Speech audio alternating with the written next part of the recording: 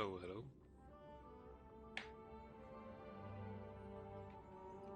Uh, Pretty sure I can finish off Panaconi today.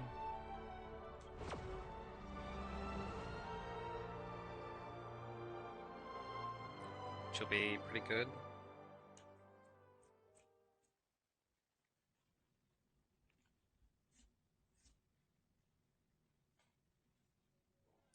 We'll see how it works out.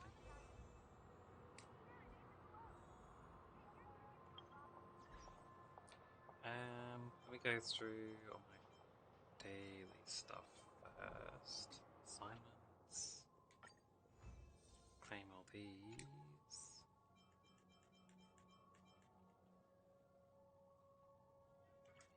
Let's do this one.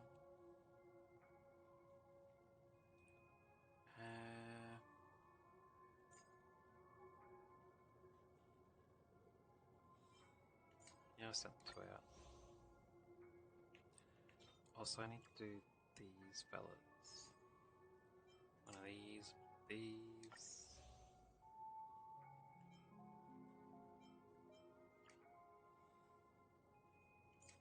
No, not me. Send her and this guy, I guess.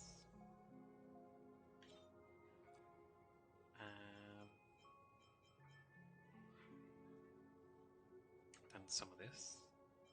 Yeah. Morning, Dulce. How you doing?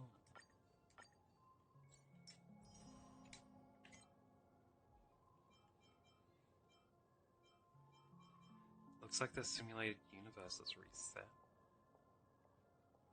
So I can go do that today too.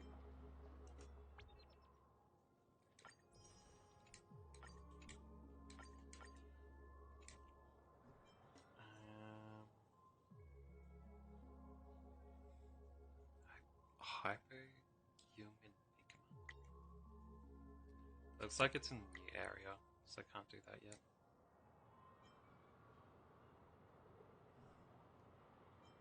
Yeah, she's a story character for this part of the story. That's why she's on the front. Travel log. Let's make my claim.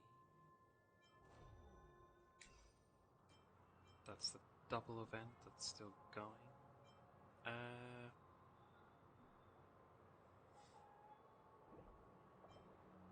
I should go get level up stuff first. 80. Right, I was supposed to swap that dude out too. Or should I try and get her relics today? Because if I could get her 2 armors to have break effects, then I could swap her to be in my team.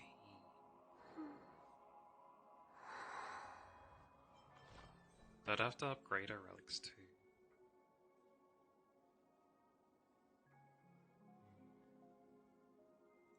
I don't have her extra relic yet. This stuff.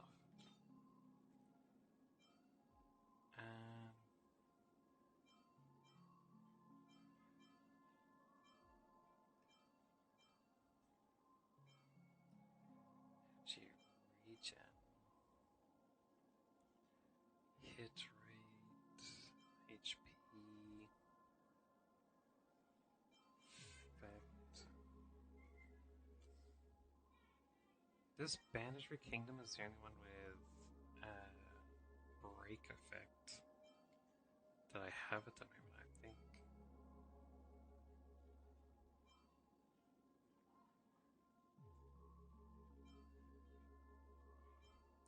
I was sure there was another type of break effect one.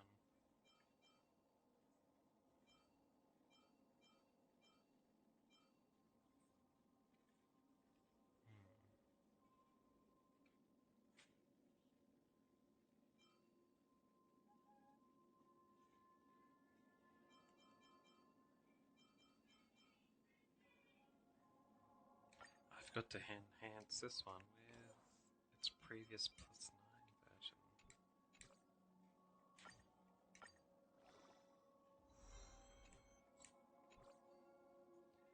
No, it's not very good. Because I want a HP version of that.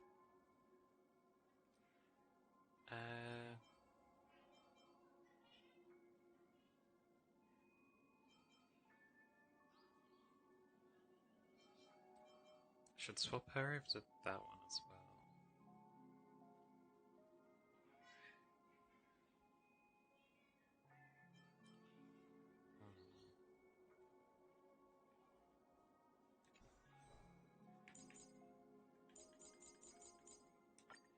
Let me do it from here.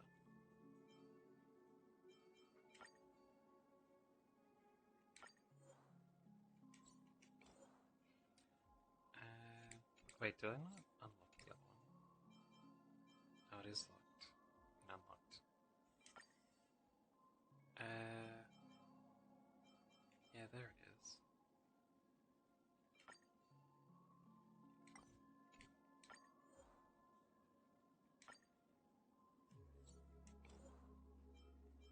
Oh, it's because the purple's down here, that's why I couldn't find it. Alright, enhance that.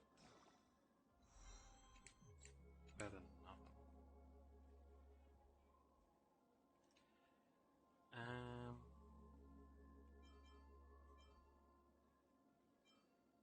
Crit rate. What kind of thing does it give her if I give her an auto equip?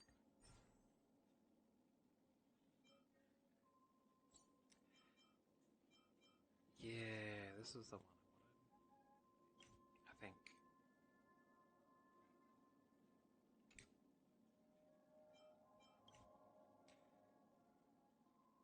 We can synthesize it. Increase speed where it hits an enemy target that has fire weakness. The wearer's break effect increases by 40%. That's the one I was thinking of.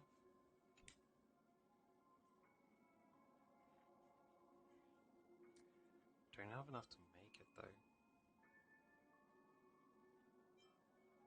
Forge's flame wheel.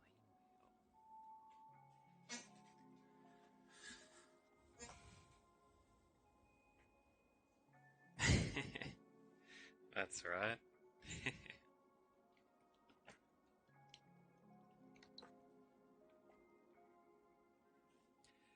It's not your fault you're not productive. It's because they had to break your vacuum on you.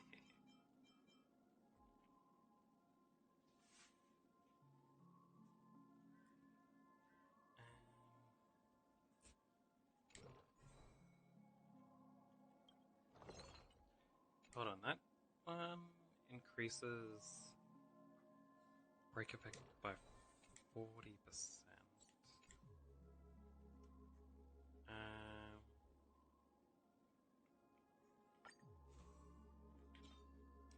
What about the banditry? Break effect by 16, an extra 20. Your speed reaches 145. What's her speed? Only 108 or 104?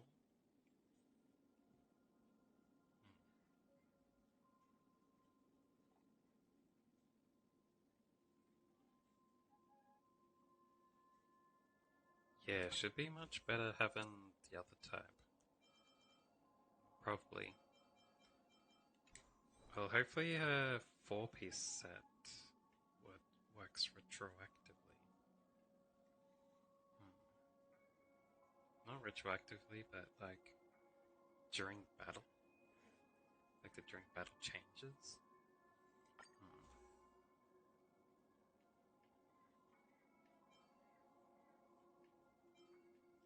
That's right. Gets like that sometimes. I understand. I've struggled with the same thing quite a lot.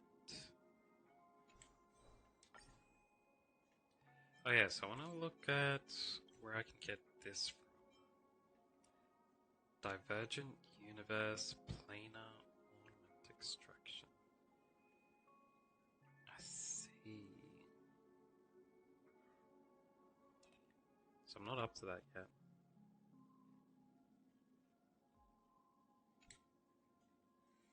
I'm getting there.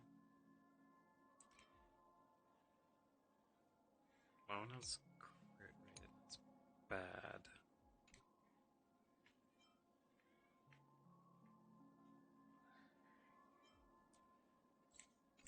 Alright. I think I can discard one of my equipment at the moment.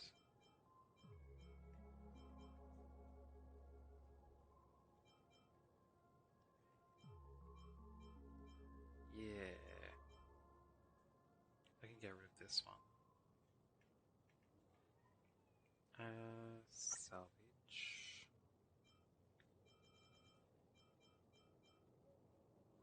Yeah, what was that? Quick select, 5 star.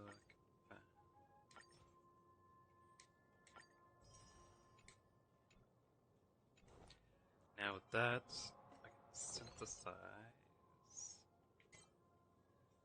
an armor piece.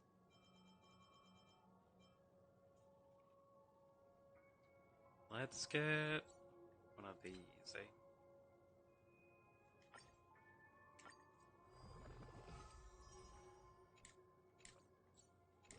I can equip that onto Firefly straight away.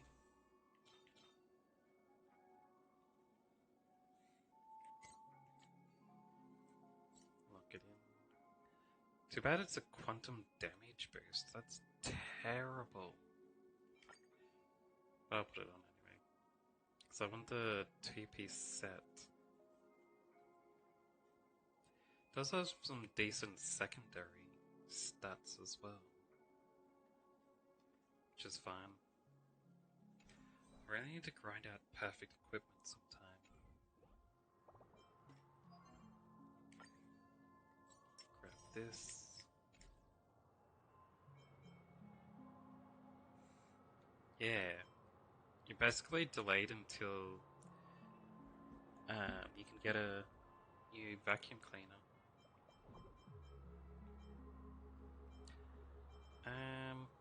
Should I go grinding now, or should I?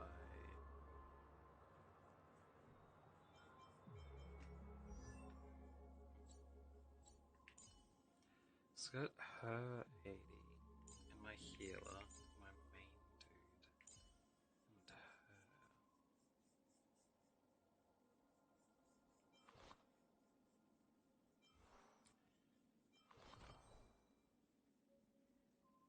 So that's like a whole team.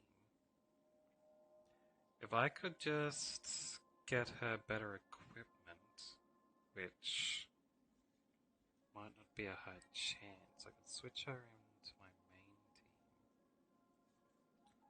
team. Or should I level up these other dudes to level 80? You know, get them all up to snuff? To at least be able to passively be the right level? Even though their equipment won't be as good. Want elite team first or flexibility first?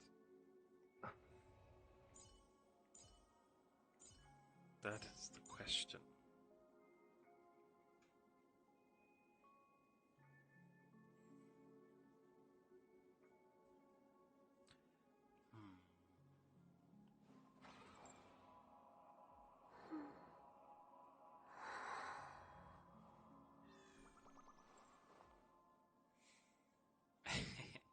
I kind of just want to hurry up and get Firefly on my team, because I really like her. But, on On the other hand, I think it'd be better to get other people on my team because I think it'd be faster to do it that way. Like energy wise. But that's only faster in the concept of having everyone the right level. Because I can't fully upgrade this lady yet until I do the boss missions for this planet. So it doesn't matter if I switch her in right now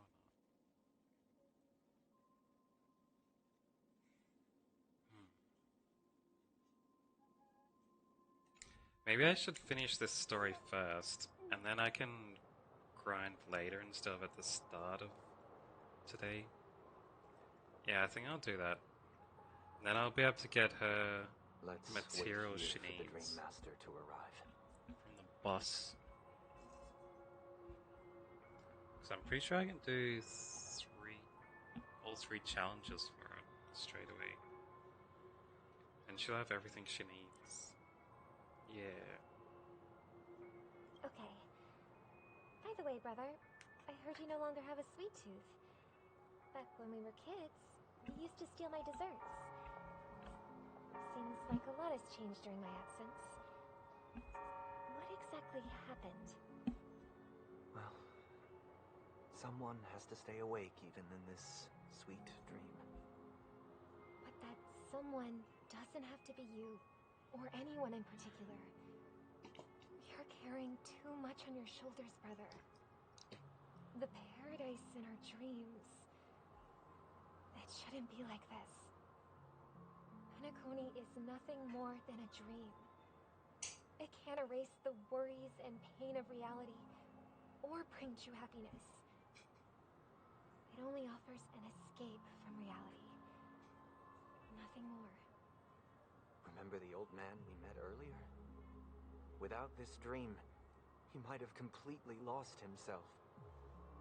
That might be true, but even without Penacony, he could have chosen another path. As far as I know, the Intelligentsia Guild has been promoting their rehabilitation techniques for a long time now.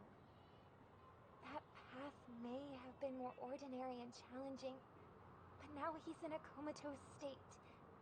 And this sweet dream has become sort of end-of-life care. His fate is sealed. Is Penacony granting these people a future?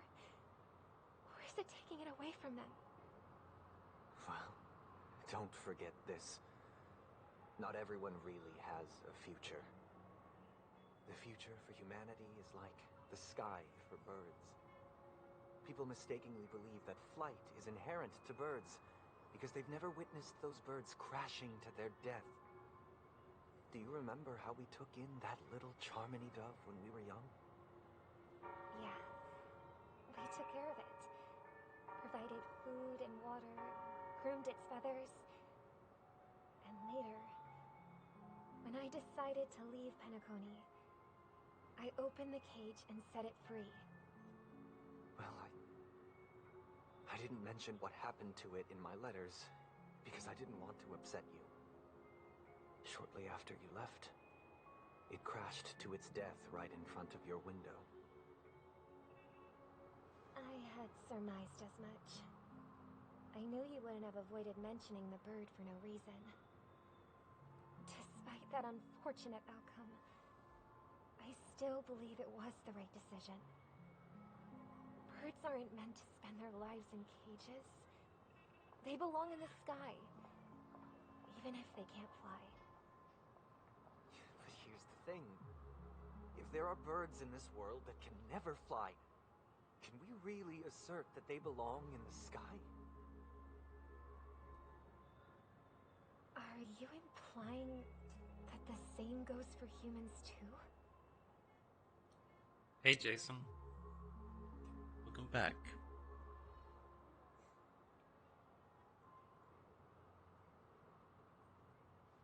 Let's take the Astral Express as an example. The Nameless made tremendous efforts to bridge worlds, gaining fame across the universe.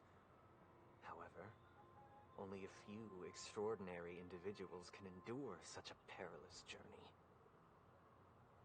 That's because the pursuit of the Trailblaze exceeds the capabilities of ordinary humans. Otherwise, why would this path be filled with broken rails, an abandoned express, and even a fallen eon? Oh, this is a pretty important part of the storyline. So, like, the story's actually starting to get interesting. As soon as I didn't have to deal with adventuring anymore. That's just sophistry. If that were true, then only the powerful would have the right to determine the future. Unfortunately, that's exactly what happens. Another name for the future is self-value. While this world has its fair share of heroes who inspire people and garner admiration for their heroic deeds, the majority of ordinary people will never become heroes in their lifetime. Some are born weak and vulnerable. Some find themselves trapped in unfortunate circumstances. Some fall victim to malice and cowardice. When it comes to survival, everyone is equal. And the weak can only watch as their value gets constantly diminished by external forces. That's why we should care for the weak and support them as if their suffering were our own. That's what the Odes of Harmony have always taught us. While the Harmony holds noble aspirations, the strong will always be strong, and the weak will always be weak. Even in this carefree dream. Human nature contains greatness, but it also harbors inherent weaknesses that can't be eradicated. In the end, if people can't even secure their own survival, they won't care about the illusory future of equality. As long as the law of survival of the fittest prevails, there will always be fledglings crashing to their death. But if people don't live for the future, do they merely exist for survival? If even you, my brother, don't believe that the Harmony will save the weak, then which eon can make our dreams come true? Yeah, this dude just sound more like a follower of Nihility than the follower of Harmony. It's been sounding off for a while.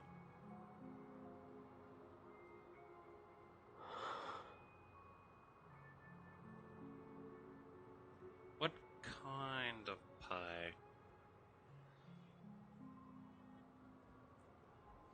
I'd choose cereal myself if you're looking for breakfast. Though it also depends on what kind of cereal. You guys in America have overly sweet cereal. Like, just squares of sugar and stuff.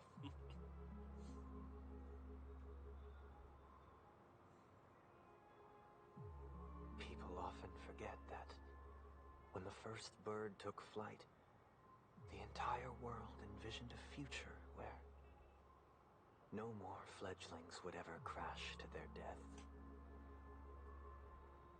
Are you reading, sister? What are you reading? Mr. Gopherwood gave me a picture book. It's about the story of the harmonic strings. If I could become a chord master, I'd like to summon Dominicus, the harmonious choir. I want to sing with everyone and spread our wishes so that all can feel happiness and joy. I see. Then, I would summon the harmonious choir too. Don't you have a wish of your own, brother? Of course I do. It's just that it includes your wish and everyone else's. I long for a true paradise where everyone can find peace. Then build a stage there and invite everyone to our performance so that both our wishes come true through the power of the harmonious choir. It's a deal then. Yeah, it's a deal. But how can I become a chord master?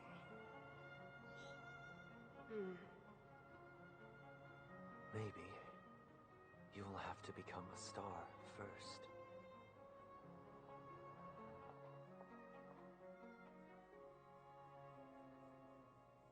You're back sooner than I thought. Any results? Yes. And now, it's up to us to forge ahead. Huh. Since his last will has now been conveyed, my final mission is complete. But pardon me if I sound curt. It's good to have determination. The path Mikhail left for you is not an easy one to tread. Why else would he have chosen to sleep in solitude, staking everything on some nameless in the future? But you have the numbers, and in numbers comes strength. So that might just delay your inevitable a little more. Got any more encouraging words? As I see it, relying on Welt's negotiations alone is far from enough. Regardless of whether the other party will be compliant, negotiating simply allows us to meet them as equals and won't grant us an upper hand. Penacony is our rival's home turf, and we already have very few chips left to play with. Rather than idly sit around while the family's got us blocked off, an offensive approach might be a wiser course of action. Go beat him up. Got it. We're more familiar with the Stellaron's properties than most, and since it's the key to stabilizing the sweet dream, it's vital to the family's interests. By attacking their core interests, they're bound to retaliate hastily. And as the saying goes, haste makes waste. That's right. As long as we pose a threat to the Stellaron, either with words or otherwise, we have a chance at gaining the upper hand. But the problem is, on the eve of the Charmony Festival opening, how exactly are we going to get close to the theater? Family security will be airtight, and if we brute force it, even if we succeed, it's too risky. So, no one's gonna say anything? Then I'll raise my hand. I know the answer to this question. You, of all people. That's so mean.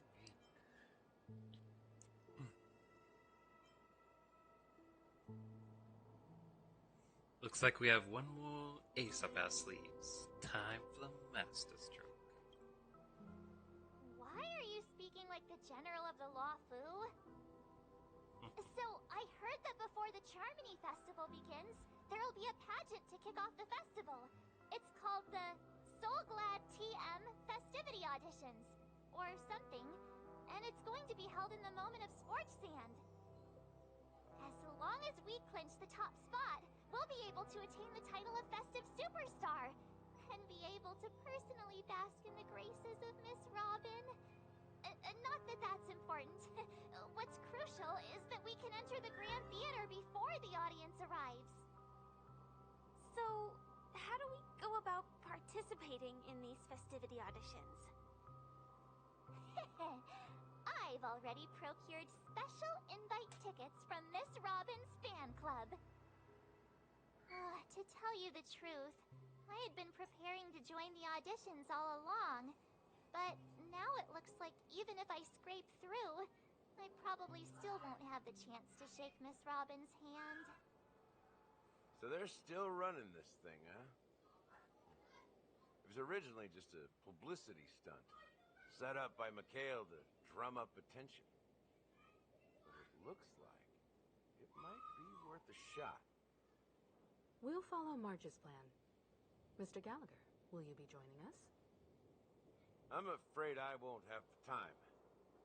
As a virtual character, I've already completed my final mission.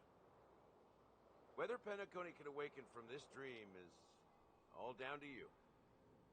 Should we ever cross paths again? I'd love for you to visit the Express. All right. I'll have to add to that data bank of yours you've got on the Express. And Miss Firefly, we thank you for all your support. We're faced with a formidable enemy. As long as the Astral Express and Stellaron Hunter's objectives are aligned, we're willing to cooperate with you. I don't know how this plan that March came up with is even being considered. I know it'll work out because it's a game, but in reality, wouldn't the guards be checking all the fan visitors for this audition they're doing?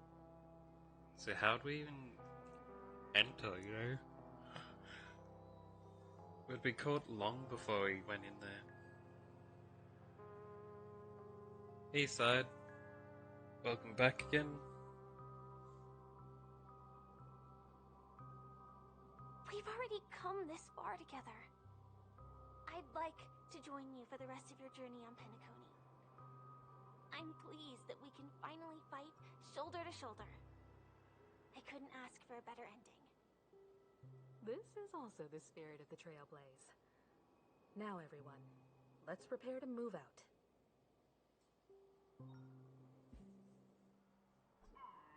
Ladies and gentlemen, welcome to Scorched Sand Hall. This is where challengers thrive and dream chasers shine, all under the watchful eye of the entire universe.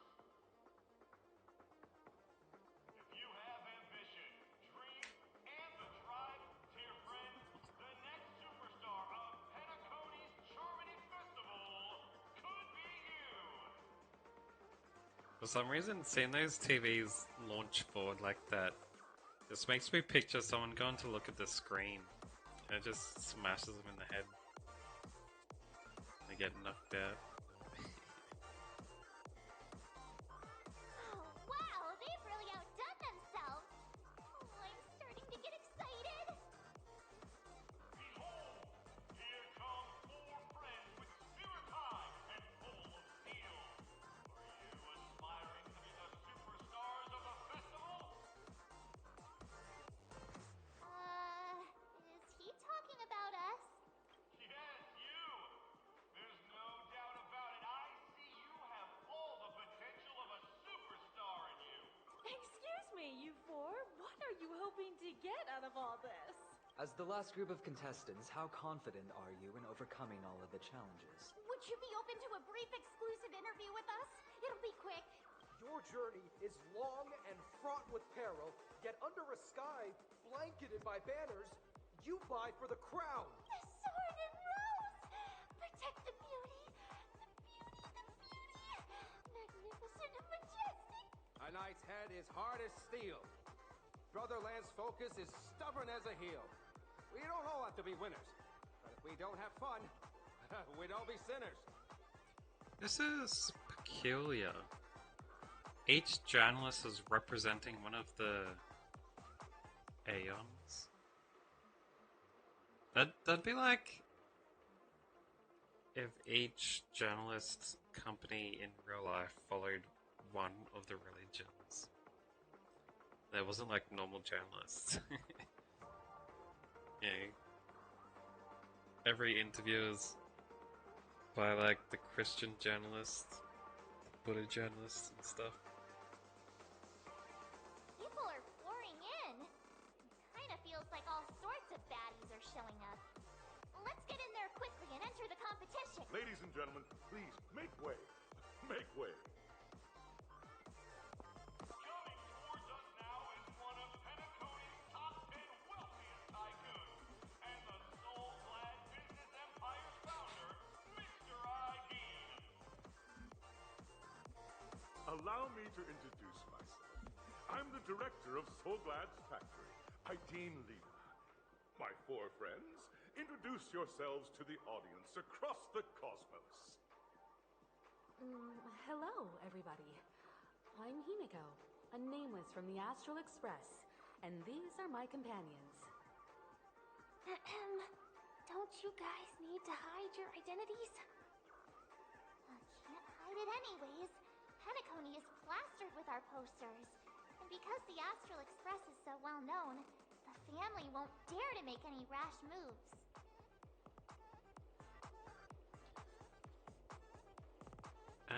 Hello everyone, I'm Kalis and she's 1-7. Hello everyone, I'm the Galactic Baseball. And she's Say Cheese. I get it, because she takes pictures all the time. Hello everyone, I'm Hello everyone. Well, it's really a good idea to have a talent show in this pivotal moment of our story. Now, I'm just gonna stay to the normal one. I'm Kalis and she's March 7th. Hello, everyone! I'm March 7th. I'm an ordinary girl who loves adventures. Hello, everyone. I'm Firefly. I am also an ordinary girl who enjoys adventures. So it's a bunch of nameless guests. This final face-off is bound to be spectacular. Time is precious. My 4 friends, come with me. Grab a bottle of Soul Glad and make your dreams a blast.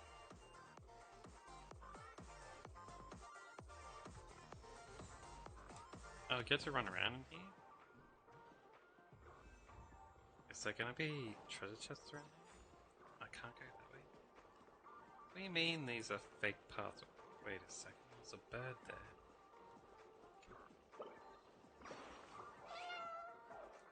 Groupie bird. Anyway.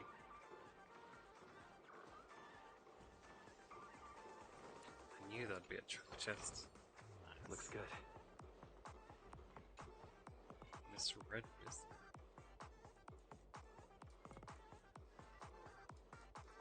Anyway, let's quickly go through our emotions, see if she gives me any free stuff.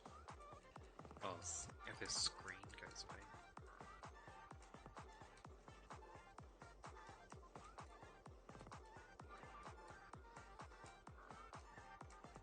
She's making a high-pitched scream. That'd be annoying. She's stunned and angry.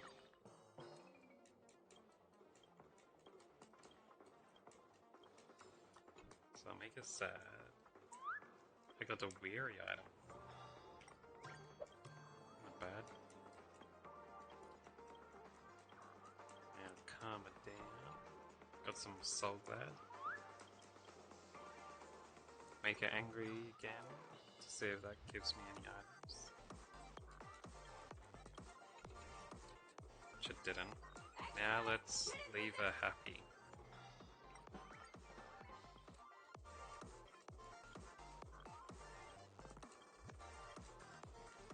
IDing tokens. Nice. Stone blade. Gotta go through this dude's emotions too, eh?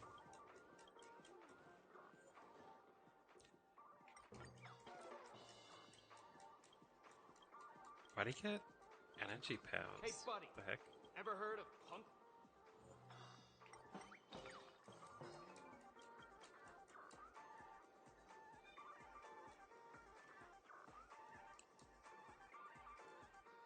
What the heck?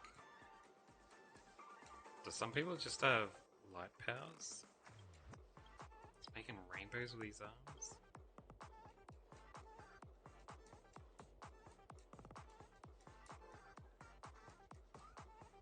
It's really freaking out.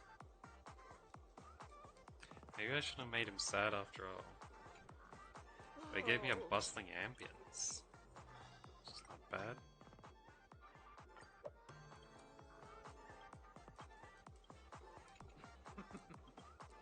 Alright, now let's leave him happy like usual.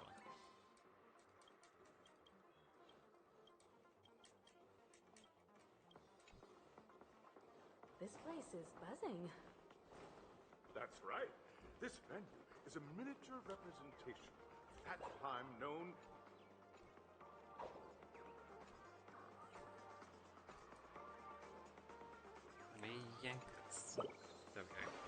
Oh, Birdo.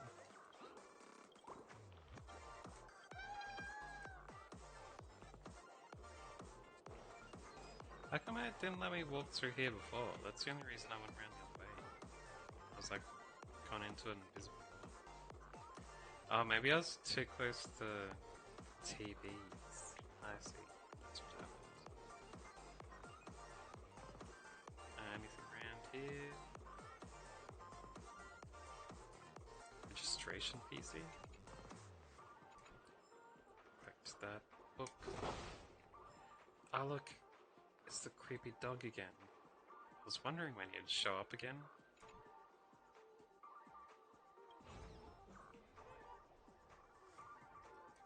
It's gone again. Wonder where it's gonna finish that thing.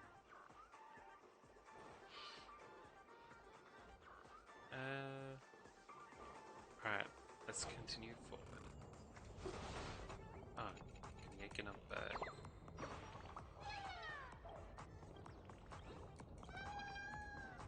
Thank you, thank you.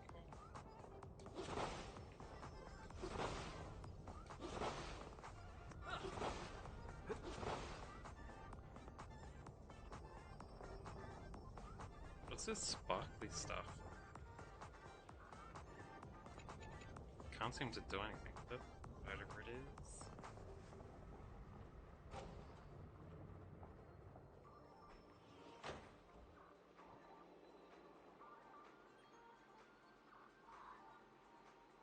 This is a lot of work for stuff that's no one's able to interact with.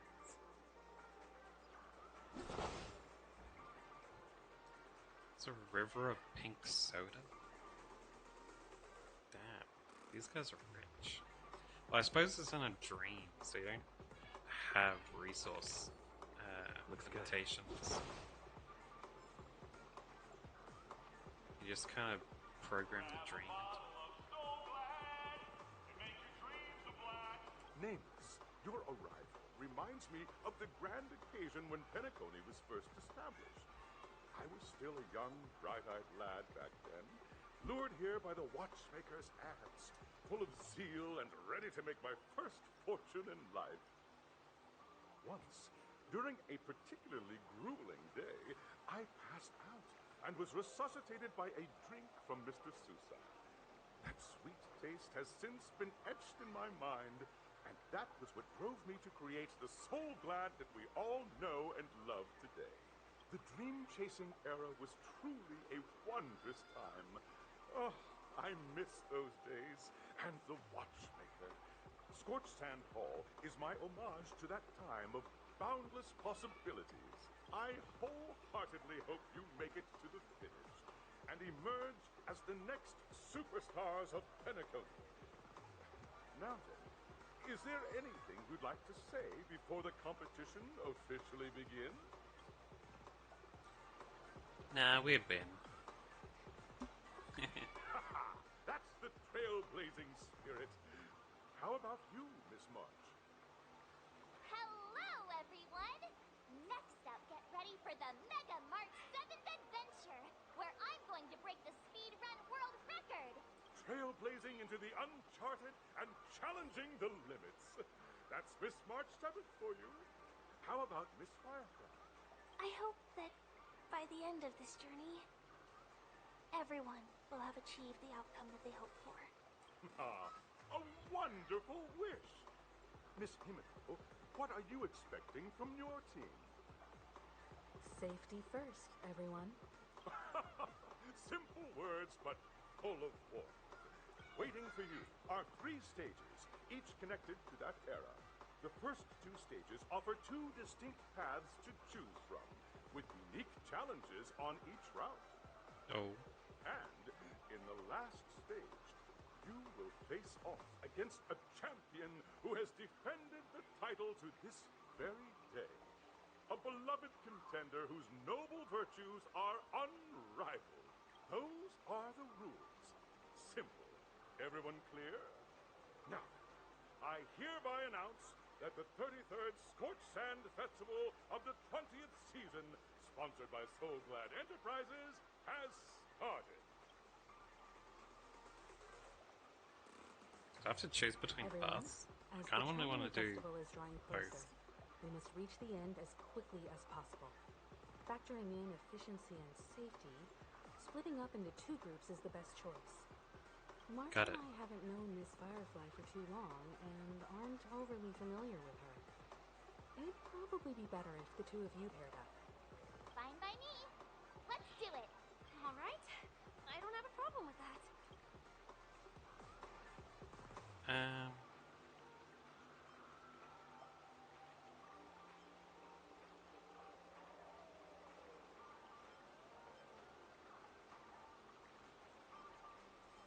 What up?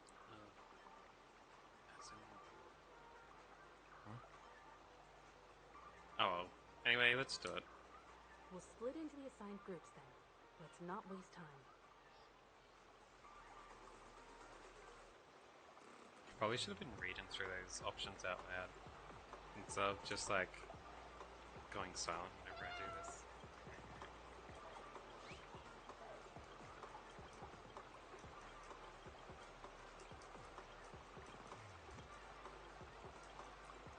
Plus Reddit had a lot to say.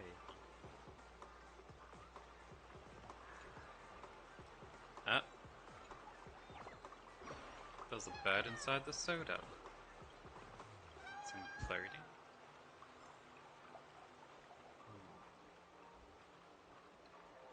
Anyway, can I stand on these? No, I can't. I was thinking like, when they're talking about different paths, you get to stand on these things like launch up in the sky. Wait, it's like a ping ball machine? Welcome to the first stage of Soul Glad Enterprises' 33rd Scorched Sand Festival of the 20th season, Dream Play Fantasia! In this stage, you can choose between 2 challenges, the School of Acting or School of Action. Ooh. In the School of Acting challenge, you have to complete 3 performances from 3 scripts Sounds and move boring. the panel judges. In the School of Action challenge, you have to defeat 3 groups of enemies convincingly and reach the end. School of Action. Now, make your choice.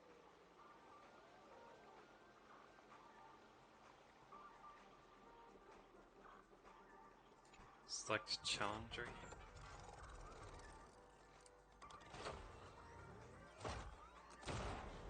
Whoa.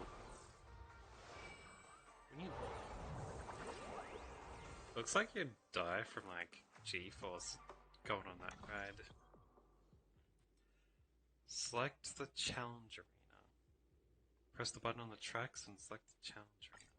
Got it.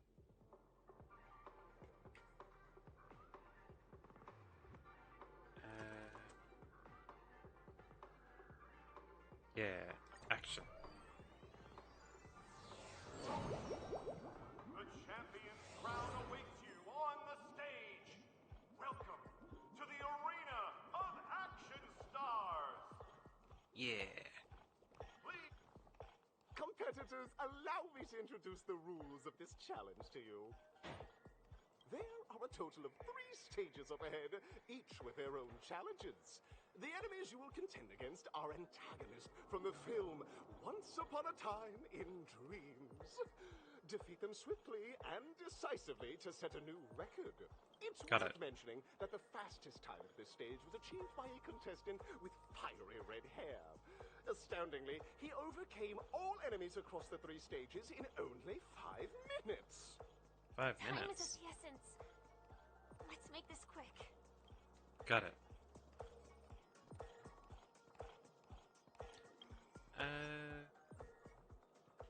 Oh. Got a whole heap of these to do.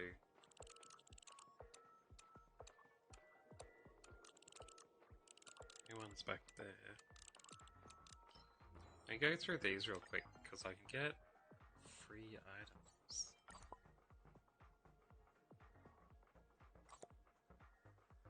Bet I could organize this to look better.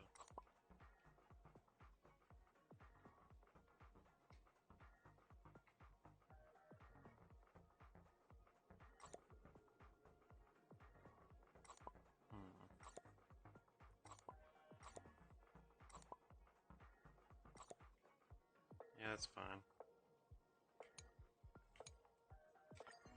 And this one, I have 2 new pictures. This was that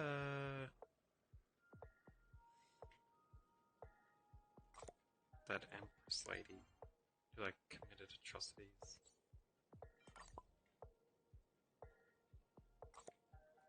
Don't remember who that is.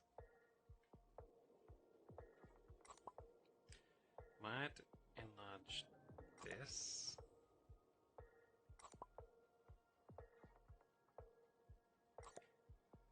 Something like that. Yeah.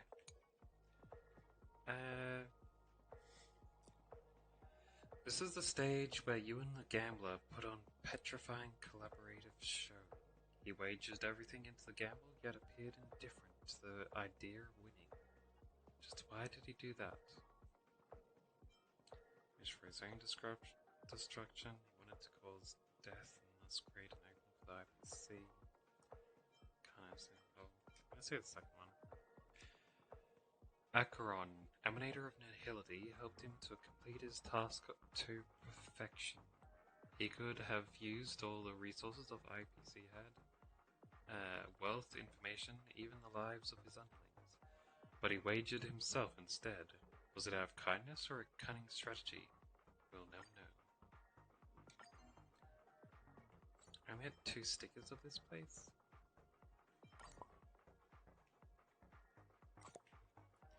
Put that over there. And some balloons.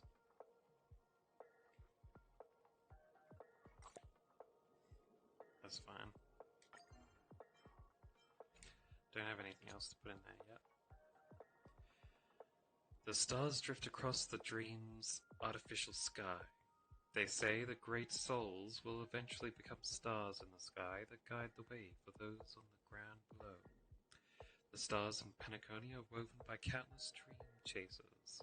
What will you ponder when you raise your head?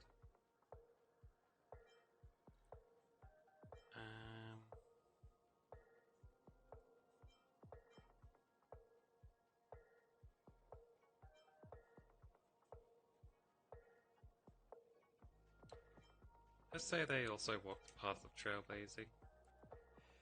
Indeed, the meaning of the trailblazer is far more profound than it initially appears. Creating a beautiful dream from scratch, bringing Penacony from abject poverty to unparalleled prosperity, and finally fading into the stars. They are bona fide nameless. Not really, but... Oh. Why have I so many of these stickers, eh? Tons of them. Who's that dwarf dude? Business tycoon who has stood firm for 1,000 years. Called Otti, huh?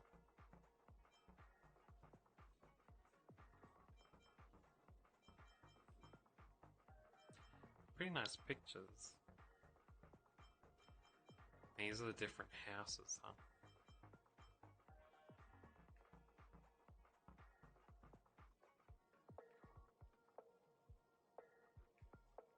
Leslie D.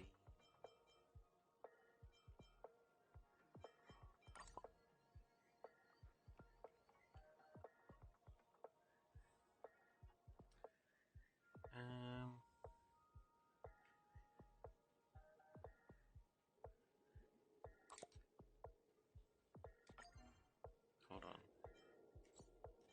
Kinda wanna have these ones size.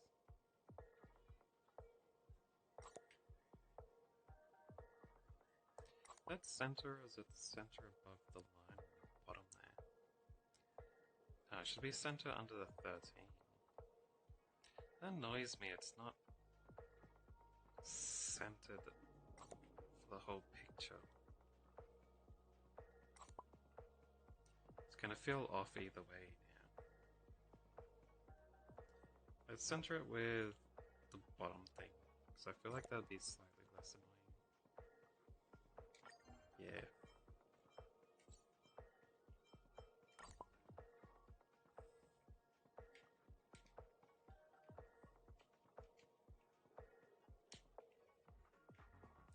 have this dude over here. He's like peeking in.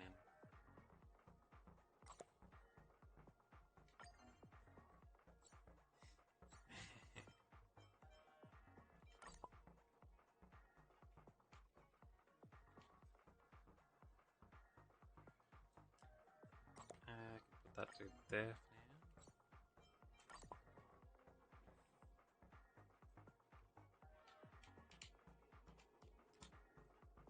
This guy will be fine here. No.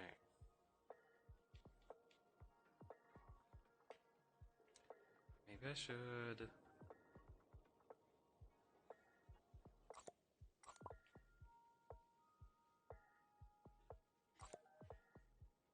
Do more like that. Or the other way around. Put this one over here like the other dude. And it gives the illusion that the picture's bigger. It's cut off like that. And this dude.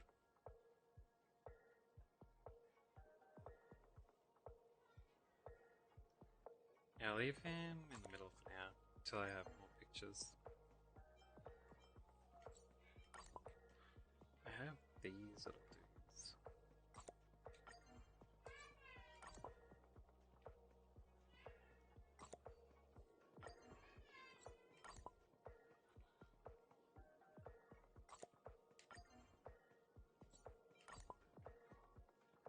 He's like the 5 houses, I think. Like the 5 families.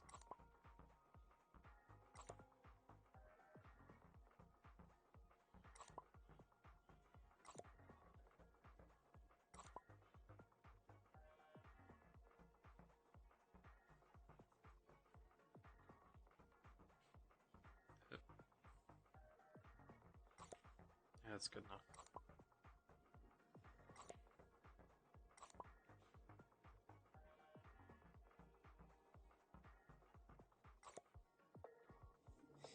Yeah, that's fine. And that gave me 20 bucks. Nice. Beneath the moonlight, an old man falls asleep. He has given his entire life to the land he loved, his old friends, and Trailblaze. Now, he reached the end of the Trailblaze and falls into the longest dream of his life, leaving only his empty shell in the mortal plane, like the dream bubble once infused with someone's treasures. Now, you share the same starry sky, and 2 trailblazing expeditions intersect. How do you feel about this?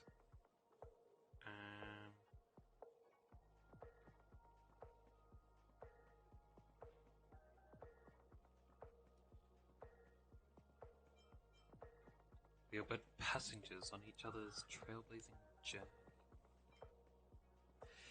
It seems you believe Trailblaze to be a lonely and bitter journey that points straight to the end. How fascinating. You're not so different from Tiernan, though he may not be very talkative. If you could walk the same path as he'd definitely put his full trust in you. What do you mean, lonely and bitter journey?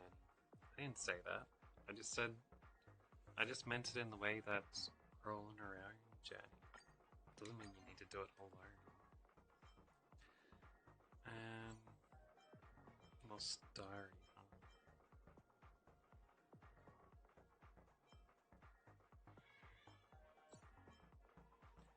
I don't want to put those notes in here. I can put some graffiti up on the wall.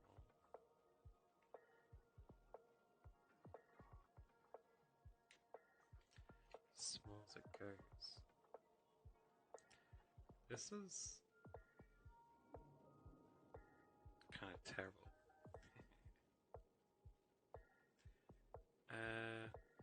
Damn it. The chair gets in the way.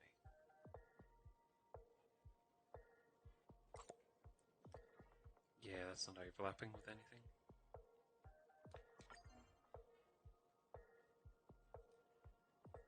What's that saying?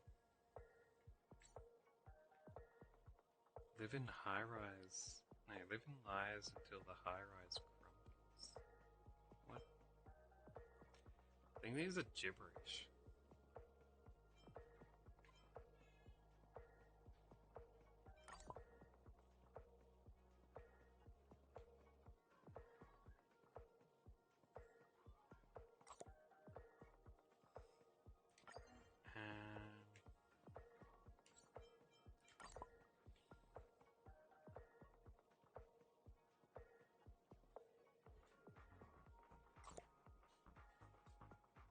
Let's put that over there.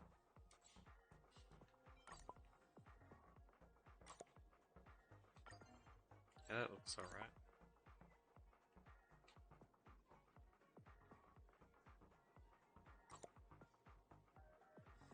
Nice.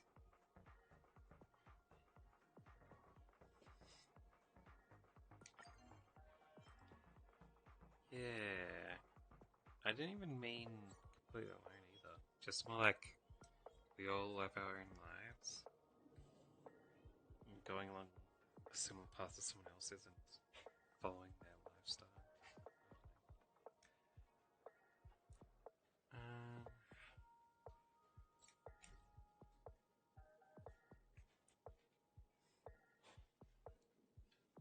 Oh no, wait until I have more stickers to complete that. Alright, let's continue.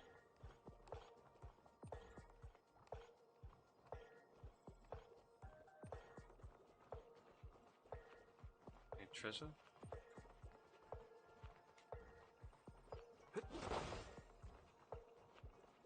Alright, so we have to beat this dude in less than 5 minutes, I think. Contestants, you are about to confront the monsters of the primordial dreamscape. During this period, Penacony was nothing but a barren wasteland.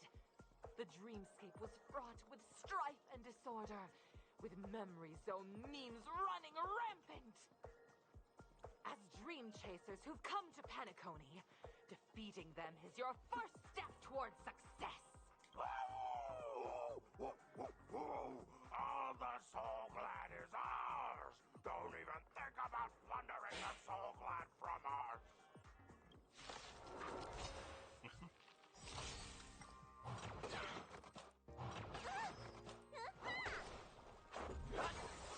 Share good fortunes. Conflict is pitiless. It's fine.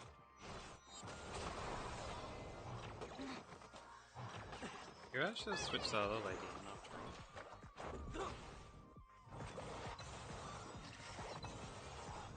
Rules are made to be broken. Clouds scattered. Let us dance once more.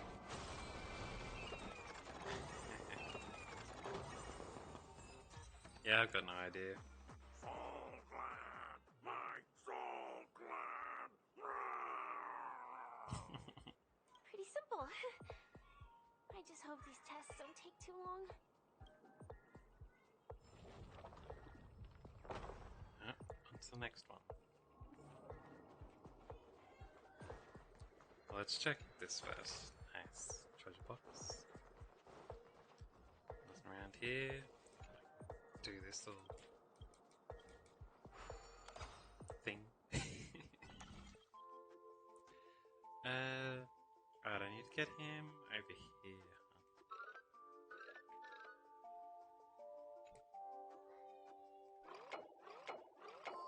There we go.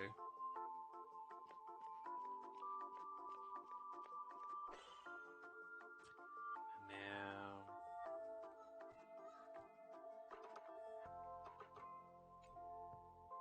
how do I get it over that way?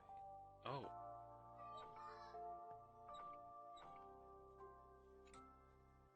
So if I do that...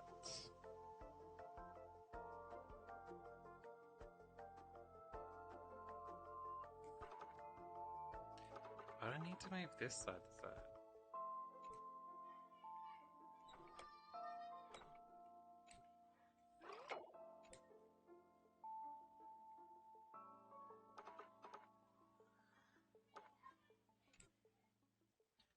do that?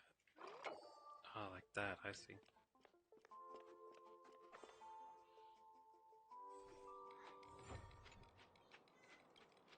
Harming ticker. Got it. This means there's probably a bunch of treasure chests and stuff on the acting side too.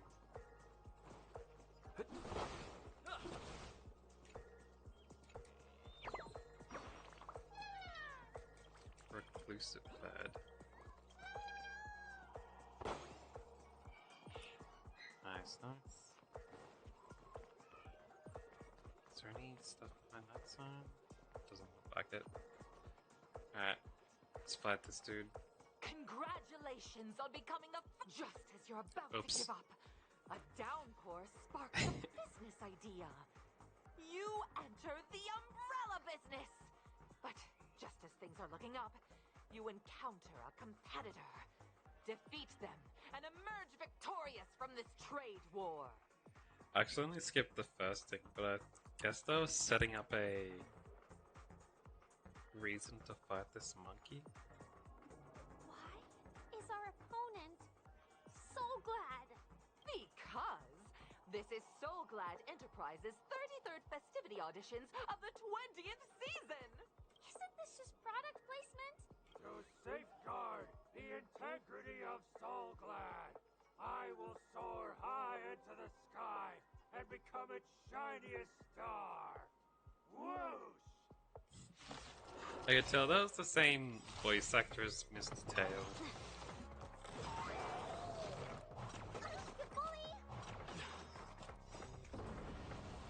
Show no mercy.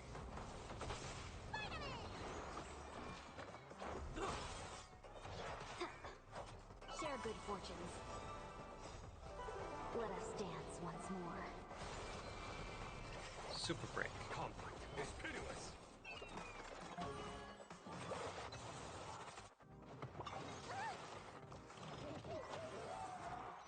You lost all that kanji? Man.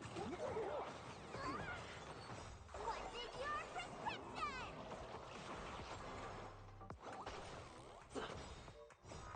Rules are made to be broken. Here is thunder. Dream vanished. Nice. 30k.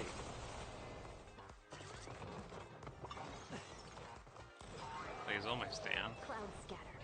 Conflict is pitiless. Show no mercy.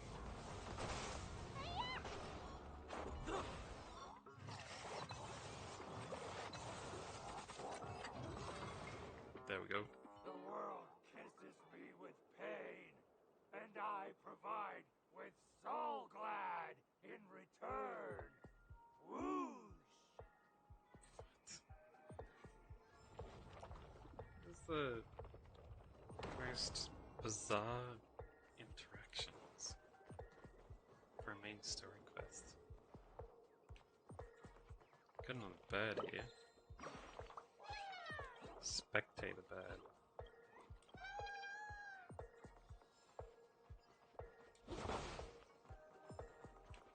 Alright, there's where you go for the rest of the mission later. I can't get that treasure chest either. Alright. Double cooking T-Rex. Let's go. Congratulations to our two dream chasers for establishing yourselves as budding stars in Penacony. However, now you face a competitor selling at low prices, pushing you to the brink of bankruptcy.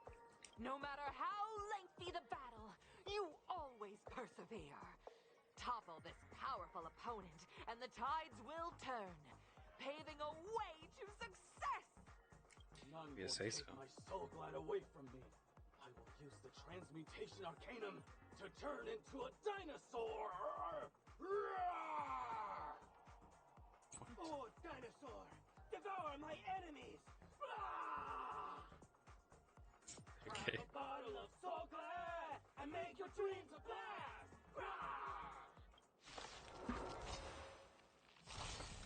Their product placements are a little too on the nose, eh?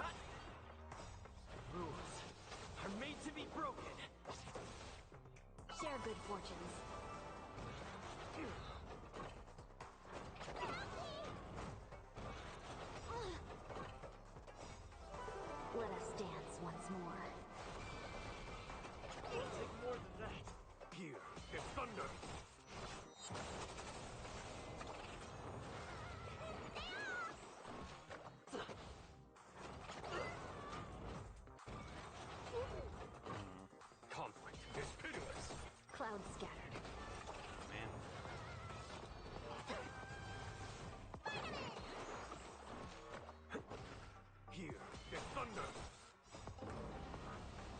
no This mercy. should break them, right?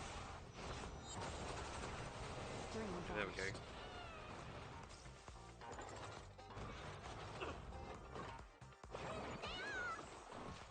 Conflict is pitiless. Rules are made to be broken. Guess we got some upbeat music while we're going through this, eh? Let us dance once more.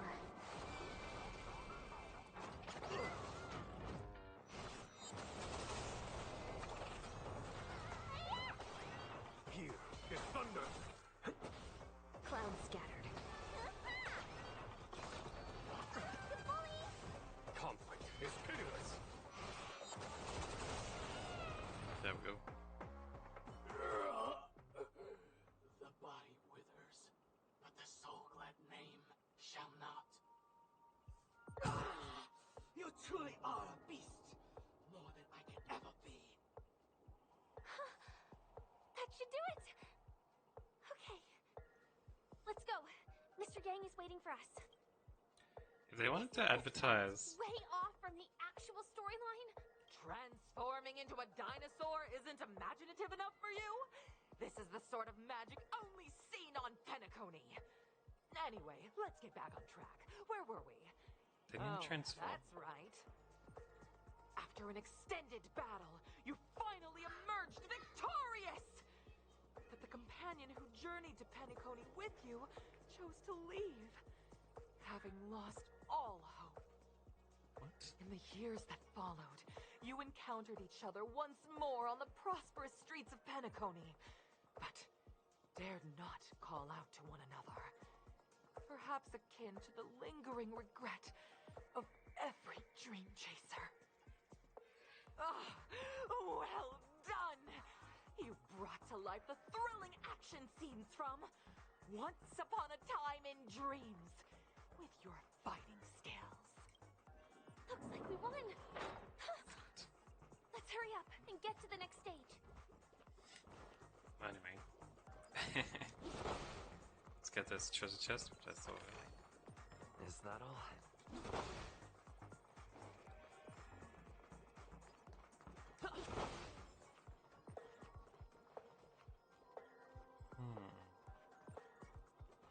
Oh yeah, I want to try out other lady in my team, even though she's not fully prepped. Just to see how she goes. Don't be nervous.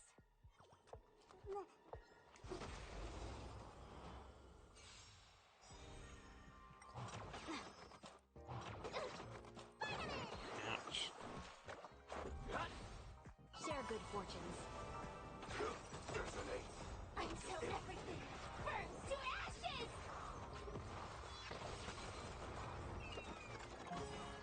She didn't get the multiple attacks. Are made to be broken.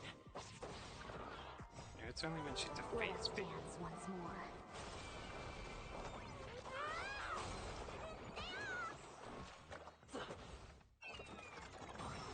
Dream vanished. Set the seas aflame!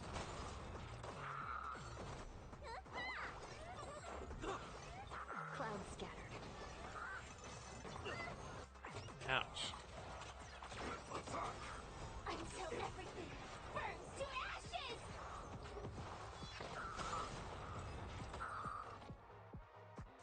I think she is still pretty strong. Even if she isn't with the right equipment yet.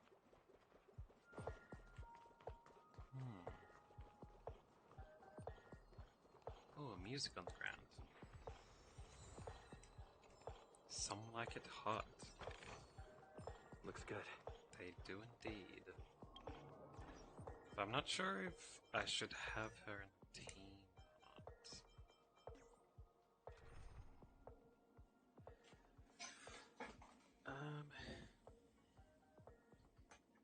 You know what? I'm just gonna keep her. Congrats to both of you for clearing the stage, but more importantly, are you having fun? Fun is more important than success. Look at the time. You finished much faster than that redhead contestant. long-haired contestant. Who is that exactly? You'll find out eventually, but only if you clear the next test first. Welcome to the second stage of the 33rd Scorched Sand Festival in the 20th season, sponsored by Soul Glad Enterprises. Gunfire time! Gunfire You have time. the option to choose gunfire and undergo Brother Hanu's trial, or time, where you'll face Clucky's trial. And now, make your choice! Gunfire or time?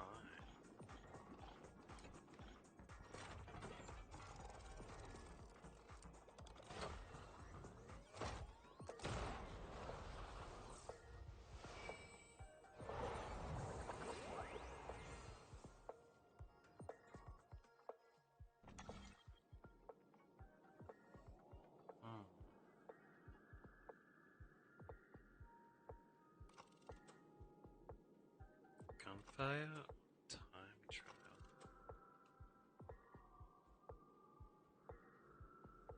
Let's try gunfire.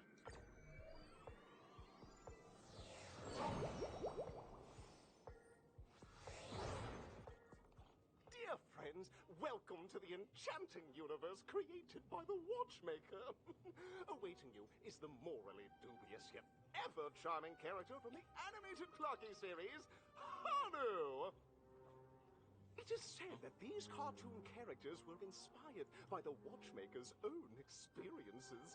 According to research by Clocky scholars, the original Hanu of reality shared a deep friendship with the Watchmaker, akin to comrades in arms. Enter into the world of Hanu via the TV by the entrance, and partake in an enchanting and suspenseful story with him. Good luck in there! If it's a Got it. gunfire trial, we should be able to settle this with a fight, right? I hope this won't waste too much of our time. Maybe I should have went with time trial. It was supposed to be gone first. Oh, bird. Upside down bird.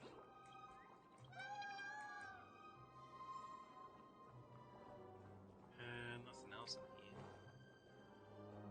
Ready? 1, 2, 3. Are we both in control of this Hanu character? Very good! Looks like you've got the hang of it! In this Hanu's Adventure episode, Boss Stone has gathered his battleships for an assault on Dreamville. All Buzzfly, Cousin Wolf, and Bombhead are all raring to go. The brave Hanu must thwart their advance and protect his home. Alas, Hanu presently is ill-equipped to fend off the malevolent mischief makers, which is why he is preparing to seek out the Puzzle Gentleman's aid. Go forth and speak to him. Alright. Puzzled gentleman. Oh, brave Hanu, you look like you could really use some help. Can I do this? Long time no see, Hanu. You Oh, look this is pretty the puzzle stressed out. gentleman. How about an intense and thrilling game of Dream Jigsaw to blow off some steam?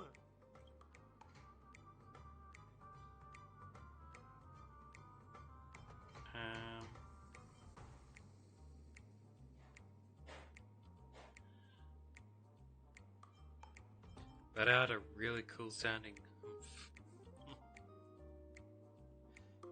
Just might be the coolest humph in history. Oh my! Are you telling me that Boss Stone has rallied the villains to seize Dreamville?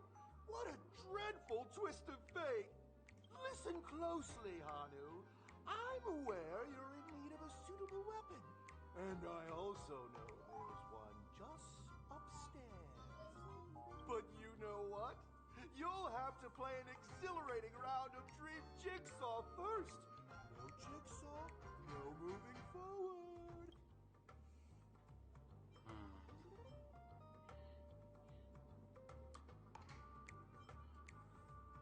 That had a really cool sounding humph. Only someone as cool as you could produce such a cool humph.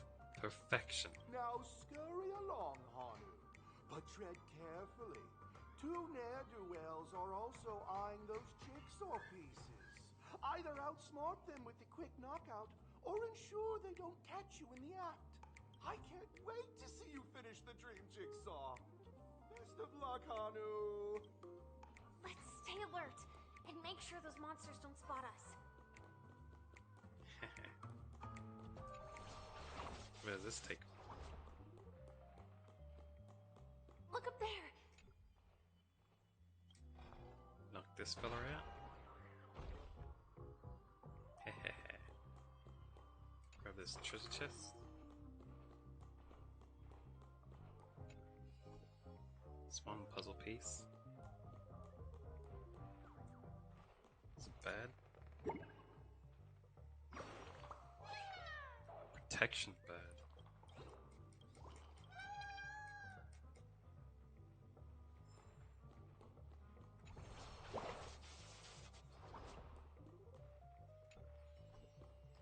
One of these.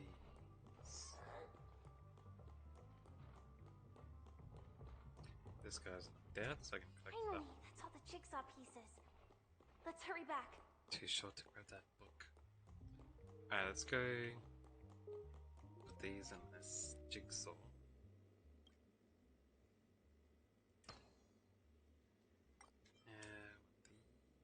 These.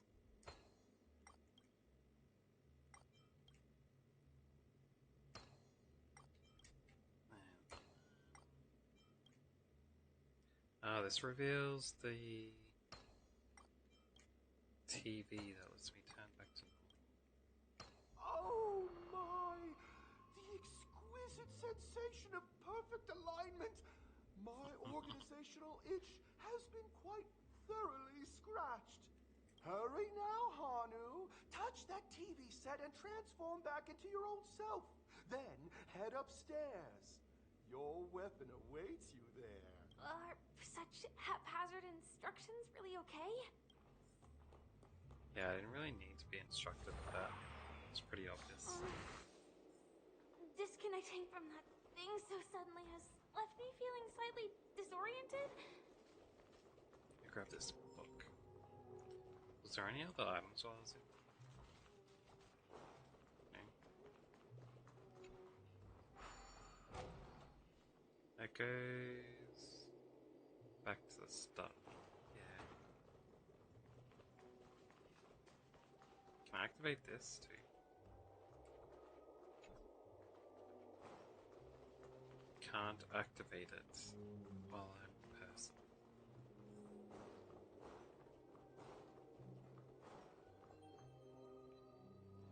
Maybe Hanu to get through there. Hanu?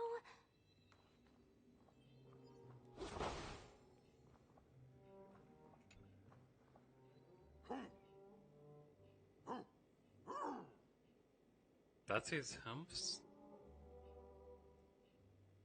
Why does it sound like someone pretend to be a dog? I thought he was supposed to have cool humps.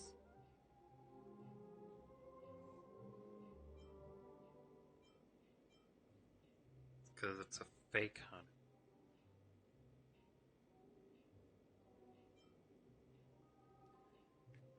Aha, I know the answer for this one. What exactly is he talking about? Tick-tock! It's time for me to make an appearance! Clucky. Ah, the plot thickens. Clocky? I can also see him. Is this character part of the show? In Dreamville, Clocky is everywhere and can do anything! Like right now! I can be your translator! Tick-tock!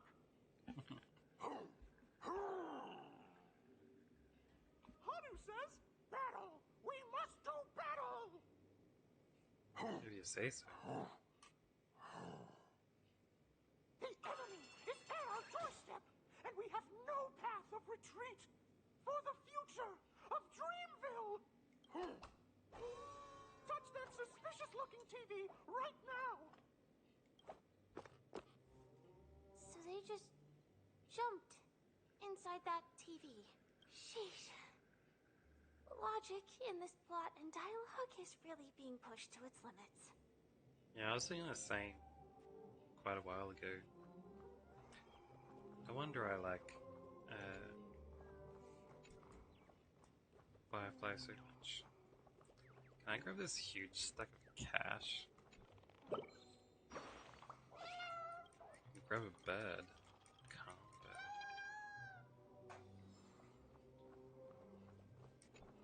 Well, Anyway, let's go down. I am gradually getting used to this. Huh. Who knows? I might even be able to perform some high-level moves with Hanu. Oh? Did someone say high-level movies just now? That's right, pal. The upcoming script is just exploding with all sorts of high-level shenanigans. Last we saw, Hanu was preparing for battle. Suddenly, he hears heavy footsteps coming from the hallway. Malevolent mischief makers have broken into his home. But brave Hanu won't go down without a fight. He instantly sprints for the storage room, ready for a do-or-die showdown against the baddies. But we still don't have any weapons in hand. Guess what? Hanu's favorite bazooka just so happens to be in that storage room. So get a move on. Jeez, he is getting What angry. a coincidentally convenient plot twist. It'd be even more awesome if the organizers allowed me to wear armor.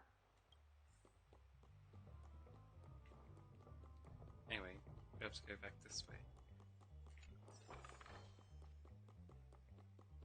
The storage room. It's behind the shelves, right? Down this way.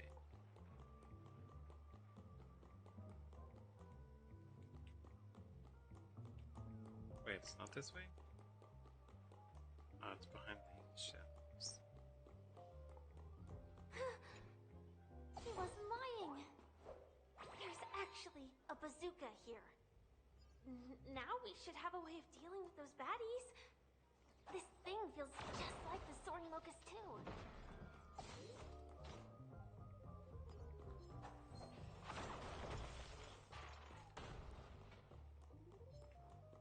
Nice.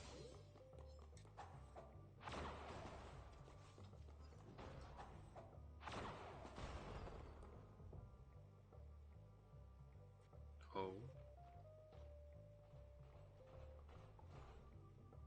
Wait, Careful. summon new It characters. looks like we've got more company. Get ready to fire.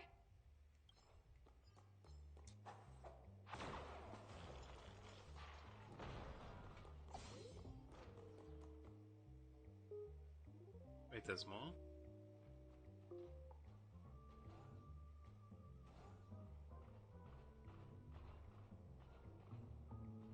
Here we go again. But no big deal. We're pretty handy with this bazooka now.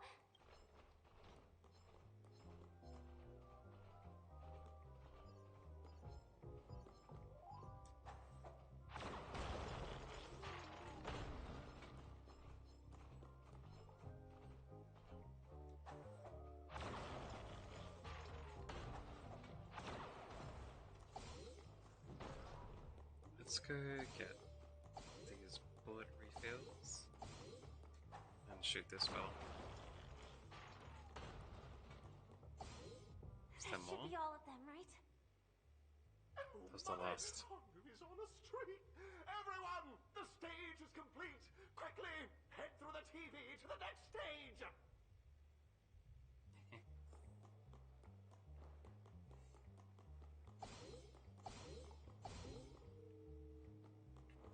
Yeah.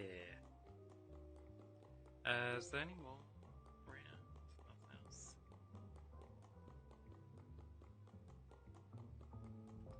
I can switch back there. But I kind of want to get that. Oh, wait, I have to do this way, I think, to get to it. Unless it's gonna auto elevate me. Let's try back through this doorway instead then.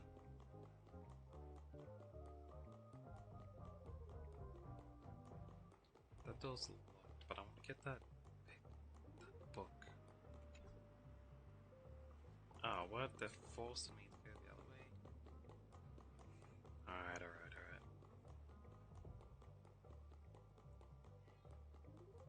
I have to come back later. Unless I can transform here. Well, that's that. But it is gonna be hard to let go of this bazooka. Never mind. Let's hurry over to the next stage. Got it. I didn't have to worry after all. Giant treasure. Great. The more the better. And I wanted to grab this. Cannot be opened in the current state. Didn't let me open it as Hanu either, though.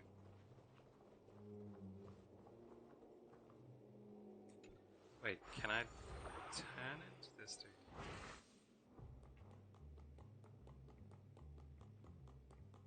And maybe, like, shoot the door? No. Never mind then.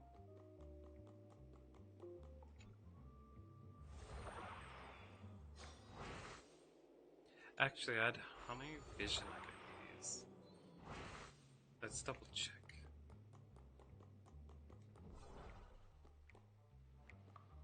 No? Never mind then.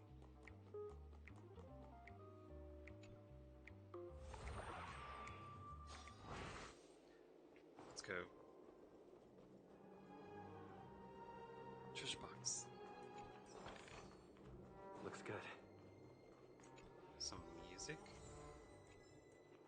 Little Caesar. Kaiser. Congratulations to both of you! Oh, you've overcome all obstacles and proven yourselves. But, unfortunately, there is only one who can be Penacony's festive superstar. In the final stage, you will face the defending champion. If you fail, you will lose the opportunity to become the festive superstar. Alright, let me at him. Welcome to the 33rd Scorch Sand Festival's third stage in the 20th season, sponsored by Soulglad Enterprises, Superstar Showdown.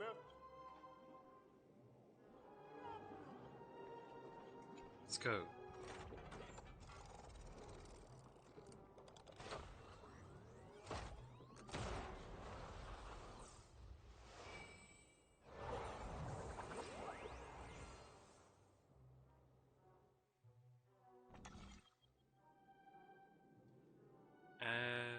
Select the challenger.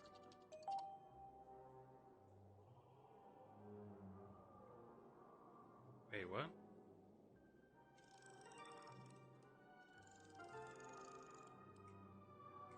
What even? Does that even do anything?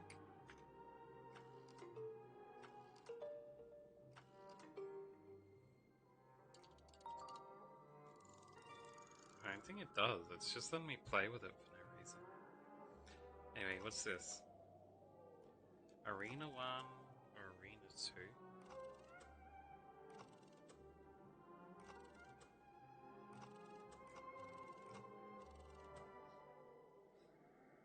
What's the difference? Oh well, let's just go to number 1.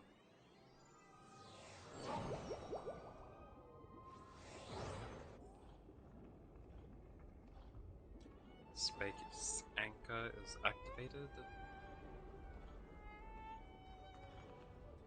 It's that damn beauty night again. I was wondering who it'd be with red hair. No way. I think I just saw someone. Someone extraordinary.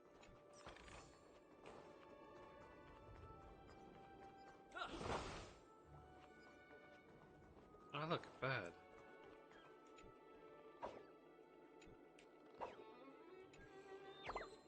Thought it was a flower for a second there. The night bird.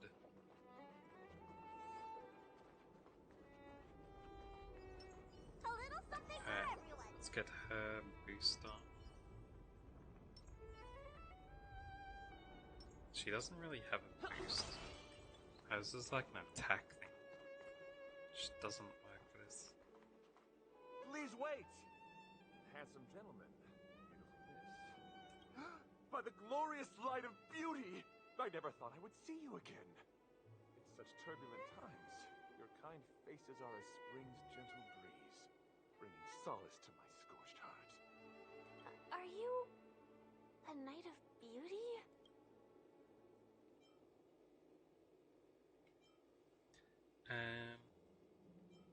So the redhead contestant was you all along. You've already heard of my humble title elsewhere? I am deeply honored. Upon hearing of the impending festivities, I commanded the one and only to bring me to Penacony with full haste. Alas, in a cosmos unguarded by the beauty, disorder prevails. Thus my passage was delayed by tending to the sick and injured. Fortunately, the mini-rabbit mech pilot, stray cat duelist, galactic ninja, and quad-drive Intellitron, along with 32 other souls in distress, all emerged from their predicaments safe and sound.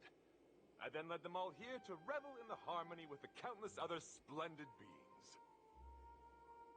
I feel like those descriptions are references to things. I don't know what.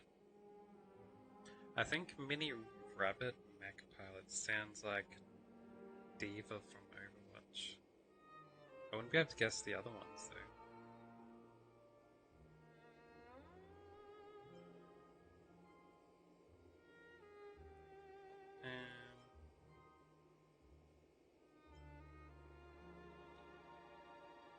Well, anyway, I'm in the middle of saving the world.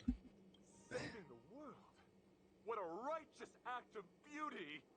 If that's the case, no, that won't do. The rules of the contest are sacred and inviolable, just like the beauty. What would be the noblest choice? We need to seal the Stellaron of Penacony. That's right. Seal it, not steal it. This magnificent dream is built upon the Stellaron and the countless sacrifices of many people. Oh, to encounter deeds so vile they stir one's very soul. However, present-day Penacony bears no marks of the Stellaron's taint, and the family has always been renowned for spreading harmony. How can I be sure your words hold truth?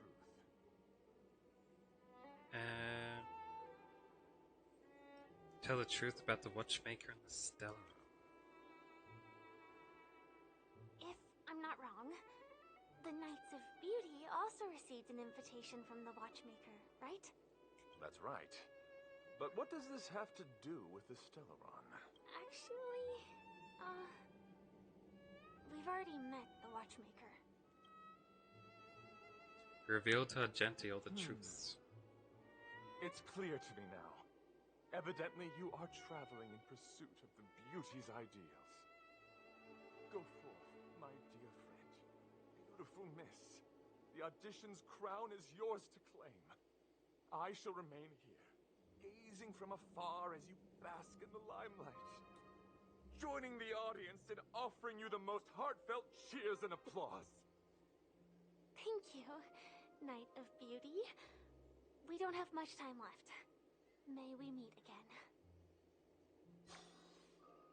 In that case, let's make our way to the end. Penacony's really thronging with talent. I hope we make it in time. I wonder if you say different options, you have to fight him here.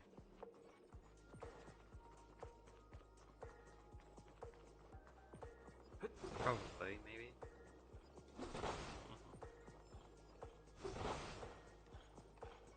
Let's go.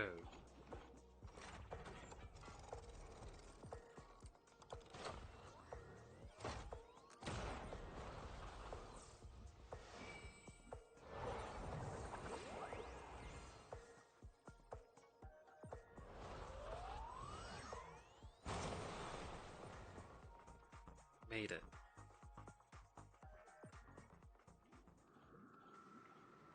Alright. Congratulations to the Galactic Baseballer and Firefly on becoming this Scorched Sand Festival's champion! We look forward to their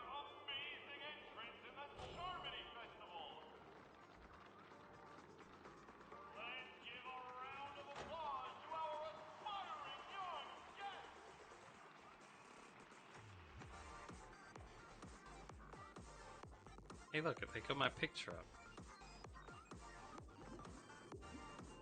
There's a book over here. Ah, damn it. They teleported me away before I could grab it. Congratulations to the both of you on becoming the festive superstars of this year's Charmony Festival. Before entering the Grand Theater, I, on behalf of the organizers, extend my sincere congratulations to you, wishing you joy under their radiance. Suspicious. Why is he here?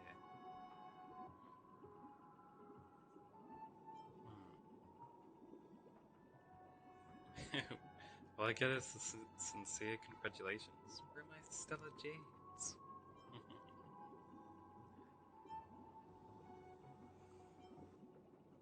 I feel like he's betrayed us. You already worked things out with the Dream Master?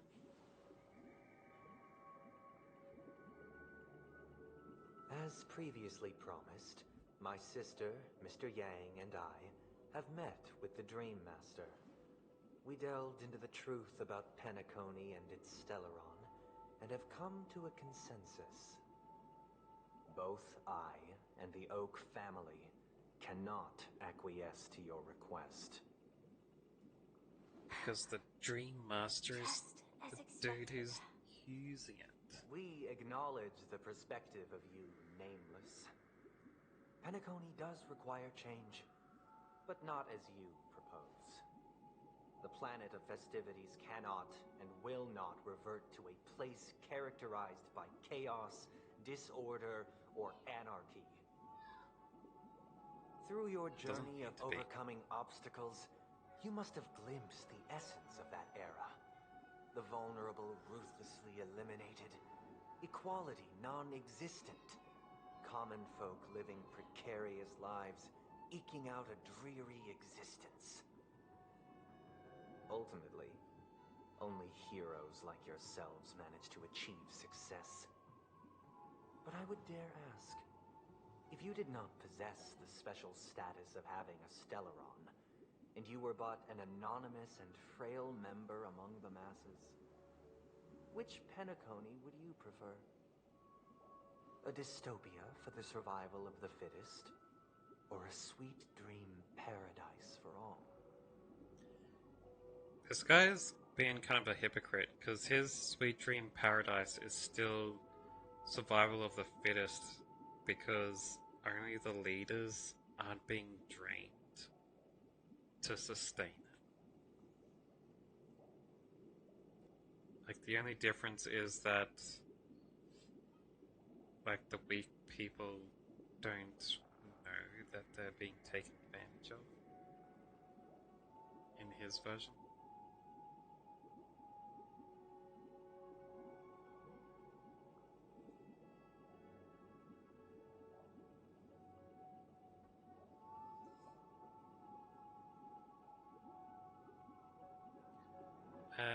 You can say survival of the fittest, his sweet dream. Oh, I don't know, why are you asking me? Nothing wrong with being the fittest. Have you seen these guns I'm packing? That's not the point! Don't let him mislead you! Mr. Sunday, even if the members of the Oak family can't fully agree on what to do about the Stellaron, now's not exactly the time to be holding an extensive discourse about Penacony's past and future, is it? The Stellaron issue concerns the life and death of everyone on Penacony. If anyone has a better suggestion, the crew is more than willing to listen. Also, it'd be best to tell us the ins and outs of that meeting. This way, we'll at least know what Welt and Ms. Robin are dealing with, and the reason why they failed to make our appointment. Ah, Navigator. That is precisely my intention. With all present, let's begin by discussing the details of that meeting. Let's talk about our tribulations and choices, our ideals and beliefs, and our final course of action. the only path to take.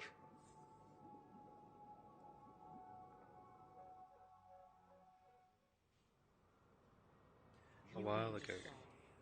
That for the longest time, there have been scoundrels who would use the Charmony Festival that I have bequeathed to the masses as a tool to realize their ambition. Yeah, it's Indeed, you. Dream Master. Once the Charmony Festival begins, the Stellaron's powers, along with the song, will be broadcast across the entire planet of Penacony. And then everyone in their dreams will be unable to awaken. This is indeed surprising to me. The dreamscape is maintained by the collective effort of the 5 families. If someone were to use the Charmony Festival to recklessly disseminate the power of the Stellaron, this individual must hold a position of great authority. Yeah, it's you. Do you have any suspects? You. I'd like to ask, did you really not know of the Stellaron's existence? I would have never thought that this nameless would point the spear at me. Quite astonishing indeed. If I have offended, the Astral Express extends its sincere apologies. But the current circumstances are dire and leave no room for meticulous inquiry. We're doing this out of concern for the Dreamscape's safety. So, if you could, please alleviate our concerns. Dream Master, it's just to prove that the Charmony Festival has nothing to do with the Stellaron. If we're being overly cautious, I will return to the stage to offer tribute in song, just per the arrangement.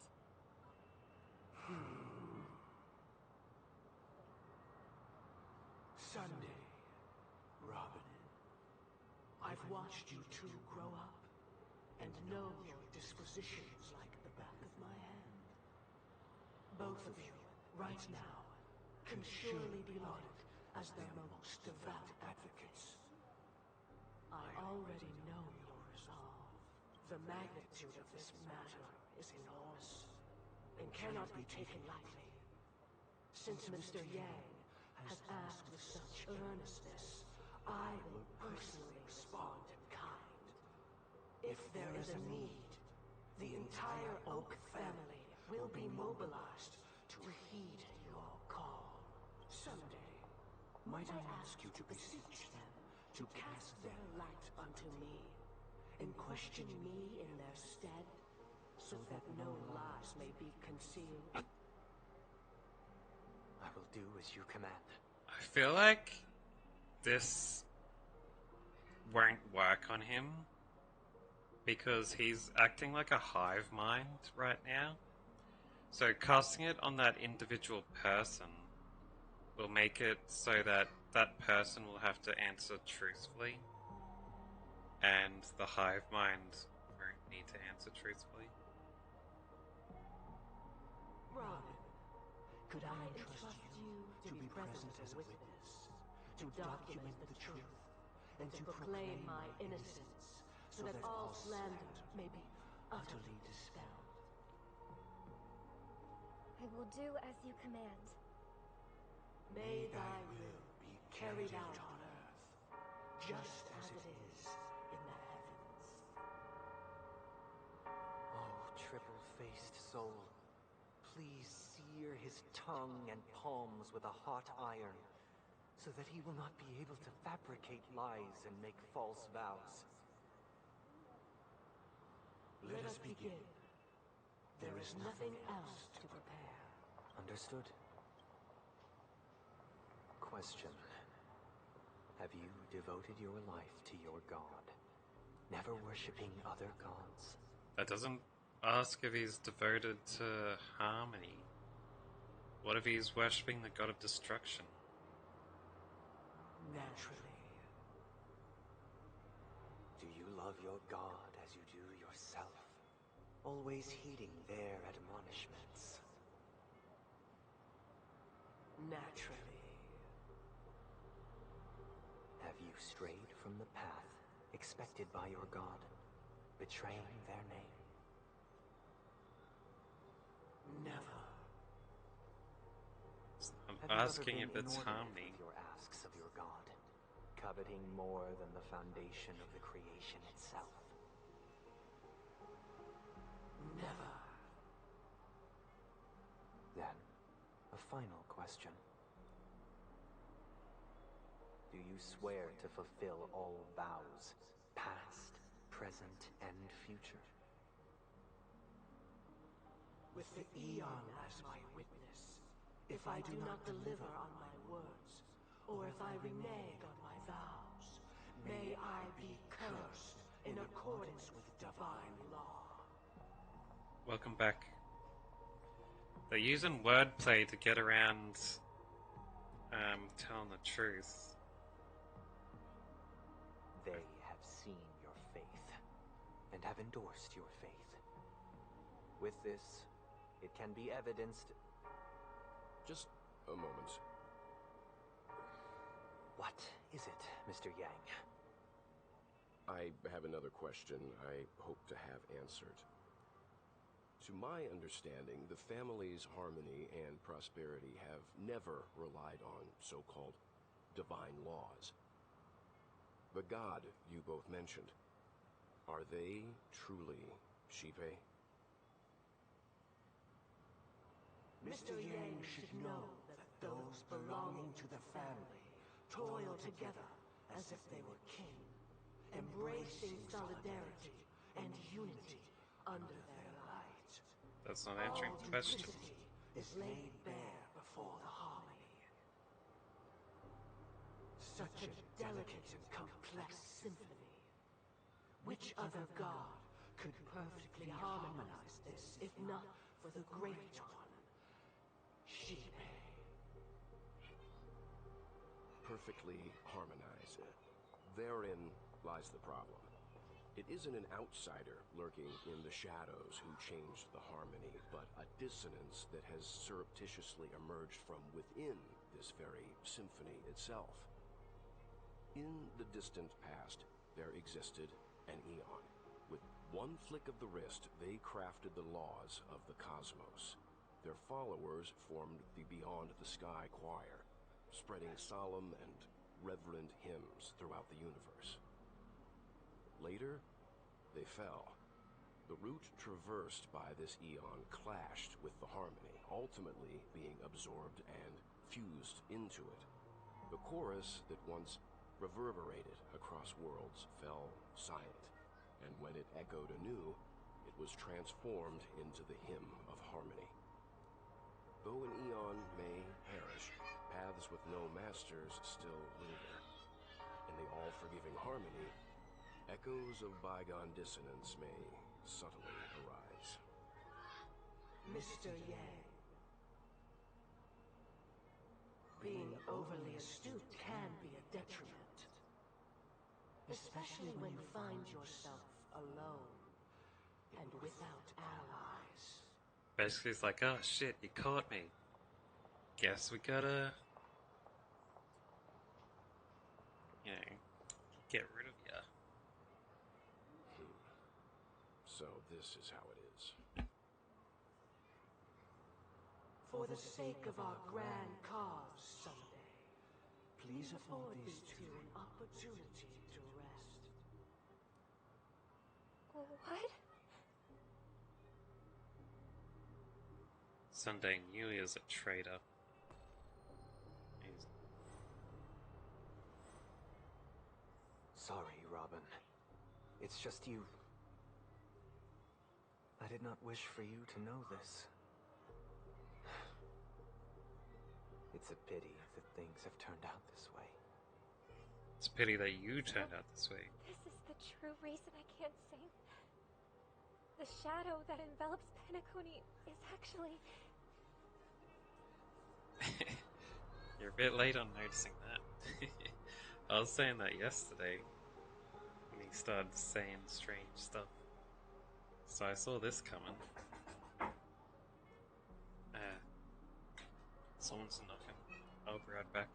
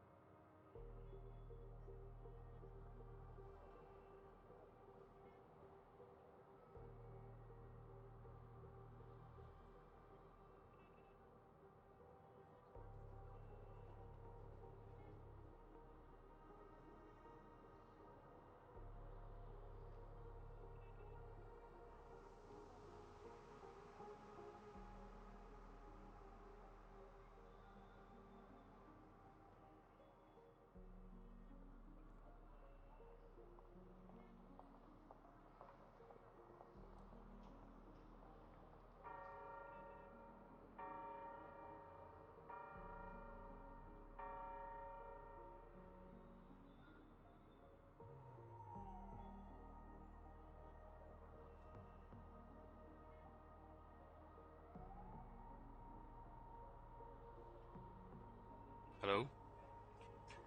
Yeah, I'm back. Uh, my brother's come over to stay with his kids. So I've got like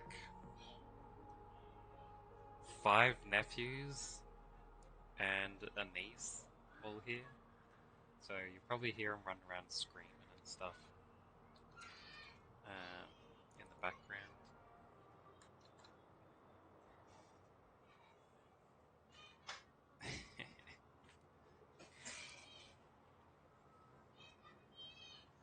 uh,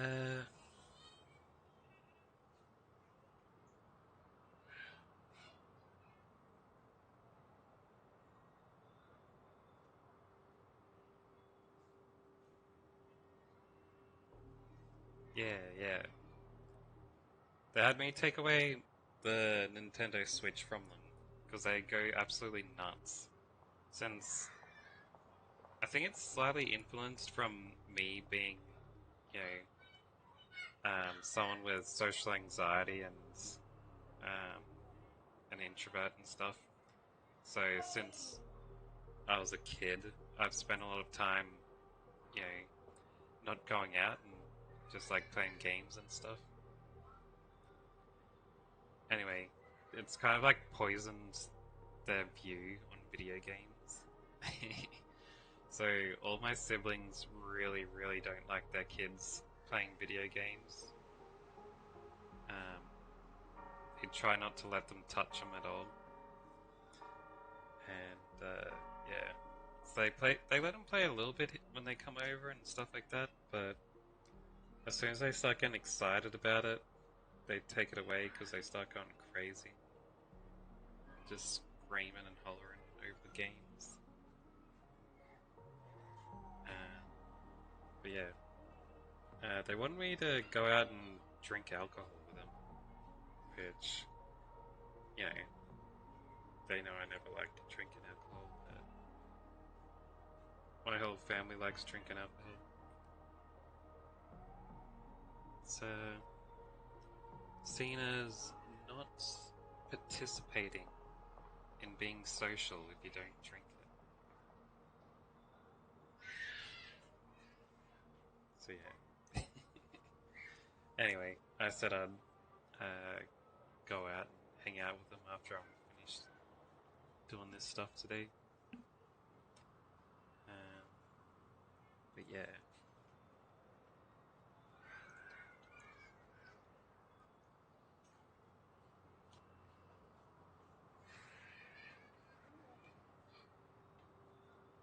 Yeah, but it's both human society and Australian society. I don't know. Pretty much every society in the world has alcohol as a big social thing to do.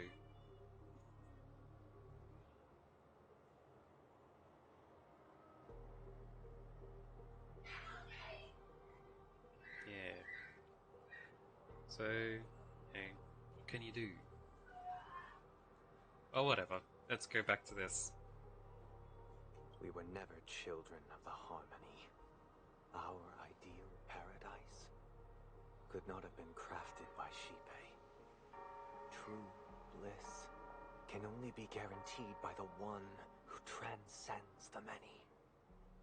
Within the foundation of law, humanity establishes civilization, and through harmony, we obtain order. Unbelievable.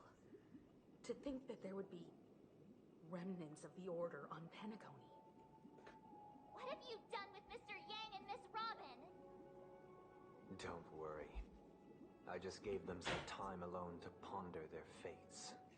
How about I give you some time alone with my baseball bat to ponder your fate? Think you'll think long and hard with that? You should know that these actions make you an enemy of the Astral Express.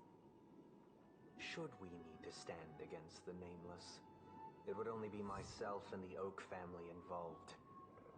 But we haven't reached that point yet. have we? Your efforts for the justice of Penacony are evident to everyone, and have been widely observed.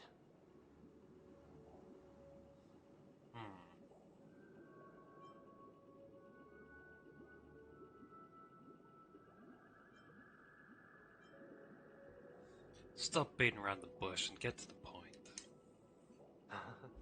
Patience is a virtue. However, I won't hold it against you. On the contrary, I'm here to make my intentions clear.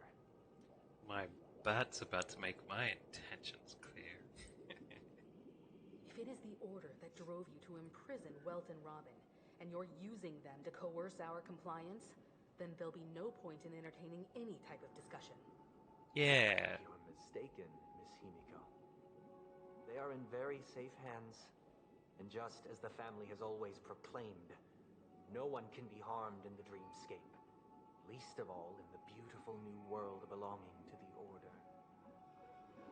So you say, while you can control people on the outside, well, you're breaking into our rooms right now. Penacony and the entire universe have witnessed far too much innocent bloodshed. The strong wield their blades against the weak, and the victors push the vanquished to the brink of life. Like Natural you. selection. The world abides by this principle, establishing the well-being of humanity atop the corpses of the downtrodden. Only we, or rather, I, possess the power to put an end to this farce. So you've decided Bit to resurrect self-centered. a dead Eon? No one's ever done such a thing. If Miss Himiko is interested, let's draw back the veil and speak candidly. I've always firmly believed that people can understand one another through peaceful means.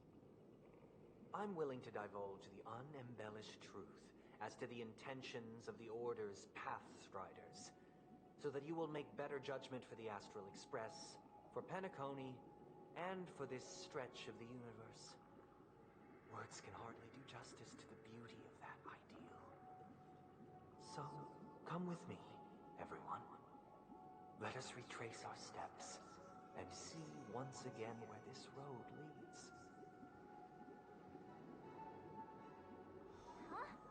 Where'd he go? Welcome. This isn't any location in Penacony's dreamscape. It's my inner world. The reason the scenery before you remains unchanged is because your consciousness has drawn on similar concepts to fill in the gaps.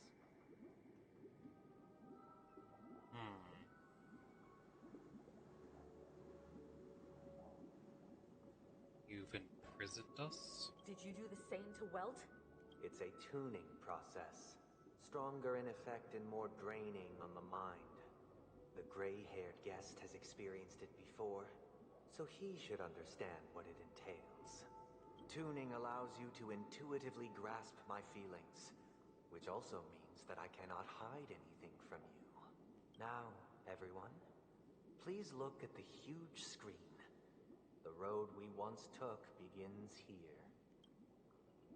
From this point on, you will witness the numerous decisions I've faced. I've selected a portion of these to share with you. I believe after going through similar predicaments, you'll be able to better understand my thoughts. Let's begin. The first decision. A story about a baby bird. This story happened when Robin and I were very young. We were victims of the Stellaron disaster, and the family's Mr. Gopher Wood, who would later become the Dream Master of Penacony, saw that we siblings had no one to turn to and took us in later on. Robin and I lived a time with nary a care in the world. One day, after dinner, while my younger sister and I were lounging about in Mr. Gopher Wood's yard, we spotted a fledgling Charmony dove all on its own.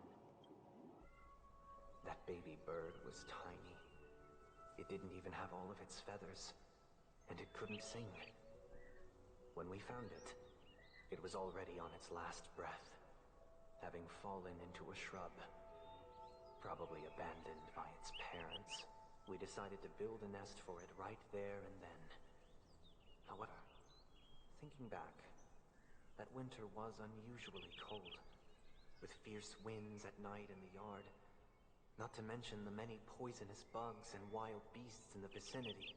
It was clear that if we left the fledgling in the yard, it stood no chance of surviving until spring. So, I suggested we take it inside, place it on the shelf by the window, and asked the adults to fashion a cage for it.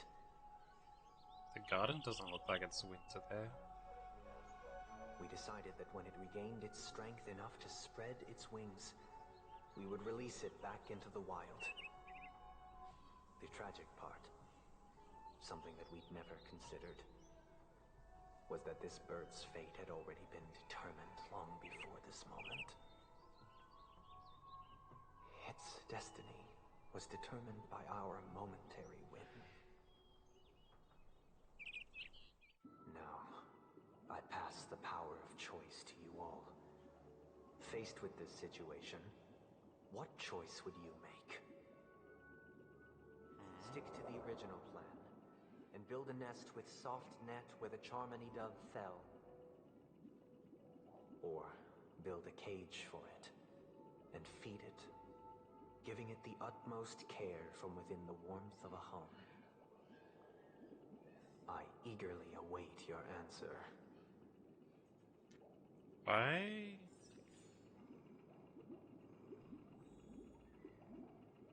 Why is he trying to make that look like the evil choice? By having it all dark and purple.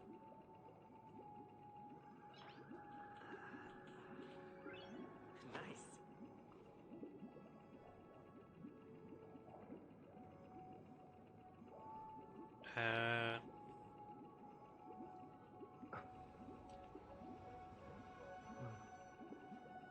The... Wait, is this supposed to be like he's saying the good choice? Is that the game trying to tell you the good choice was that one? The bad choice is that? But lots of people in real life save birds all the time. And release them again, they're just fine.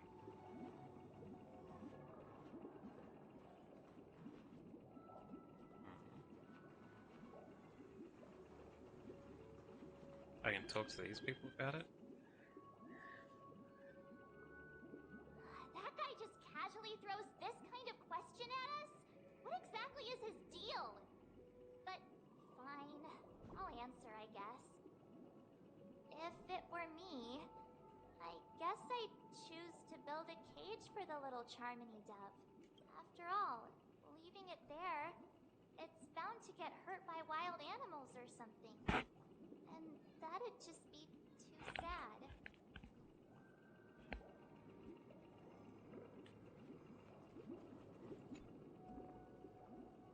It looks like he really has no intention of imprisoning us. If it's just a quiz, I suppose it's fine to humor him. Back to the question. I would personally choose to build the little Charmony dove a cage. No special reason.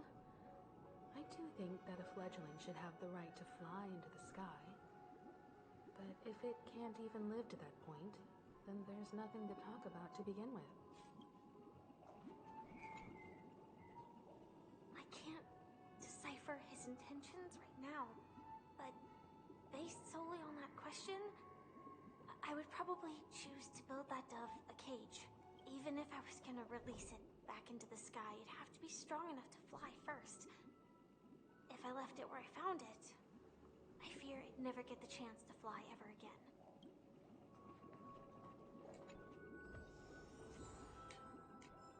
That's what I was saying, you know?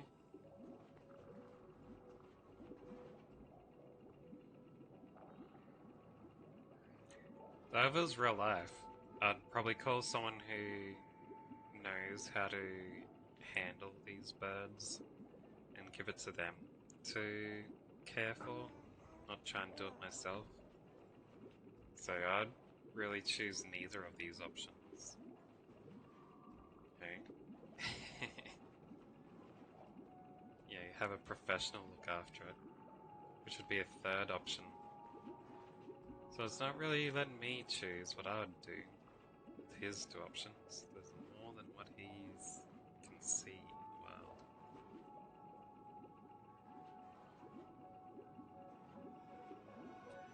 But with his comments earlier and stuff, I think what he's talking about here is this one's survival of the fittest, and this one is like controlling people and keeping them locked up or stuff like that.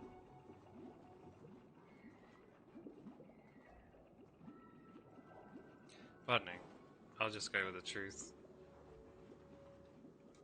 Ad nurturum.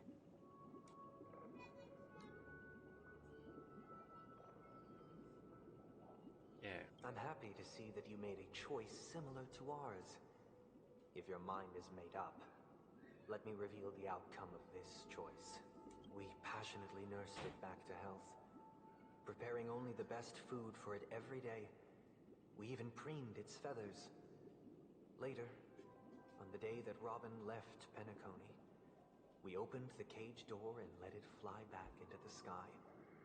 I watched it for a long while by the window, probably about 3 or so days. In those 3 long days, the little Charmony dove tried again and again to spread its wings to fly into the sky, but fell to the ground, only to keep trying. Sounds like it has clipped wings. On the 137th attempt, it succeeded. But its attempt did not go perfectly. After flying unsteadily for a while, it fell to the ground, unable to grasp the direction of the air currents. The fall shattered its wings. It writhed helplessly in my embrace. But it was all for naught, finally succumbing to a painful demise. And in that instant, our tender care, our given love and hopes, they all became the inevitable push that sent it to its death. Which would have been the same. The choices we made. Well, why? Next, let us head to the second decision. It's not your fault it this time ran into a storm or whatever. Of a dream chaser. This story happened when I was appointed as Bronze Melodia, a position exclusive to the Oak family, charged with listening to the problems and vexations of Dreamscape residents, and providing them with the relevant guidance. It was during that period that I had the opportunity to hear voices from all corners of the Dreamscape. Joy, sorrow, arrogance, regret. The complex tapestry of human nature that formed the world. And I was fortunate to catch a glimpse of it. Yeah, I don't know. How do you even know it's the same bird? It's not like you can watch one bird for 3 days straight.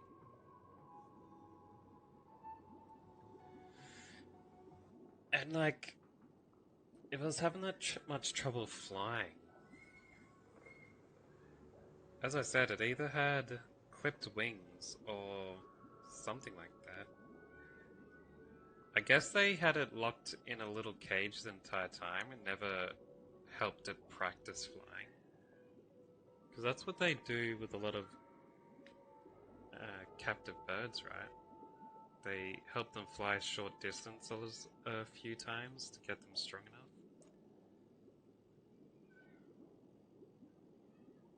I don't know. Whatever the case is, it's not the fault of saving the bird being the reason why it died. He was a dream chaser and an illegal stowaway. Just like the rest of them, he came to Penacony in search of a better life. Except that, to most people, the price he paid, I suppose you could say it was everything. He told me I sold everything I could at home. The house, the land, even his 2 children. He said he could not afford to raise them, and that at least they could eat if they lived as slaves. He had a plan in place. He would buy back his children once he had made his fortune, and enjoy Penacony's beautiful dream with them. Alas, his plan to smuggle himself was somewhat clumsy, and he was sniffed out by those pig-headed hounds. Why are you insulting the police? After hearing the Dream Chaser's story, I immediately appealed to the Bloodhound family to cease their pursuit. That way, at least he could live peacefully. But I was still too naive to the ways of the world. I did not anticipate that what I thought was a kind gesture would later lead to dire consequences. I'll tell you the outcome soon. For now, I'd like you all to make a choice. Will you do as I did, and try to convince the Bloodhound family to stop their pursuit, so that the Dream Chaser may live peacefully and realize his wishes? Or will you remain silent, leaving him to languish while the hounds are hot on his heels, until his inevitable judgment arrives? I look forward to everyone's decisions. Who knows? Perhaps they might even alter the outcome of this tragedy.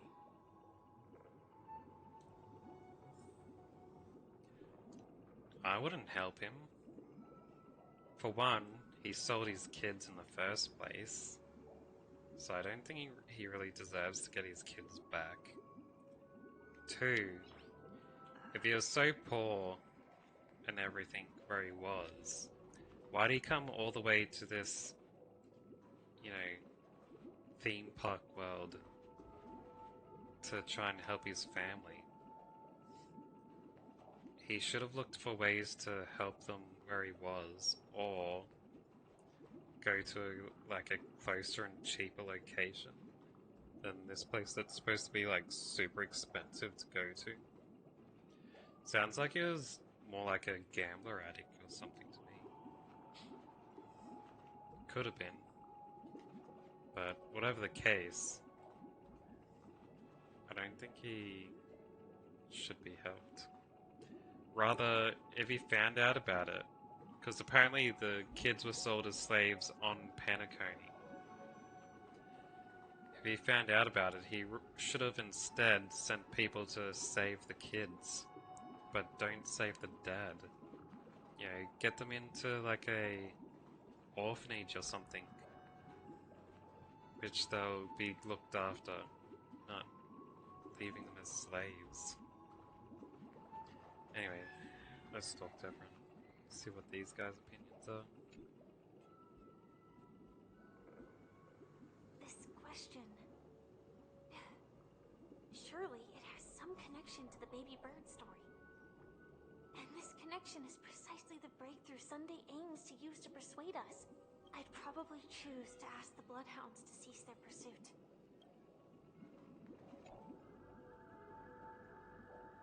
A Dream Chaser story. If I acted out of kindness, I would probably ask the Bloodhounds to stop their pursuit and lend him a hand. But what cruel repercussion would this choice result in? I think Sunday must have been deeply impressed by the limitations of the strong defending the weak through this incident. This isn't a case of the strong defending the weak if you stop the bloodhounds from pursuing. The strong protecting the weak would be not to help him and go and help his kids instead.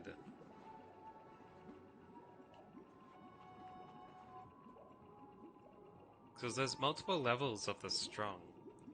And the strong helping the weak would also be the bloodhounds stopping people from sneaking in. Because they could be like criminals and all sorts of bad people. And then there's the strong abusing the weak of the dad selling his kids off. So if you help him, it's like you're getting in the way of the strong helps the weak mentality in two different ways at the same time. It seems illegal stowaways are really quite common on Penacony. But that guy in the story, I don't think he deserves any sympathy at all. Yeah, I'm on He the sold same his side of kids you. to chase a dream. Even if he intended to go back for them, it's still insanely irresponsible. Yeah. With that thought, there's only one choice. Let the Bloodhound send him back home. This person deserves to be punished.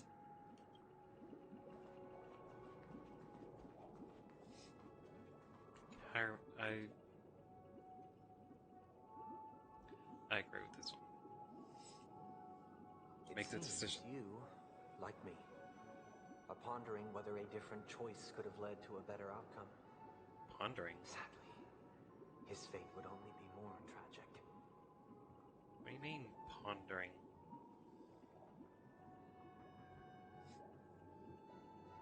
Say he never gets caught. He would only die from delirium. The methods with which illegal stowaways enter dreams are unorthodox. Not flawless like the hotels. Living in the dreamscape would be a mere pipe dream. Should he be apprehended? Could the hounds afford to turn a blind eye? The answer is a definitive no. They couldn't bear the resulting consequences, and thus wouldn't dare extend a helping hand. He's making the misconception that you need to save this dude who did bad things. As to your choice, I once again offer my heartfelt apologies. Next comes the third and final decision. And the story this time is my own. He didn't reveal what happened. This story happened the day I was appointed the Oak family head. At that time, Mr. Gopherwood was the current Dream Master. And as per his wish, we had a private conversation. What surprised me was that the Dream Master had only come to deliver a letter to me. He let me read its contents, and it was a letter from my sister.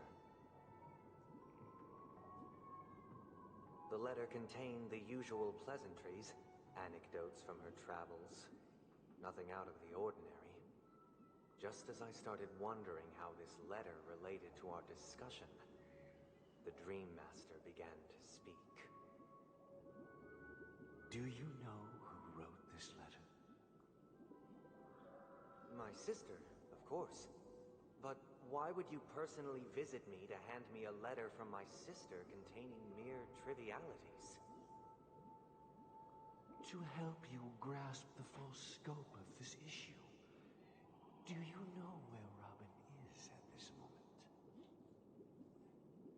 From what the letter indicates, she must be in Caspelina 8, correct? She's touring there right now. Correct. Has she mentioned anything about a stray bullet? A stray bullet? What? A war has broken out on that planet. It is because of this very reason that Robin chose this destination. To spread the word of the Harmony. And to save the lives of that planet. She personally made for the front lines. She hoped to ease the people's suffering with song, and was willing to brave mortal danger to deliver the IPC's medical supplies. Unfortunately, stray bullets show no such compassion. Is she all right? If the operation was successful, she should probably be recovering in the field hospital. By the eon above, the bullet struck her neck directly, yet possibly a As a reward for her consistent deeds of harmony, it didn't hit any vital arteries. Once you've attended to your outstanding tasks, it'd be advisable to write her back as soon as possible. I have to be right back again. Someone's knocking on my door.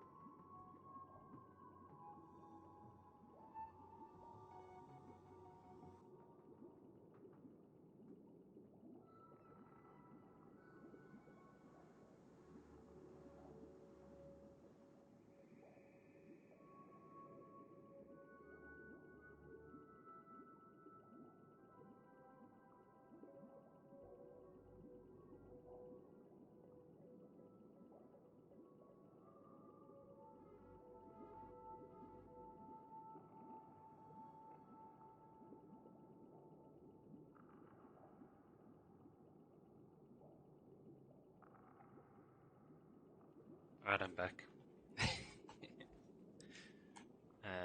My brother again.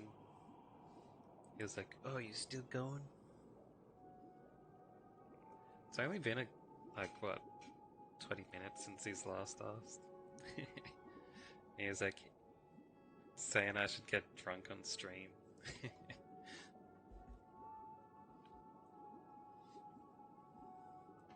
like, "Yeah, get a drink and have that in there with it while you're in there." Well, that's right. Anyway, let's continue with this. Those damned savages! I'll pack my bags right away. My gratitude for bringing this to my attention, Mr. Gopherwood. Now you understand why she always wears such elaborate neck ornaments, don't you? How could this happen? Miss Robin. It's all in the past, so please don't worry. I share this in the meager hope that you will understand the harmony's limitations and predicament. As grandiose as the strong defending the weak sounds, many times, it is nothing more than wishful thinking. Yeah, I already slur enough without drinking too. My speaking would become nigh incomprehensible. Likewise, I've prepared one last question, one last choice. But rest assured, this choice will not have any grave consequences. Because this is merely a figment of imagination, a nightmare that has haunted me through countless nights. If you ever had the opportunity to make a choice like I did, would you still support Robin's journey on the path of harmony? Of course. Support her or stop her?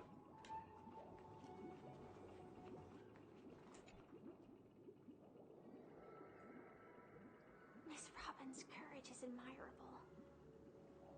And here I was thinking she was just another superstar celebrity. But the fact that she's also Mr. Sunday's younger sister? No, I doubt he'd wish harm on his own flesh and blood, no matter Excuse how me. grand the ambition.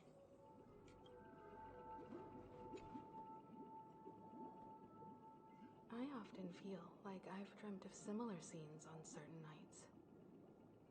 In the dream, I see blurry faces. I don't know who they are, but I sympathize with all of them, fighting for survival against some unfathomable unfathomable force. Their confusion and fear are lucid to me.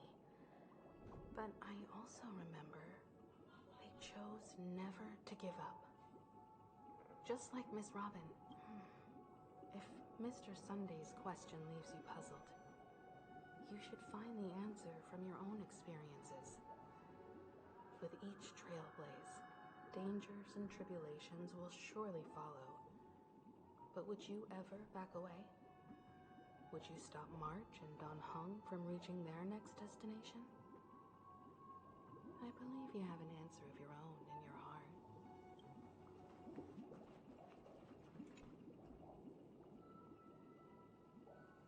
Can't believe that happened to Miss Robin. The strong defending the weak is a great mantra, but if I had to pay such a price, I don't know what I'd do. Anyway, the obvious answer is, of course, you support them. Like, they should be able to follow their own dreams, you know? If it's dangerous, it's their choice to go into the danger, you know? As long as they fully understand what they're getting themselves into, anyway. And you can explain that to them if you're worried.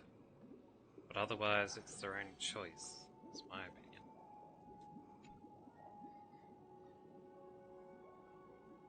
Yeah. I see.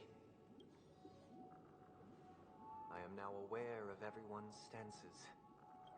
Raising these questions merely serves to illustrate one point. The plight of Penacony cannot be salvaged by the Harmony. The true foundation for a sweet dream paradise can only be established through the order, where the strong govern the weak. That hasn't illustrated that point at all. Not in the slightest. I know the suffering of being tormented. The turmoil of losing your way.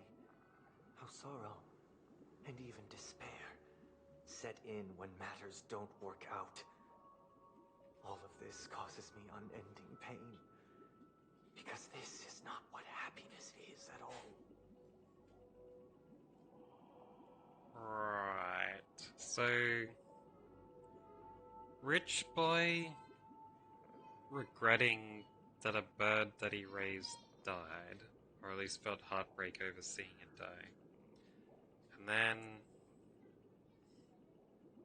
he felt regret helping a dude out who was a bad dad.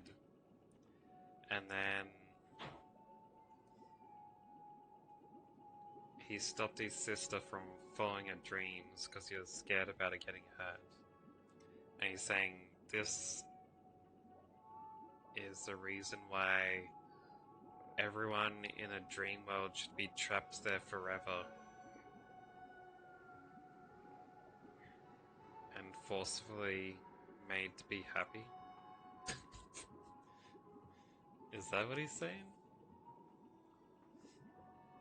He's a bit crazy. We must teach the weak how to live a happy life. And this life isn't some noble propriety that the upper crust preaches, but in definitive terms, a way of survival that belongs to everyone. So what is your definition of living a happy life? Good question. Human consciousness is fundamentally an illusion, a cage known as self-worth. People lured in by this illusion make mistakes, yet still ask that external influences bear the burden. When one mistake after the next permeates the masses, they become impossible to trace. Thus, the amassing of these individual cages culminate to form a prison, a place dictated only by the rule of survival of the fittest. Nature is always accompanied by predation and sacrifice. Its antithesis is known as order. That is what I want to do. Unite people's happiness under the banner of order. They won't need to make bitter choices any longer. nor face the weaknesses of humanity. They can cast aside their primal instincts to build a haven for mankind. So he wants to wipe out people's ego, like completely get rid of their personality, and basically have them as mindless followers of order. That's messed up, dude. Simply describing thoughts is far too abstract, so allow me to provide a simple example. As you all may know, there are societal norms like weekends and long weekends that exist on some worlds. During these hard-earned rest days, people are given the chance to extricate themselves from the stresses of everyday life, allowing a certain tranquility to return to their souls. Yeah. And it is only on these days that people do not have to adhere to the law where the strong prey on the weak. They can live out their lives happily during these brief intermissions. It's just a pity that 2 or 3 days are still too fleeting compared to the span of a lifetime. That's not true at all.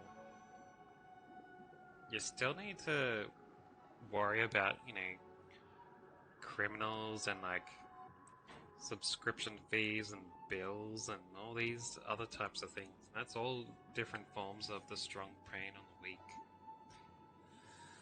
in certain aspects. This guy doesn't know what he's talking about. You can't just have a holiday forever. You know? Because even that becomes something that's not fun anymore. You need to have the variation in your life. From where I stand, society's ideal system should be 7 rest days. Following Sunday, there should ensue a second, a third, and indeed an infinite procession of Sundays. This should be the face of the new world. Idyllic, eternal, peaceful days. I don't know about infinite holidays, but infinite Sundays. Not him as a character, but Sunday the dessert is pretty damn delicious. The ones that are like soft serve ice cream, the good kind, with like hot molten chocolate poured on it. Ah, it's so delicious. Man, it's making me hungry for it right now. And thus, every person can return to their base selves in this utopia. Some gaze in reverence at the stars, pouring their whole beings into calculating the distance between us and the isolated world of Pagana. Meanwhile, some seek refuge in quiet corners, holding one another, unencumbered by the chains of unwelcome obligations. There would be no need to bear the hardships of reality. Only in this way can humanity face the inevitable end with the purest of spirit, living a life of dignity. This is what it is to live in bliss. Oh well, at least your Sunday wouldn't melt too quickly in the winter. Miss Firefly, you who are stricken with entropy loss syndrome, you of all would surely understand this.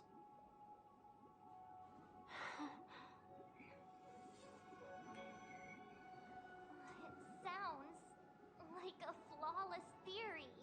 No, it doesn't. It's full of holes everywhere. But what is the price to attain all this? The cost is minute, merely a personal and eternal sacrifice. If this paradise is to be maintained for everyone, Someone must remain trapped in solitary wakening until the end of the cosmos.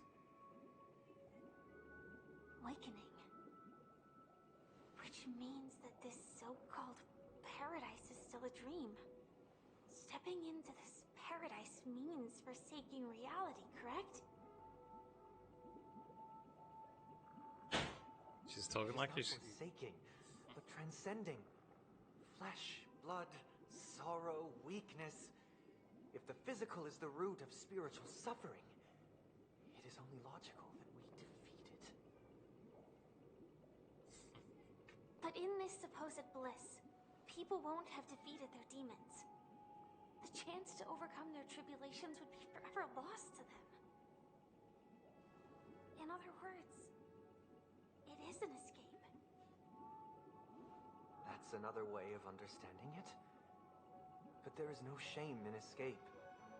On the contrary, the seeds of escape exist in everyone's hearts. Don't you agree, Miss Firefly? And as for why life slumbers, it is because we are afraid to awaken from our dreams. But this is not in conflict with the grand plan. Only in acknowledging this can we truly understand the frailty of human nature, and from there, show compassion and protection.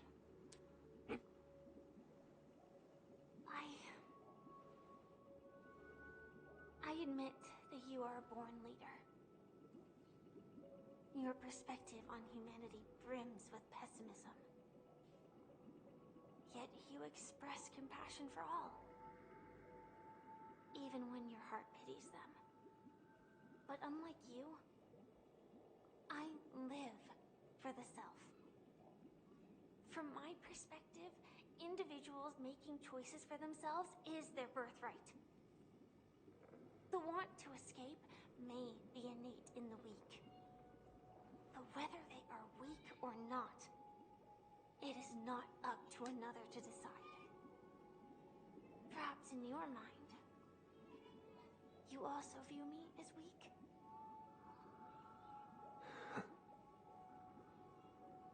Because I don't think so. Since Miss Firefly has said her piece, the Astral Express will also naturally give you our answer. We'll leave it to you. Just as Mr. McHale instructed before. Tell him our choice. yeah. Our choice is to give you a good baton. What is this place? Does this place ring any bells, Misha? I don't know, but I feel a sense of deja vu. What is this place? It's the realm within a dream bubble. This was left to the Astral Express by a nameless, but weirdly, when we entered it, it was completely empty. Dr. Edward from the Dreamscape sales store told me that dreams are formed from memories, and a dream bubble can't take shape if its core is empty. They keep doing all this talking. They're not doing enough batting. So I thought you might be able to help us in unraveling this mystery, Misha. As a hotel doorman, you know Penacony best among us. Don't you know? Rules are made to be broken. And so is his argument with my bat.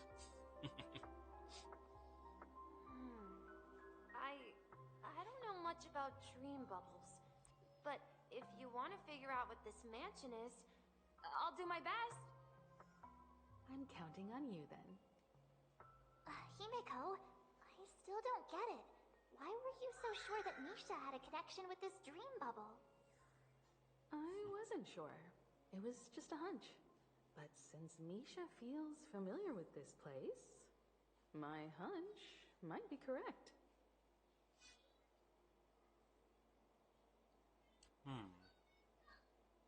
Does look a bit familiar. Exactly.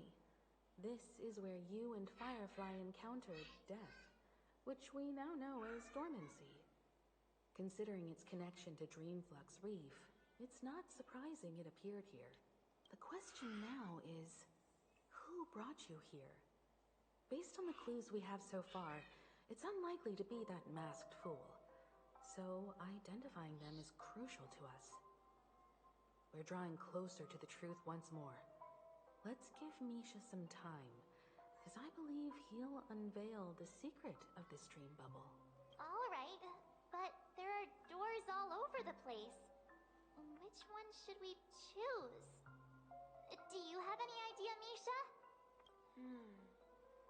I guess... maybe this way?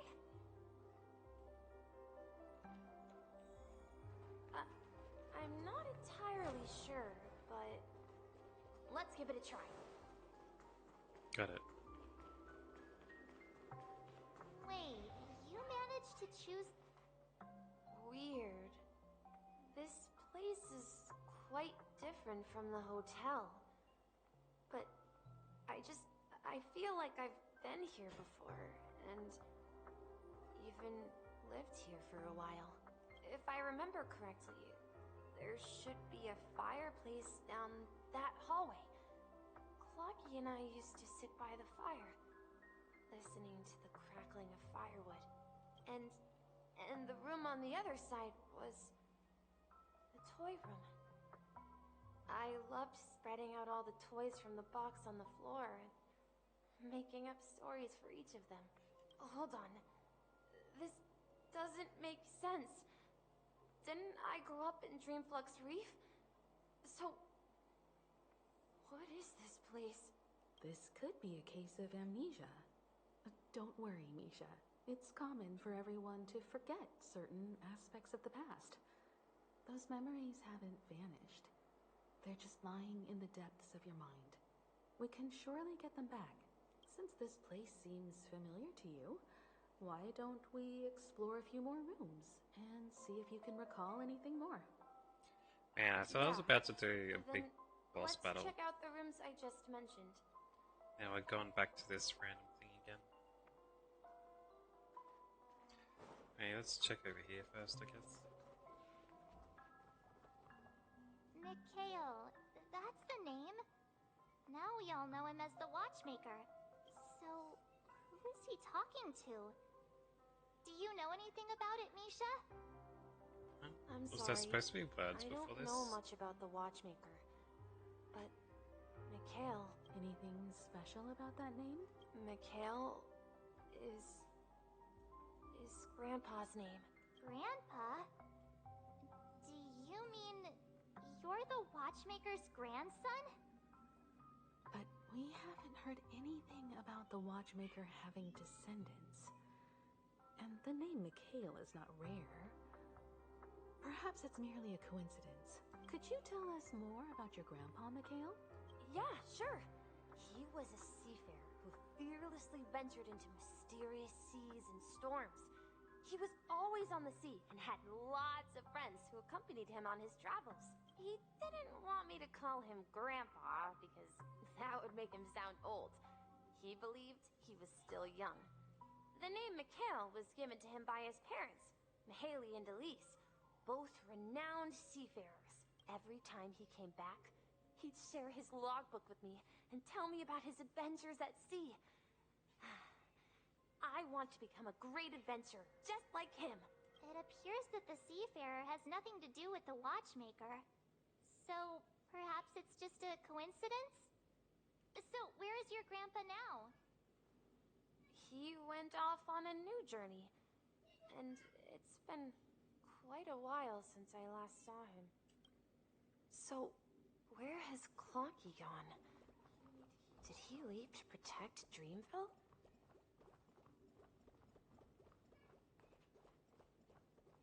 Mikhail? Huh?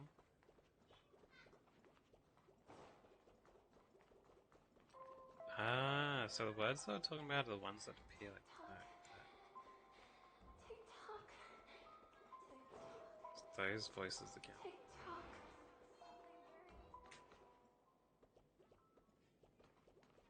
I've I've already searched around this place. Is that why I'm not getting the voices that are supposed to be here? I heard some noises from the room. Origami Bird? That's a friend of mine. You and Origami Bird are friends? Yeah. It's a member of the Compass crew, just like Clocky and Miss Mirror. And there's more than just one Origami Bird. They are a big family with lots of brothers and sisters who look the same. They follow Miss Mirror's orders and handle all sorts of jobs on the ship. They're the best sailors. Sailors? Can Origami Birds be sailors? Could you tell us more about the compass, Misha? The Compass is a ship bound for the New World. Clocky and his partners travel through layers of fog to the depths of the sea. Whenever there is danger, Clocky will use a compass and guide the ship in the right direction. That's a great story. But in the Penacony cartoon, Clocky and his partners have always lived in Dreamville and never ventured out, right? Huh? Oh, that does seem to be the case. Weird. I clearly remember Clocky arrived in the New World in the end. Perhaps Clocky has a hidden past. I think I hear the sound of water. You once mentioned there's a magnificent fountain up ahead.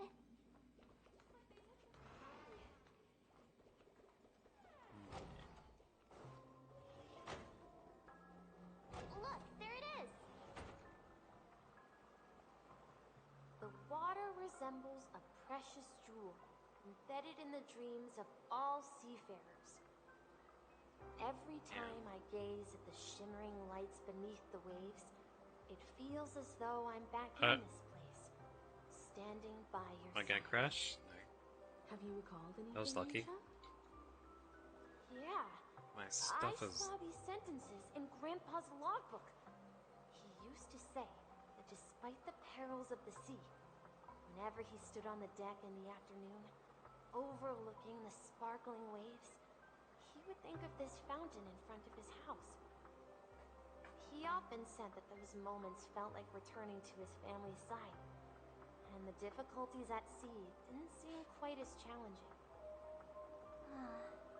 You know, I quite understand such sentiments.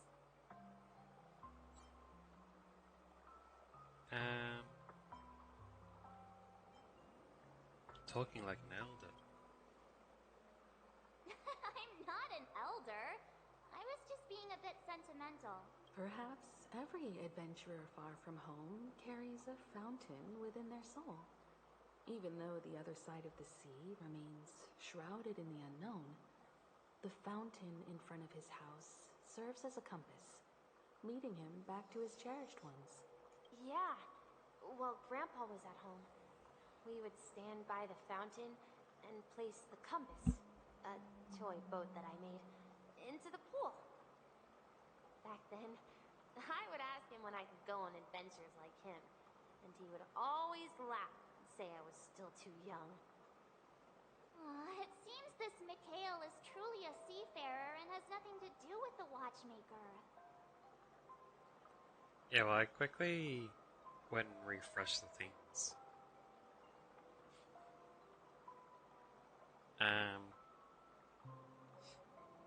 I figured out that when it does do that brief pause, that's when all my stuff turns off. Yeah. Yeah. Based on Misha's recollections, the scenes in the dream bubble appear to be his childhood memories. But this raises more questions. According to Misha, he was clearly born on an oceanic planet and led an ordinary life, with no connection to Penacony at all.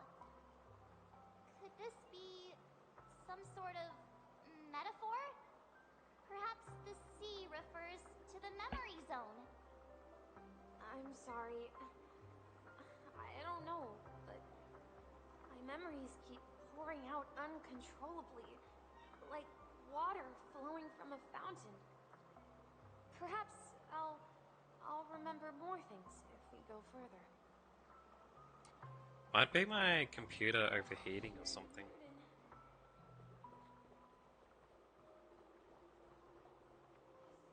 We're going to the opposite side, right? No, we should turn left here. Huh? Something feels different about this place. This is it. I remember this corridor. Up ahead is Grandpa's study. It was in that room that I saw him the last time. We've overcome so many challenges, so many times. There's a lot of words up there. But in the end, we've righted the new world. We've overcome so many challenges. We've lost our way so many times. The atmosphere in this room feels totally different. Shouldn't have walked forward. You finally come!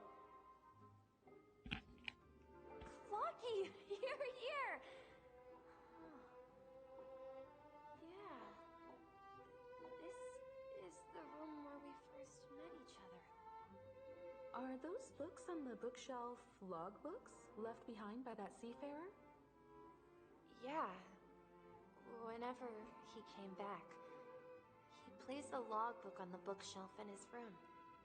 They contain records of his expeditions to every corner of the world. He describes our world as a fountain. At some point, the sea started to gradually swallow up the land where people lived. To ensure that everyone had land to settle on, he had to continue exploring the sea and search for the source of the rising seawater.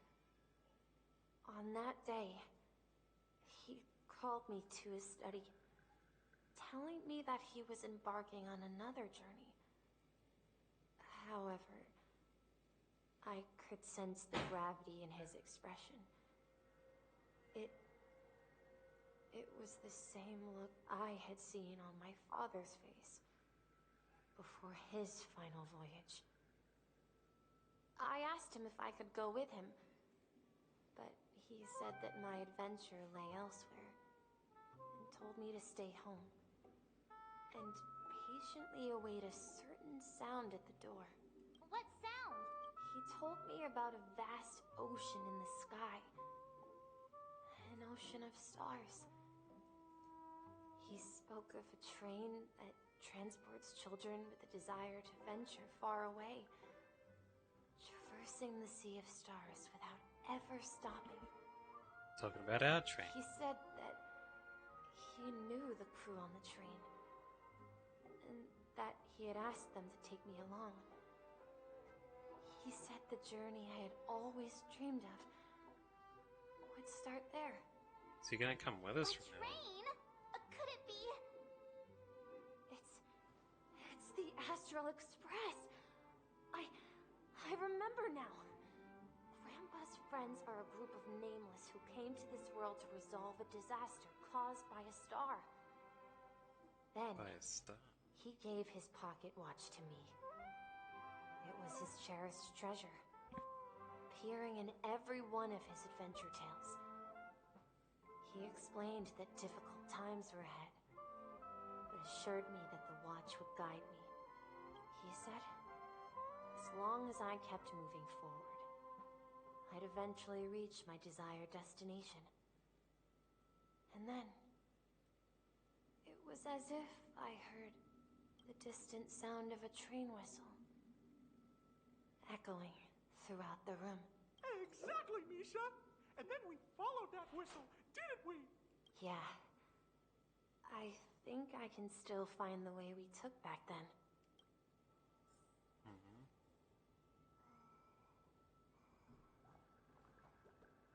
This is the dream jigsaw, right? So we're supposed to find the exit. But where can we find the last piece? Do you remember? You said you obtained a mysterious shard when you stumbled into this place. Hey, the shape seems to match. So this shard is also connected to Misha? Looks like we're just one step from revealing the truth. Let's get to the other side and investigate. Oh. Ah, one of these teleporter things, eh?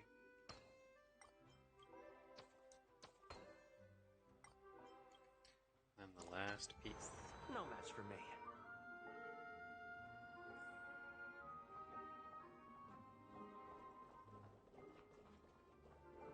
Let's go. This is it. This is my room of clocks. While I spent my time waiting for Grandpa to return from his voyage, Walter gave me this workshop, and it became my secret base here. I learned how to repair clockworking gears out of my fondness of precision mechanics. In my dreams, I was the captain of the compass, embarking on adventures with my companions, Clocky and Miss Mirror, in search of the new world. Why are we even learning this stuff? I was born and raised here. So, this building in the dream bubble is your childhood home? Yes, but not exactly. To be more precise, this dream bubble itself is my home. Looks like you've remembered everything now. Wait. Why does it feel like everyone else knows something I don't? Yeah, you're the only one still in the dark. Marge, do you remember when he mentioned a clocky that only he could see? Yeah, the little guy here, right? But we all saw him in Dreamflux Reef, right? And Mr. Yang even greeted him. Looks like everyone on the Astral Express has a childlike spirit. The answer lies in the Astral Express. His experience shows that neither Firefly nor Acheron can see this clocky.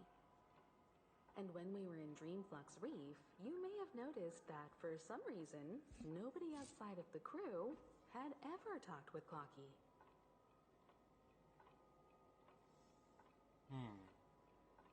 Yeah, I definitely noticed that. A mimetic life that can only be seen by a select few. It's just like a hidden message left by someone for the nameless. But Misha can see Clocky too, right? They even grew up together. But Misha hasn't started the way of the Trailblaze yet. That's the key to the mystery, March. Now, take a moment to recall. Have you ever seen anyone outside of the crew interact with Misha? Wait. No way! But That's the Misha's answer, also Mark 7. invisible? This dream bubble is the place where I was born. And I'm a dweller in this dream. Just like a memory zone meme. I should have stayed here and waited for you. But when reality and memories merged, I unconsciously pushed open that door and left the bubble with Clocky. So it's not that the Watchmaker's dream bubble is empty, but rather the stuff inside ran away? And the whistle you heard was the sound of the Express arriving at Penacony? That's one way to see it, but I believe there's a longer story behind all this. It's best for Misha himself to explain all the details. How about we start with your name? Now, should we call you Misha, or... Thank you all for helping me rediscover my true self. Now, please allow me to reintroduce myself. I was born on Lushaka, in the Presmere system, adopted by seafarers Mikhail and Char. They gave me a treasure, a name that carried their hopes. Mikhail Char Legwork, or simply Misha. If you prefer, you can call me by a more familiar name, the Watchmaker. So, I you're guess that the is the watchmaker watchmaker. himself? Unfortunately, Oh, I knew it. that legendary figure is no more. I am only a reflection of his life. As for the child who has been with you, he's the innocent protagonist of Misha's childhood dream. A friend of Clonky, a young apprentice, and a future mechanic on the Express. And this also marks the beginning of his journey, devoted to the Trailblaze. At the end of the journey, I left this little flame, which I so cherished, in my deepest dreams, hoping to pass it on to the nameless of future generations. However, he somehow left the dream bubble and forgot all about his task. I apologize for all the confusion this caused. Because he was born with a desire to trailblaze, wasn't he? I don't think Misha has forgotten his role as a guide. He remembered it, and that's why he mistakenly appeared as a hotel doorman in his dream from the very beginning. The one who brought our unconscious friend here must have been I Misha. see him in reality, If that's the case, we encountered the Watchmaker's legacy from the beginning, didn't we? Well, I have a sarcastic friend who says I always take big detours and end up back where I started. Perhaps that's what every nameless has to go through. But in the end, you found me. I'm sure you're all wondering what my legacy is. I believe my hound has mentioned the Stellaron and my wealth. If I may apologize, the Stellaron part is real. As for my wealth, however, it's nothing more than a baseless rumor.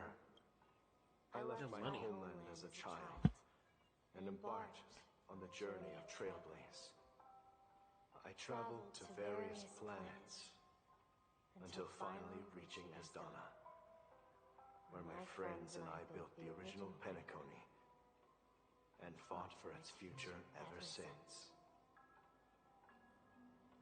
I've been moving forward all my life, doing what I could to overcome the obstacles in my path.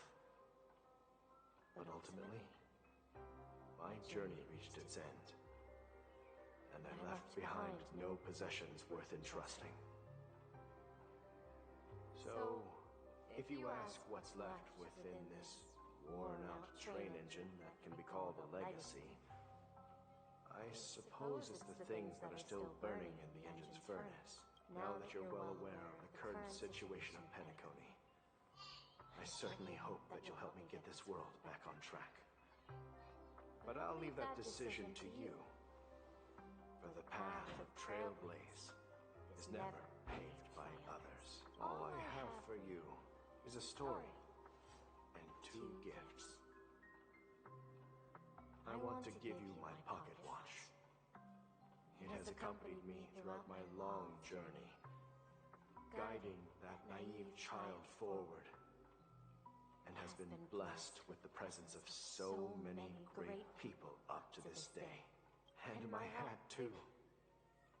The one who navigated for me placed it on my head and planted a fanciful thought in my mind. The trailblazing expedition will never end. Now, it's time for you to make your choice. Once you've made up your mind, open that door and enter the long dream of an old man. Okay. I'll be waiting for you at the end of this corridor of time. All right, everyone. Let's make a decision, although I don't think anyone will have any objections.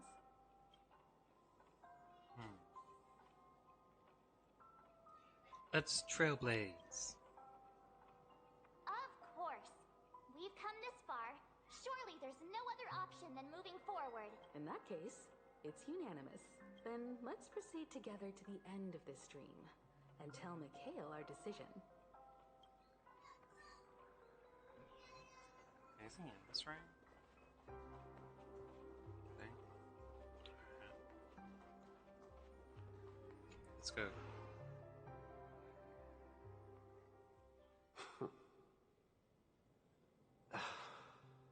Mikhail, where are you going? Someone has to step up and save Lushaka. So why can't it be me, Misha? Please don't go. And if you must, please take me with you. Don't leave me alone. Even without me, you know how to proceed forward, brave Captain Misha. The compass is waiting for you. Haven't you always wanted to be a better adventurer than me? Now go, board that train and start your journey. Where are you going, Mikhail? I'm going to clean the floor in the parlor car. I've promised the conductor. Wait, first tell me, did you fix this watch? Yeah? I know what it looked like before. Its chain was broken, the back case torn, and the marks on the dial all worn out. How did you manage to fix it? Well, it's hard to explain, but I knew it could be fixed. It's the hands, Mr. Amundsen. Its hands were intact and pointing in the right direction, so I knew there would be a way to fix the rest. I see. You'll work with me from now on. Haven't you always wanted to tinker with this train? You're its mechanic now. As for the conductor, I'll do the talking. But I only know how to fix watches. Don't worry. You've got what it takes. I'll teach you what you need to know. You fixed a watch, then you fix a train. Where are you going, legwork? It's time to head to our next stop.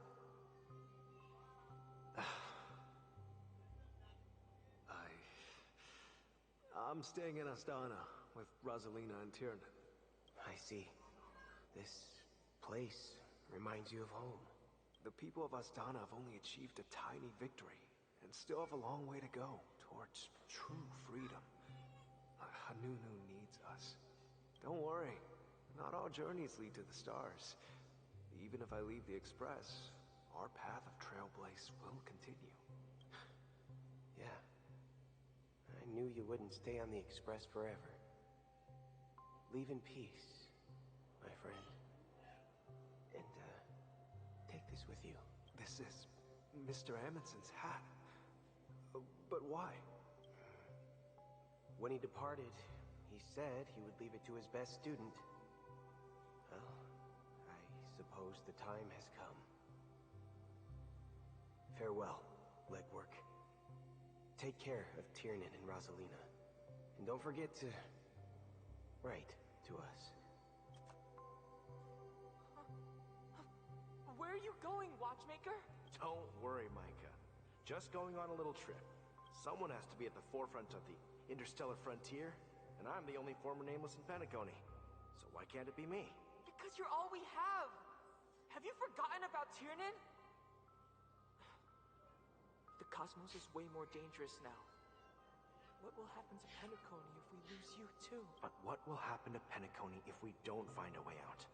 Ah, Tiernan. How could I ever forget him? I've spent countless sleepless nights asking myself why I didn't go with him back then. We Nameless won't stop. Don't worry, Micah. It's just a matter of getting back to my old profession. Just wait for me to come back. But if, and it's a big if I don't come back in one piece, then you'll become the next watchmaker. Where are you going, old man? Oh, you're here. Answer my question. What are you up to? Relax, Gallagher. I just came up with a great idea. Wanna hear it? Oh, come on. Aren't all your ideas just ways to get yourself killed? I may be blunt here, but you're the last remaining hero in Penacony. If you die too, the secret of the Stellaron will go to the grave with you. Yes, I'm afraid there's no way out in Penacony, so I'll have to consider alternatives beyond Astana. We'll organize a festival using the Watchmaker's legacy as a facade, and send invitations to the entire cosmos to gather people here. So, desperate struggle against the family? Desperate? Don't we have you here, my friend? This task is challenging, but what hasn't been challenging for us along the way? Well, whatever you do, remember, make sure to send an invitation to the Astral Express. Misha! Where are you going? Oh, it's you, Clocky. Take me to Dreamflux Reef. Last night, I had a long dream about the day we met. I want to write down that dream. Write it down? Why? Oh, so I won't forget it. Do you remember how you got your name, Clocky? Of course! You told me that when you were a kid, you lived in a room full of clocks. Those wall clocks and pocket watches grew up with you and were your best friends. Yes, but what I didn't mention was there's a funny misunderstanding behind it. I was a kid, and there was always a special pocket watch in my memories. It was with my grandpa, guiding him on his sea voyages and leading the way in his every adventure story. I wanted to have a pocket watch like that too. And that's when you appeared in my dreams. Yeah. Every night, we boarded the compass and set sail together. But you know what? It wasn't until the day my grandpa gave it to me that I realized it wasn't a pocket watch at all. It was a compass. So, your name should have been Compassy, and the watchmaker is just a nameless. We've arrived at Dreamflux Reef.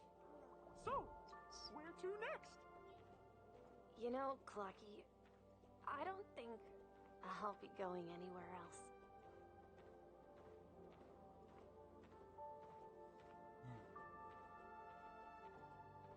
Well, it's an interesting backstory. A lot of it hasn't had much reason.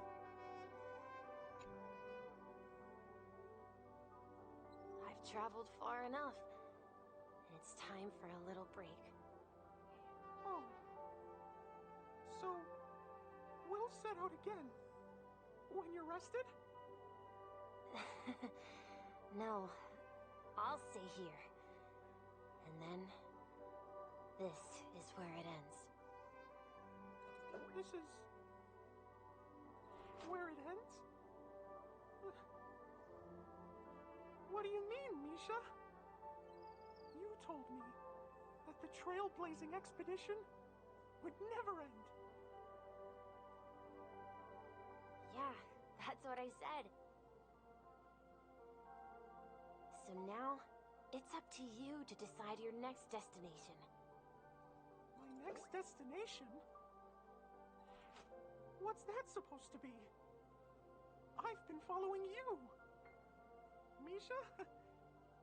You're acting weird today. If you're feeling down, we can just do what we usually do. With the clockwork. No, I'm not feeling down. As for clockwork, yeah, it resolves all problems in this dream. So, do you know what clockwork actually is? I'm not quite sure. Well, everyone gets lost at times. They may hesitate and doubt which way to go. That happens in this dreamscape and beyond. But don't worry. Everyone goes through moments of uncertainty and hesitation. Eventually, they gather the courage to make bold decisions. Whether it's calming, happy, angry, or sad, all they need is a little nudge to take that step toward where they truly belong. I'm leaving that little nudge with you, and I hope you'll share it with others. Such is the essence of clockwork, the will of the Trailblaze.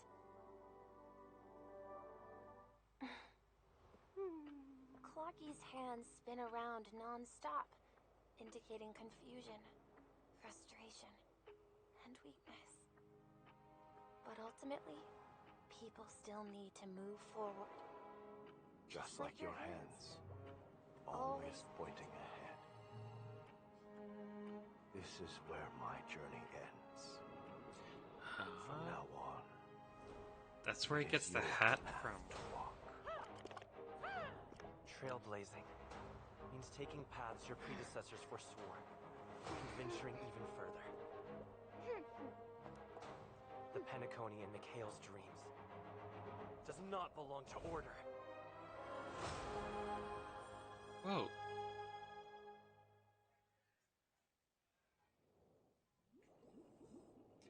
That was... I can't believe that Eon would cast a glance at Penacony at a time like this.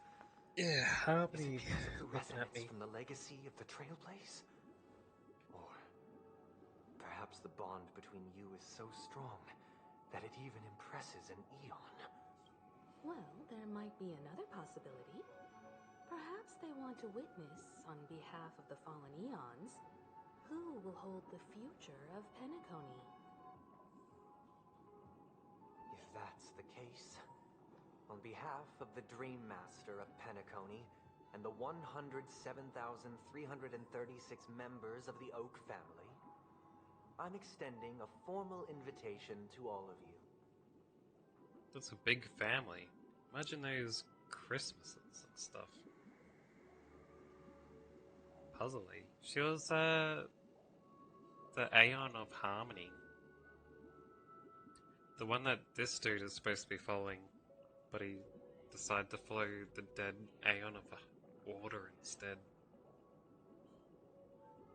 I'm cordially inviting you all to the Penacony Grand Theater to participate in the upcoming Charmony Festival. And, of course, you won't be in the audience, but on center stage. Since the future of the Stellaron, Penacony, and even the entire cosmos is at stake, let's draw a conclusion there, in all fairness. If you truly believe in Akavili's path, then show me their courage and determination.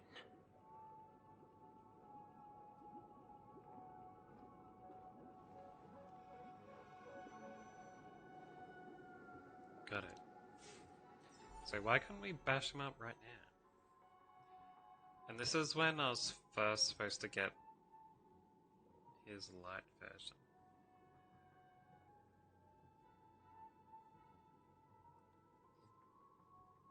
I see.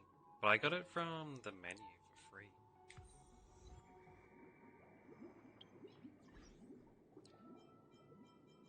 That's not bad. Let's switch to light. Harmony, rather.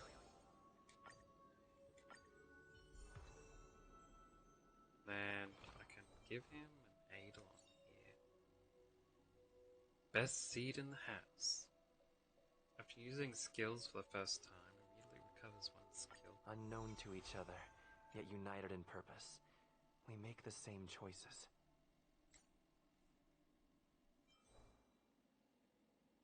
That's not bad, eh?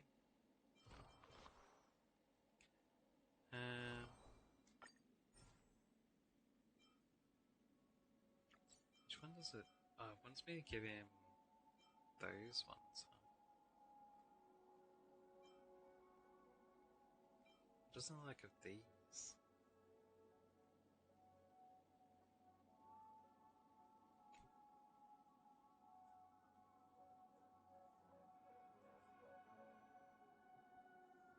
Yeah, I could switch him over to that set.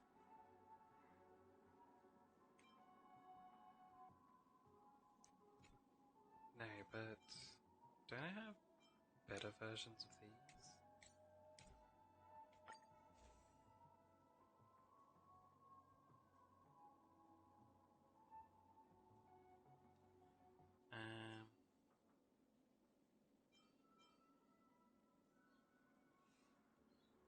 Yeah, switch him over to these for now anyway. Watchmaker stuff. Yeah. Why was it trying to get me to grab these ones? Oh well, whatever reason.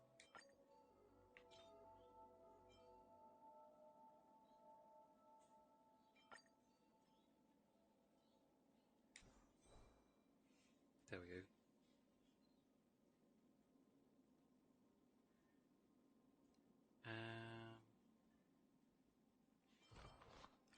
Anyway, I'm not keeping this dude, so... Wait, increase the wearer's attack upon entering battle with 2 or more characters follow the same path. Alright, everyone's filled up with this stuff.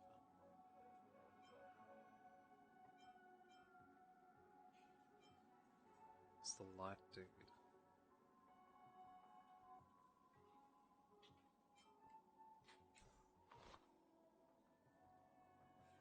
Anyway, let's swap him out. Back to destruction.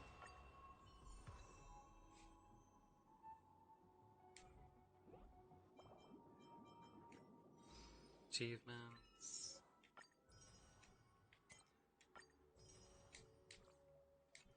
Kind of disappointed we didn't get a boss battle here.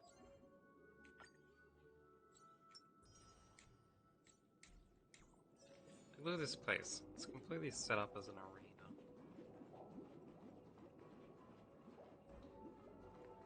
Speak to our companions. Does that mean he wants to fight us during the Charmony Festival? I'm afraid so. This is weird. Aren't Arc villains usually plotting some dirty conspiracy in the end? But he actually said something like, "In all fairness." Could it be that he's underestimating us? Well, in my opinion, Sunday is deeply committed to his own philosophy and genuinely wants to prove that the Order is right. I sensed a strong conviction and a desire for dominance in him. Maybe he won't accept the outcome unless he wins fair and square. That's why he'll give it his all in the upcoming battle.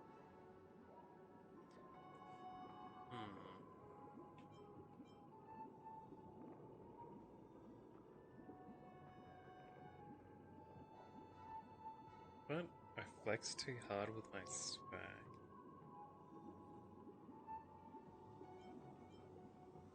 That's so weird and cringe to say. What is wrong with these writers and translators? Anyway, we won't back down either. Yeah, you're right. We've even dealt with a Lord Ravager of the Destruction, so a follower of the Order won't be a big deal. Anyway, we can't leave the Stellaron unchecked. This is about trailblazing a bright future for Penacony and fulfilling Mikhail's and his predecessors' long-cherished wishes. Now that we've taken up the mantle, we can't afford to fail them. However, the same applies to the Order. Their plan didn't materialize overnight, and they have the profound collective consciousness of the planet of festivities behind them. A desire to dream, to slumber and escape reality. All those hidden emotions have given birth to the sweet dream of the Order.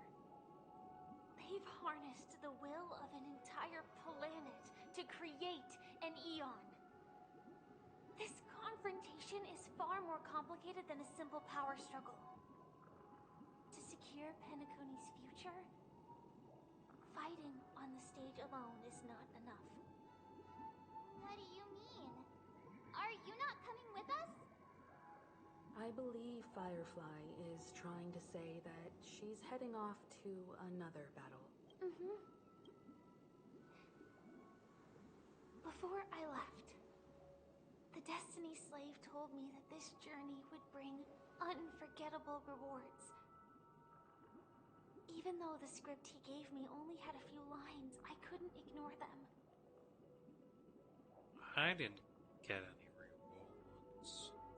Because one of the lines said, I'll experience death 3 times in the land of the dreams. 3 times? This can't be serious, right? The first time was a painful death when I was stabbed by the Blade of Dormancy, which led to all subsequent events. The script will always come true, but in a way that will only be revealed when that page is turned. So now I've understood the meaning of my second death. And I am prepared to face it. If all goes well, my efforts will provide crucial support for you. Only by achieving victory in this battle can we secure a future for Penacony. And only then, my third and final death won't come true in the most terrible form. The most terrible form? Does that mean... The true death, where everyone in Penacony loses themselves completely in the eternal sweet dream of the Order. We must do everything we can to prevent that. Have you made up your mind, Firefly? Yes. Otherwise, I wouldn't be here. Thank you again for your assistance for the Astral Express. May we meet again, in reality. Yeah. Farewell, everyone.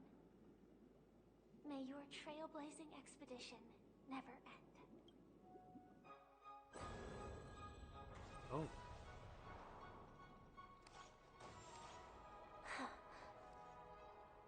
I dreamed of a scorched earth. Everyone, are you ready?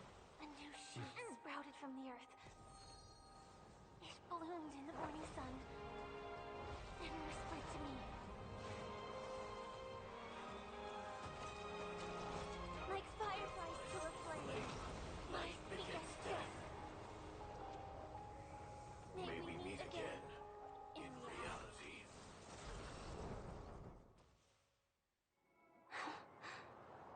She's so cool. After today, Japella's name will disappear from cosmic history, and the Everflame Mansion will take its place. In the not-too-distant future, you'll receive an invitation.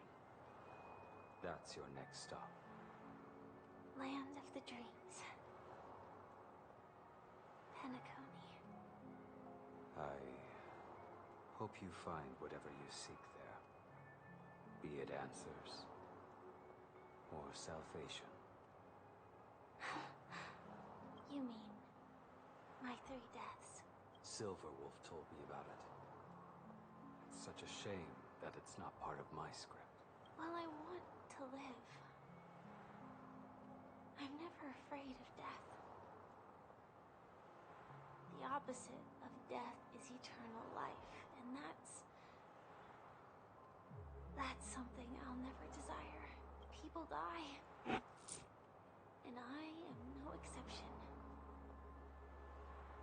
Death is like a script, a fate that cannot be defied. But that's exactly why we have to choose where we want to rest forever. Do you exist just to perish? Are you not the same, Blade? The end you desire is not one dictated by others. If I were to die now, I would only be a weapon. I believe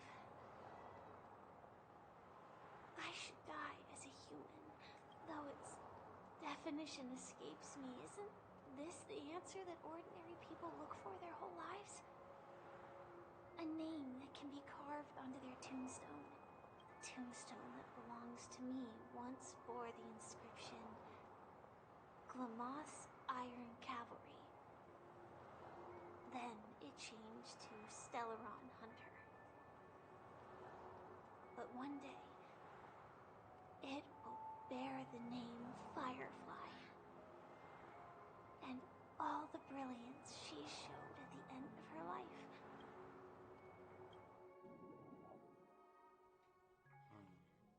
That's quite unexpected, old man. Who would have thought your crazy plan would actually work? Do all you nameless fools just act on a whim? I can sense that this false sweet dream is coming to an end. The nameless may be young, but they had the ability to achieve this goal. Just like you did in your time. They're pretty lucky that this is a dream, or else that dude who's been laying there dead for like probably months now would be pretty stinky and gross looking. It's a shame you won't be able to see it firsthand. Maybe I won't either. Once something fictional is seen through, it ceases to exist. Yeah, not just those nameless. Even Mr. Wings is just like you. Stubborn, won't listen or give up, no matter what.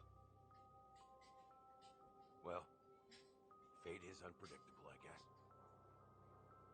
If we weren't bound by those cursed paths, maybe we could have had some good talks. But in the end, we managed to do it. Now we can find solace. Remember how those idiots cursed us? They said, "Go to hell, you worthless traitors."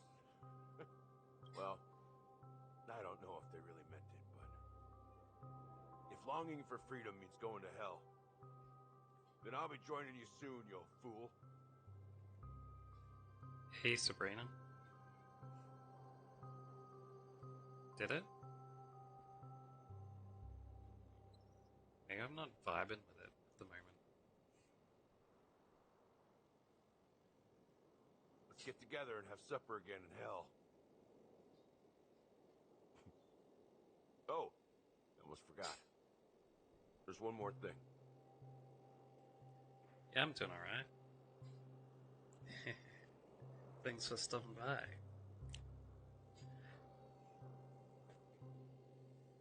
Here's to you. A glass of hello and goodbye, Trailblazer. How you doing? Having a fun day? To the imperfect tomorrow.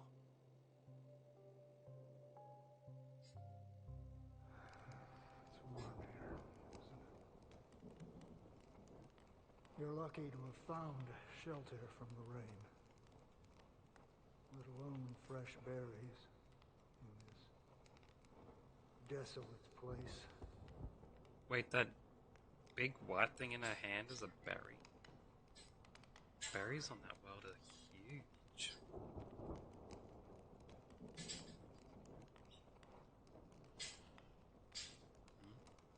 I already answered that question earlier. You said, "How are you?" when you first came in. I was just following the scent of life. It's particularly strong in a place like this. Well, kind of. Guess they're slightly different questions. Yeah, I've been having fun.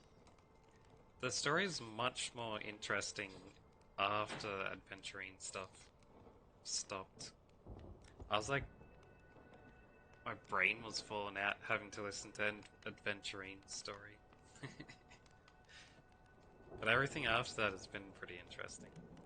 Which kind of goes par for the course for the whole game so far. Like, every single world, pretty much, so far.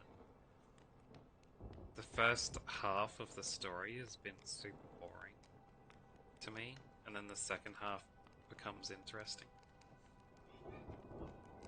It's a shame these berries don't have much flavor.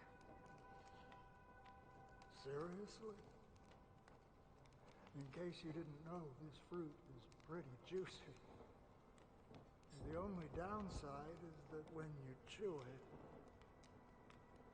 it becomes extremely spicy.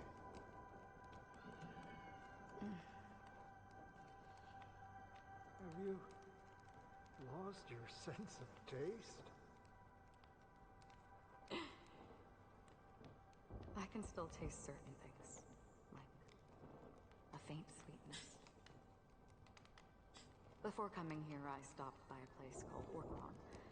It had barren cliffs and nights lit by bonfires. Burgundy snow would fall from the sky, and when it landed on my tongue, it tasted like raspberries. The flavor wasn't exactly sweet. It left a lasting impression.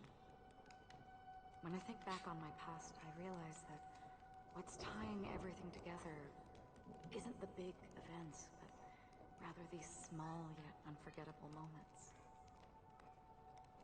Don't worry about it. Losing oneself is a reality that every self-annihilator must face. At least I haven't completely lost my senses and memories yet. Well, congratulations on adding another footnote to your journey. By the way, are you always alone? No, I had a companion in Orkron.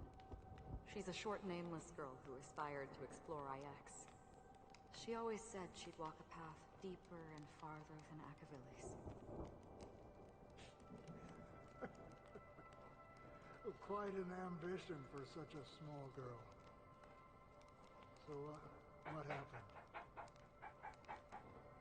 Sorry, someone's knocking again. I'll be right back.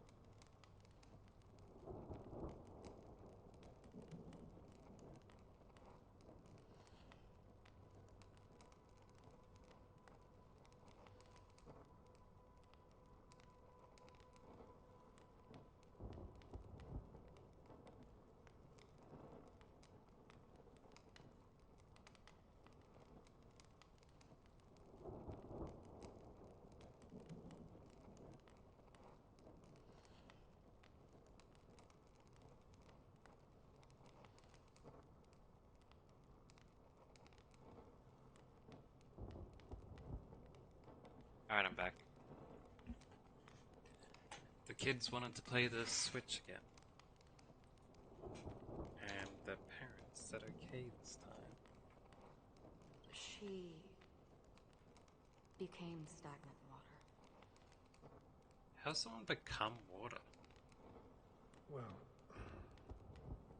my condolences. Condolences. I don't need them. The girl left with a smile. She never regretted her choice and most definitely wanted me to say goodbye with a smile. So, that's what I did. That's proof that you're grieving for her. Or perhaps I'm just afraid. Afraid? I rarely sense that emotion from you. What do you fear? I think it's because they went to the beach across the road with the rest of them. And since they went out for a while, the parents like, well, it's fine. You know, you went out for the day.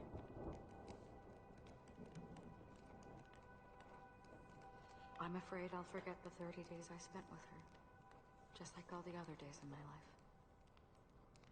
Most of them have already washed away with the rain, disappearing into an unseen realm. I fear that those vivid red memories will fade away too.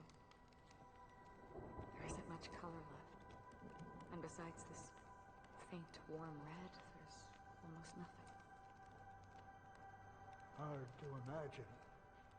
A ranger accustomed to bloodshed, destruction, and chaos finding warmth in the red color. Because I have experienced this warmth many times. Long ago, I promised someone that I'd bring it to more people. And that for every remaining moment of my life, I'd strive for a better ending for all. As long as this red color still lingers, I have a chance to fulfill that promise. It represents a burning fire, blooming flower, the berries in this cave, and life itself, fleeting yet still dazzling.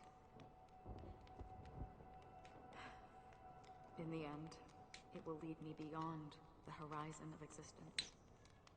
And on the other side, I will cut off nihility.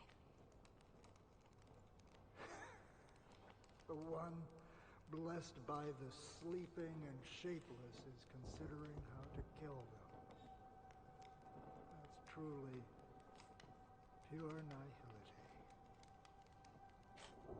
But you're right about one thing. After spending so much time near this stagnant water, only when I look at this vibrant red fire do I realize that I'm still alive. When will this rain ever stop? Perhaps when the sorrows of the departed have finally quieted down, the sky will clear up.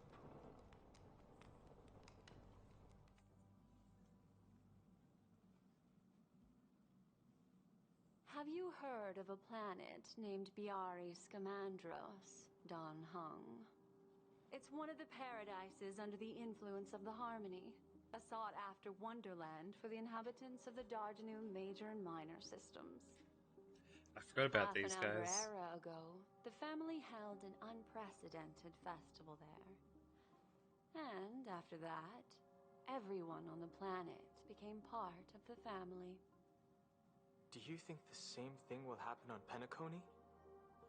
Yes. Or how else can we explain it?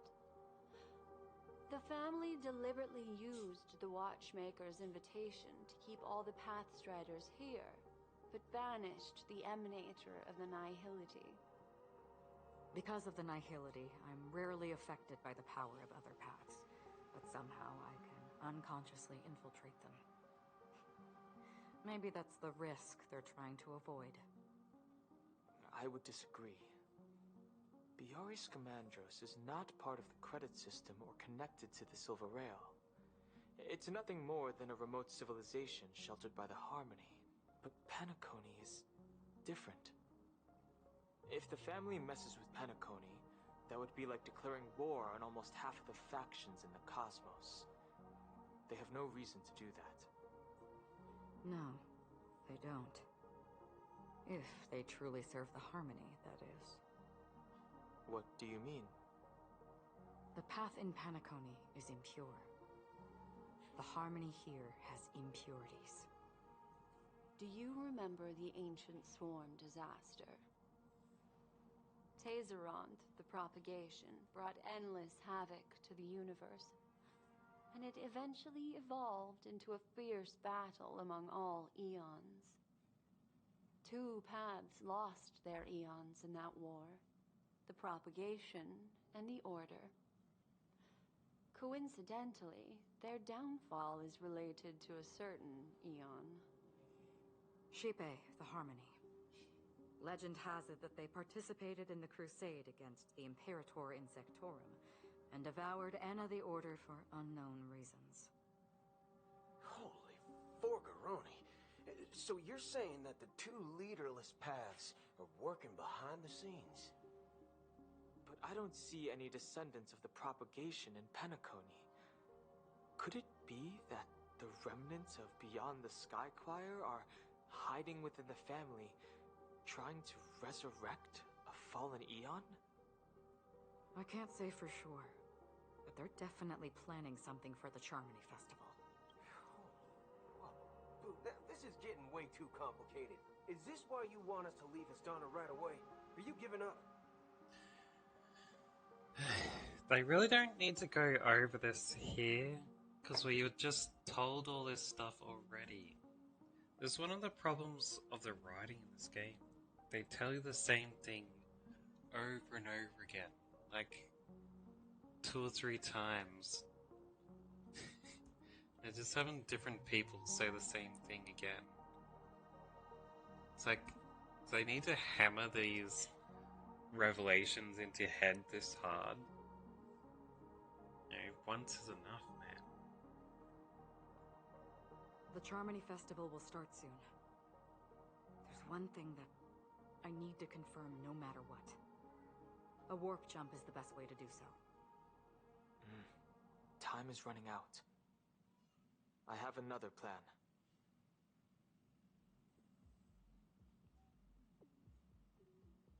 Hold on. Are you thinking of using the Jade Abacus of Allying Oath? Exactly. The assistance from the lawful Cloud Knights would be enough. Think it over carefully. You can only use that once in your lifetime. Yeah, there's no need to use this, Dan Hung. You're kind of wasting it if you use it here. Like, we already have it all said and done where we are. I have considered it thoroughly. My companions are... they're also once-in-a-lifetime treasures.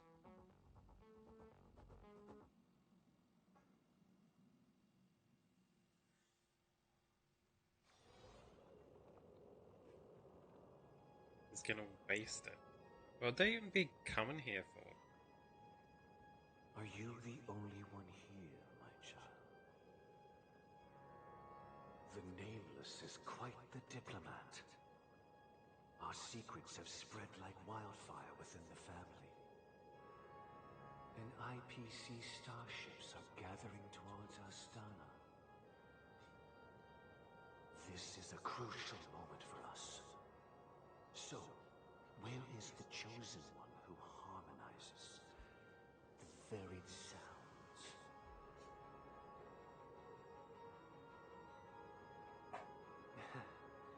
What do you mean, Master? I'm right here in front of you, aren't I? You know, she was supposed to be the star of the Charmony Festival in our plan. But the plan has changed. As her brother, I know she doesn't want to sing for the Order. So I'll take her place. You've always been wise beyond your years. I'm sure you understand the consequences of your choice. If you consider this a betrayal, well, there can't be 2 suns in the sky. I'll step up and take down the other sun if necessary. Do you believe in karma?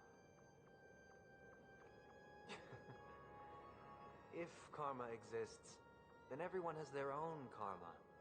You have yours, and I have mine. And my karma has nothing to do with you, Mr. Gopherwood.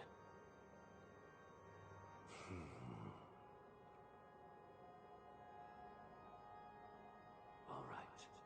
Since you're willing to sacrifice yourself for her, I'll grant your wish. Well, the compromise came sooner than expected. Why? It's bothering me the curtain on that little floating room there is going straight towards the bottom of its floor instead of dropping with gravity and hanging diagonally. You and your sister were born as twins of the Order.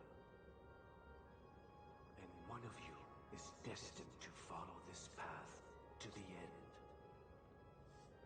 Oh.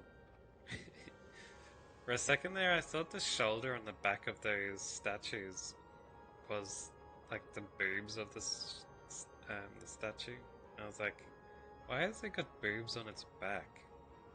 Because they're looking up the air. But nah, they just got their back at an angle.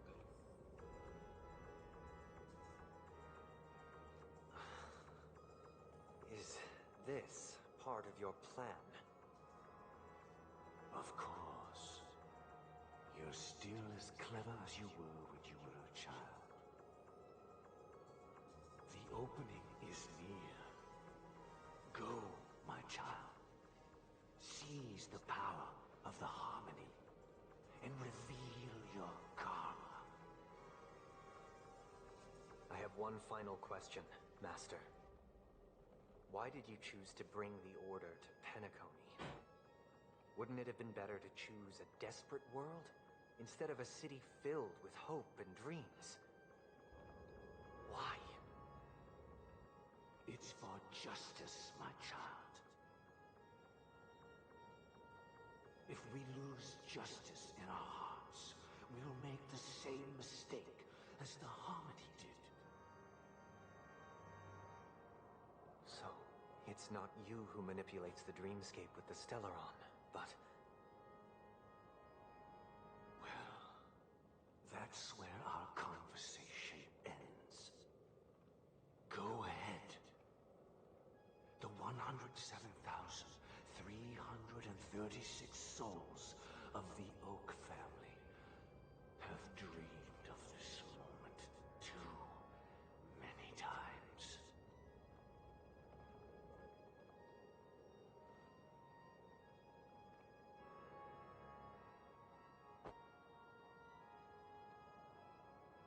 Is it different to his usual foes?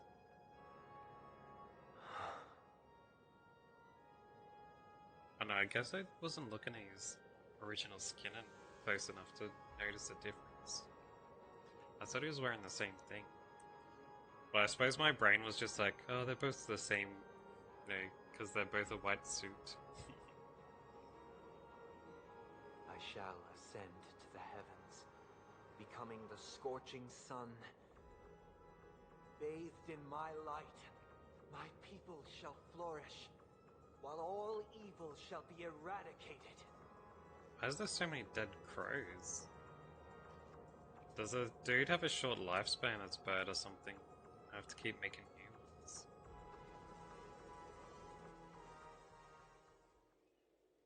This is the interior of the Penacony Grand Theater. It's quite exhilarating to be flushed into the air by Soulglad. But why is the venue still closed when the Charmony Festival is about to start? And not only that, the entire theater is eerily quiet. Yeah. No audience, no staff, no one around.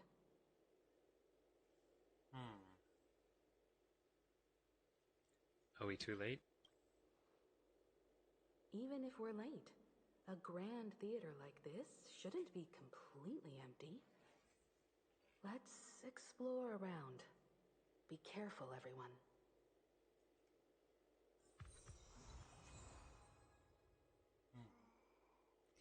Witchmaker's hat. Got it. Let's have a look, because I do have him here.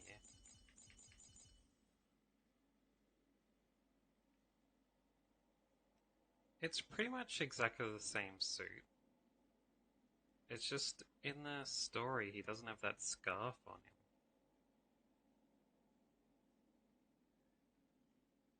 Kinda. I don't think he has that blue side of his suit on either.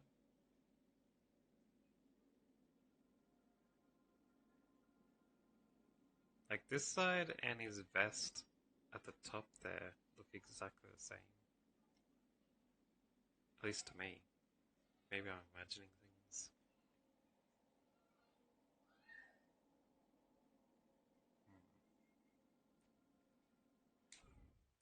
Well, anyway.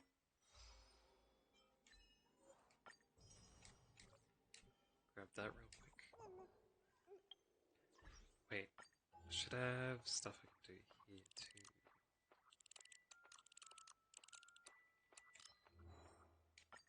Stickers. How's this hat? The hat can just sit on the floor over here, I guess. Anyway, it should probably be closer if it's gonna be more accurate size-wise. Over here in the light. Yeah.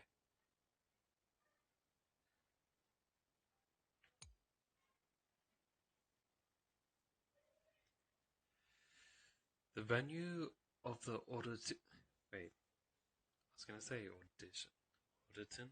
What? Let me start again.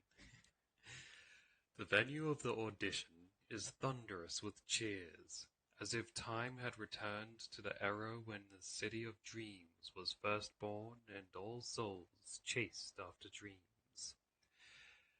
It was the best of times, and it was the worst of times. It was a paradise where everyone could be happy, and it was a wilderness where only the strongest could survive. People had everything, and they had nothing. We will always mourn for the past, just as we will always run away from the past. But who can say that we have already broken free from the contradictions and entered what is undoubtedly a new world?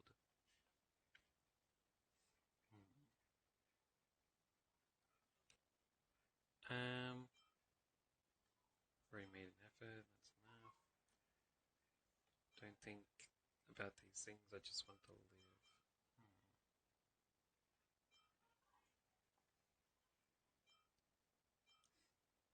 As long as we make an effort, should be good. It is without question that hard work has its own value.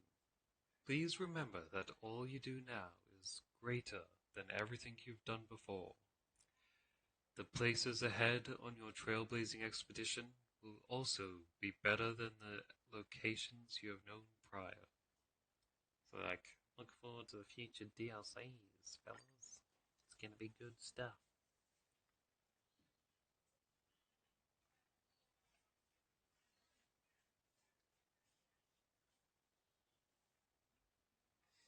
A goth outfit.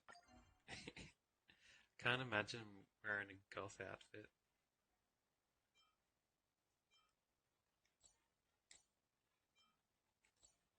What have we got here, eh?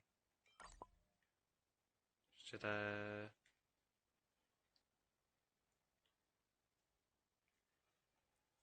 Guess I can put this up as a big TV screen in the middle. Doesn't really fit there. Doesn't really fit anywhere.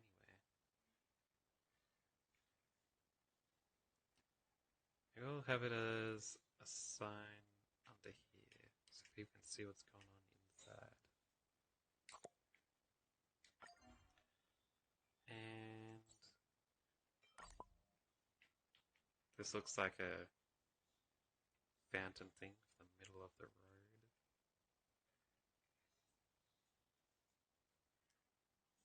That looks about the center.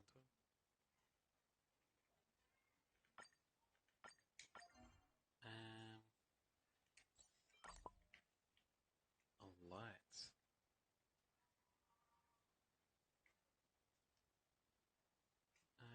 Looks about there would be its right size. An action cue scene thing.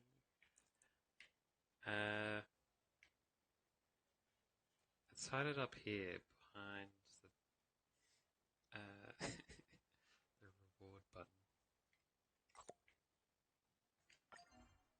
And then got one of Hanu's transformation boxes, eh?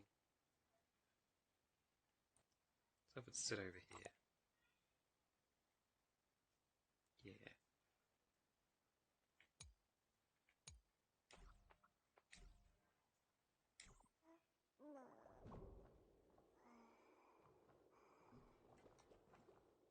There's a treasure chest back here. Still take it to hide it from me.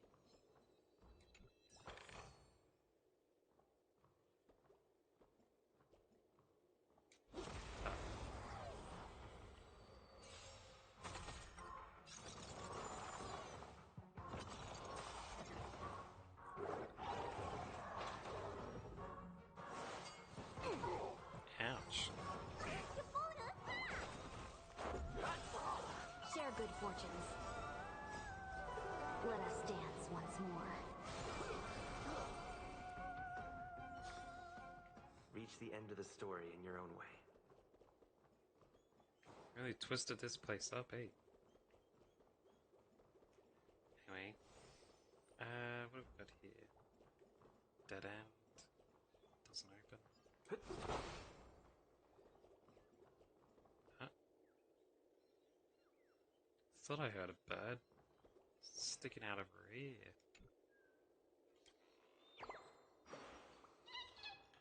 Confused bird.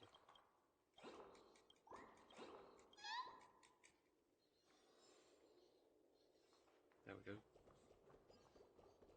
Gosh, the atmosphere here is so creepy and unsettling. Even if there's no audience yet, there should be some staff around. Why is it so silent?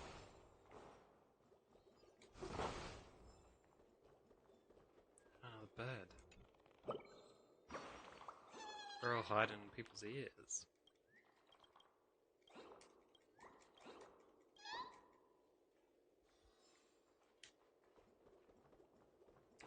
Anyway, looks like I have to go down this way.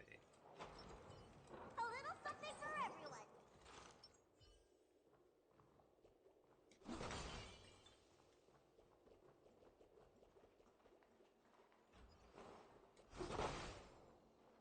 More statues put in place everywhere.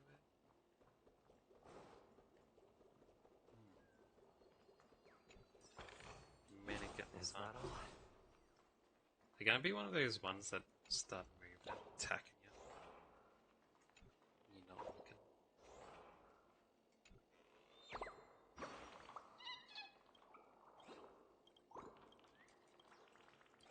Well, maybe they'll clear out the wax, eh? Might help me out. Get a little bird in there. Probably leave you with some kind of infection. Yikes! They scared the life out of me! Why are there so many puppets at the ticket office? They won't suddenly start moving, will they? Stop it! Are these puppets part of the stage setup? Even so, it's so eerie that the entire front hall is empty.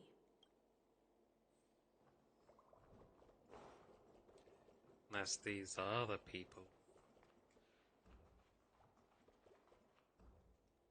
How about here? How do I get that one?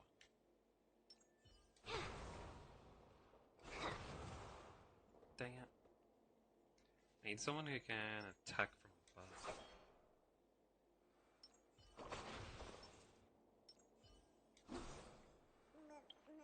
Do I have anyone who attacks from above? I can't walk behind there, can I? There's no path to walk behind.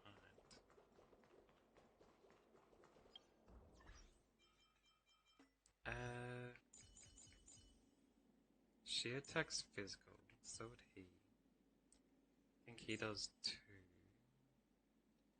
She shoots, but I'm not sure if it'll hit the counter like the other lady.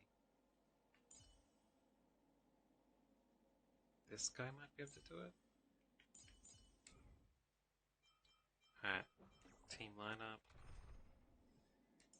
Let's quickly try out him for a second. Dang it. Team lineup.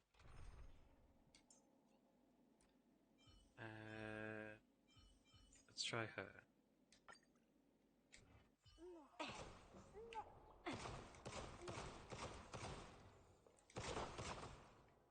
nice. Got it. Just had to stand back a little bit. Alright, let's switch back to my main dude. Nice. Then do the clock.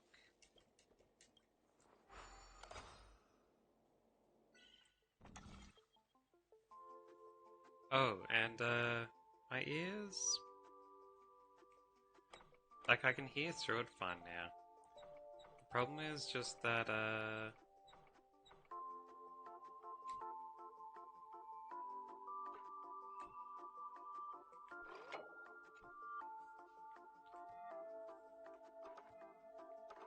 wait, what?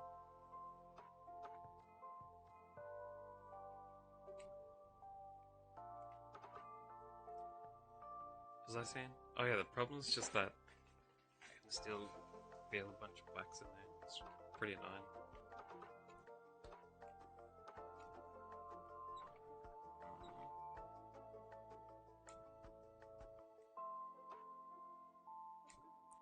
Maybe not like that.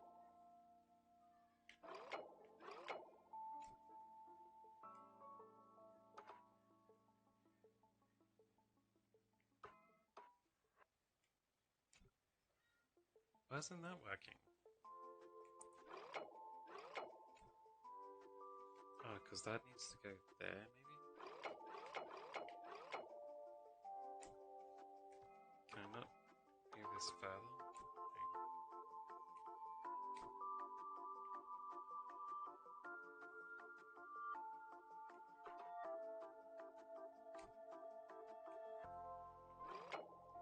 Someone has to be like that.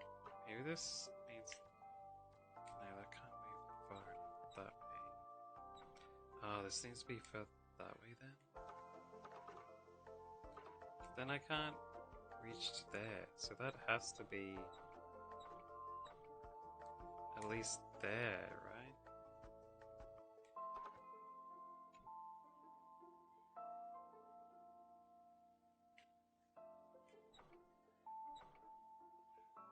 Huh? These are only 3 pieces I can move.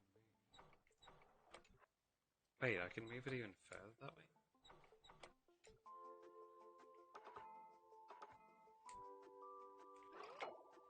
That doesn't help.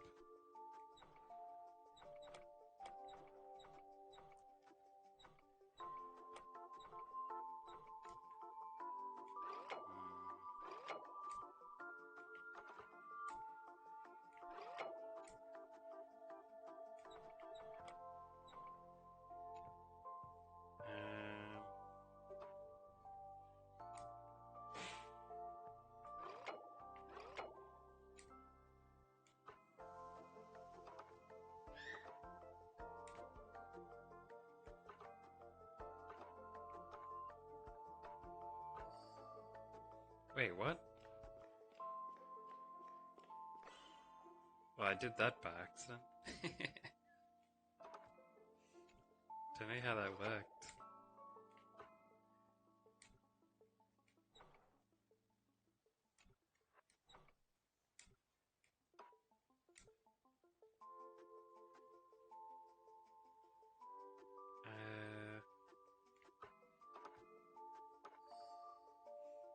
Alright, that somehow worked. I was completely blind on this one.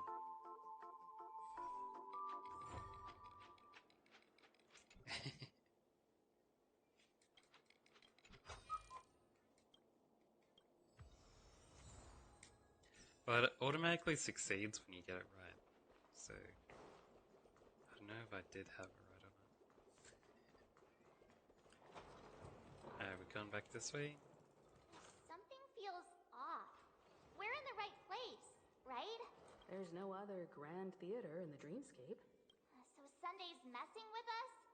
He said we'd have a final showdown on the stage, but why is there no one here? My apologies for the delay, March 7th. You scared me. Where are you now? Oh, did you see the answer earlier? I didn't notice when you said you could move the yellow one. So you probably spotted it before me then. I'm waiting for you behind the curtain. Following the Asdana tradition, I invite you to enjoy a stage play in 3 acts before the festival begins. History is a mirror reflecting the universe's true essence. Let's use this opportunity to delve into the rich history of Penacony and the Eons. You know, after that interaction with the crow, I feel like Sunday is gonna do a double cross and then not do what the other dude said to do. That makes sense? Within it, naturally, the future takes shape. Let us commence with the dawning of the world. After the Dusk Wars, darkness veiled the sky, and chaos consumed the earth. Enna the Order emerged, destined to restore all existence. That marked the first day.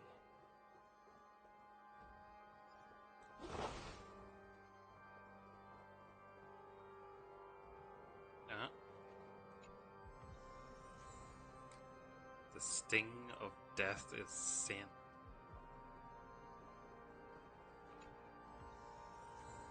The strength of sin is the law. Interesting. Interesting names. Let's go over there. Whoa. They gathered nebulae and forged them into picks, thus creating a grand lyre with black and white keys. Strike the white keys and the sun rose. Strike the black keys and the moon rose. And so, the cycle of day and night arose. That marked the second day.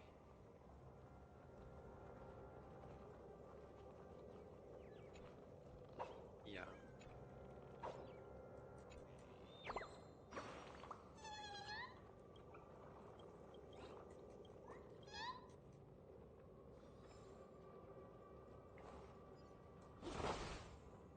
Should I fight those fellas?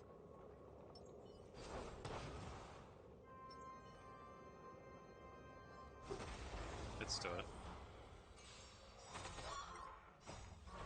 We'd be able to accidentally sneak up on me at some time.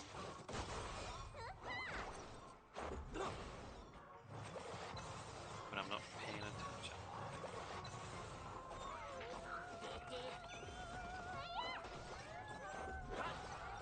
Share good fortunes. Until everything burns to ashes!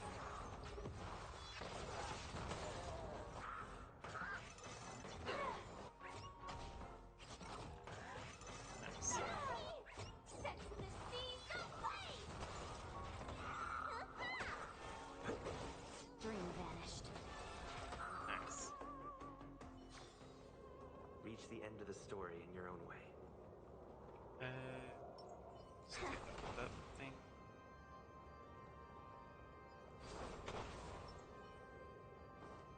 Ooh, a treasure box. Nice, Is nice. that all?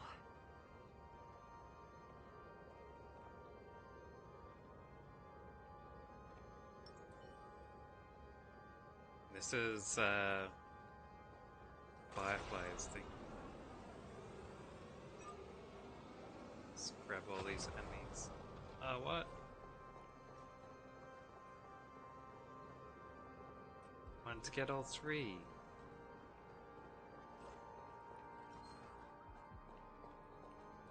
Can I leave this one over here?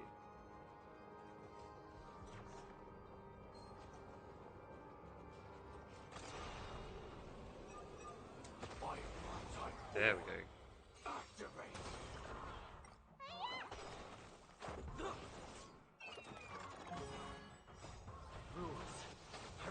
Thought I had much longer for her thing.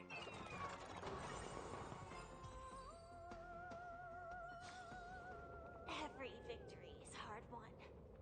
But why didn't it count those two? Does it only count if they're next to each other? Hold on, let me figure out how this works. If I do both.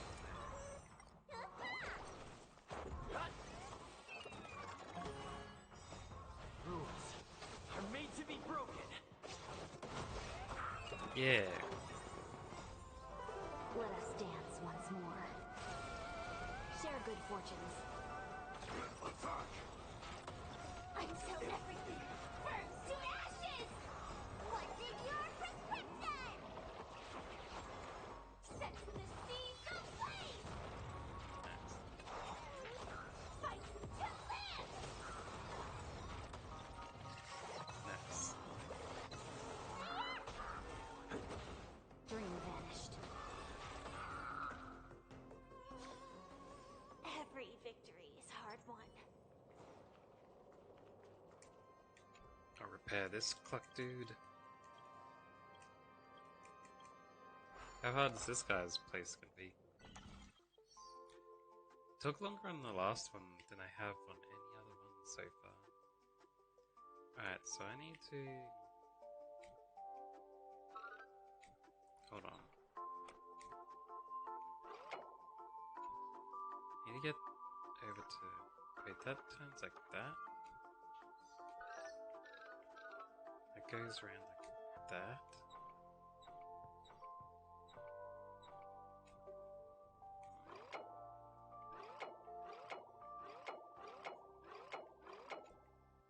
Where does this one go? Like that?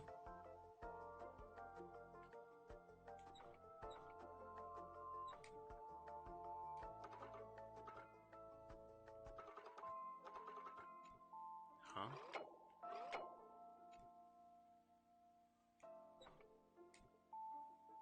How am I supposed to link up to there? Ah, maybe going this way?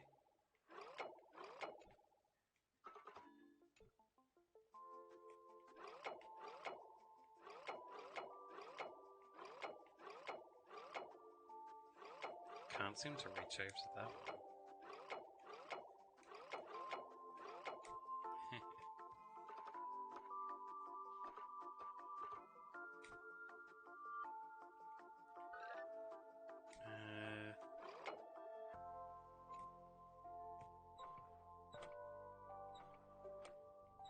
I links over to that side.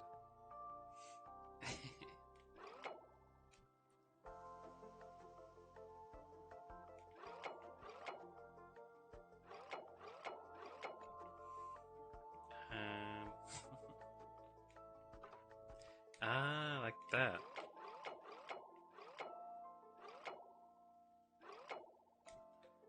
That links to there now. I could... It's like the wrong shape. Can't touch that side.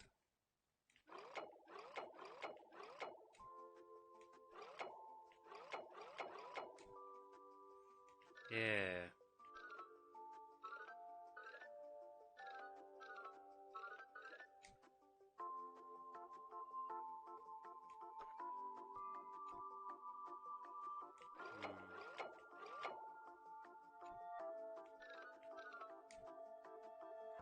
That one doesn't matter if the blue thing's in there, 'cause it still goes like that. If I move... No, that's the limit of that one.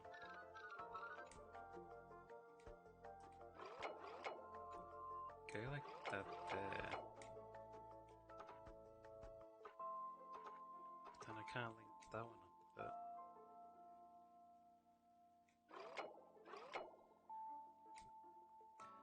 I feel like it has to be like this.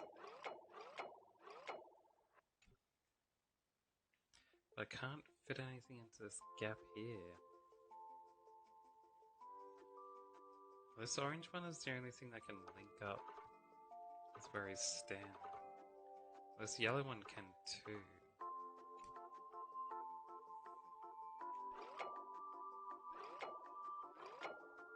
They can't link to anything else.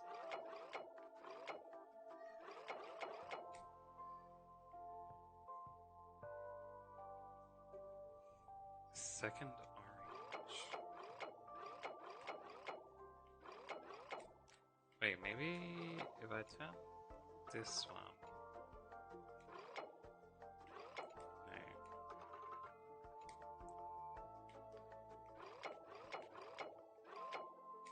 No.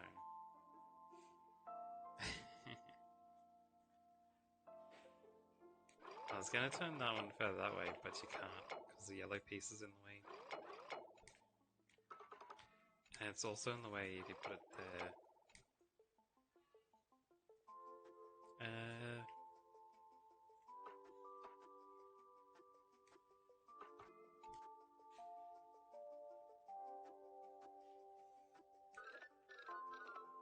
No, this one only goes in circles. And this one hits against the fulcral point of this.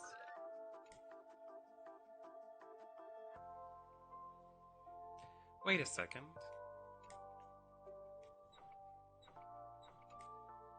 That's now got him a path around here to this yellow one. Which can go to there.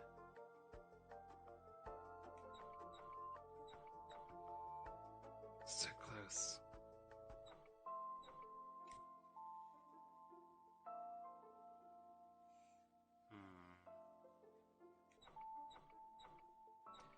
Oh, that's it.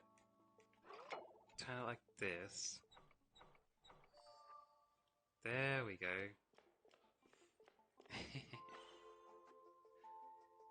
Nice. And now I need to link that one up to there.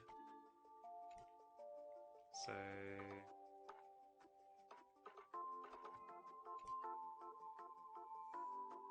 moving that one.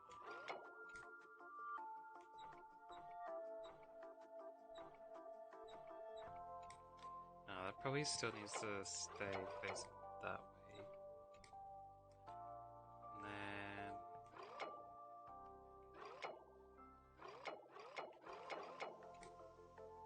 I can go like that. No, that doesn't do anything.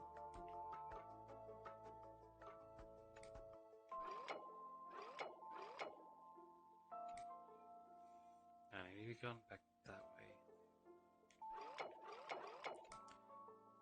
How about I try and go in reverse?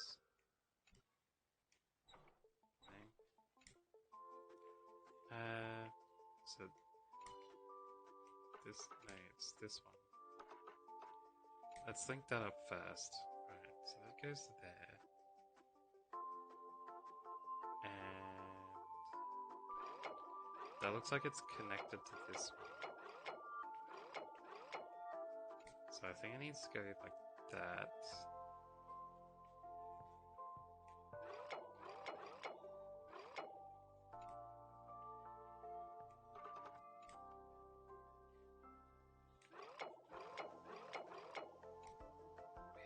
Wait.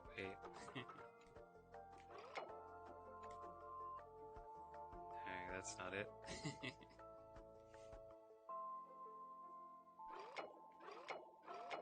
Out of the orange. No, wait. No.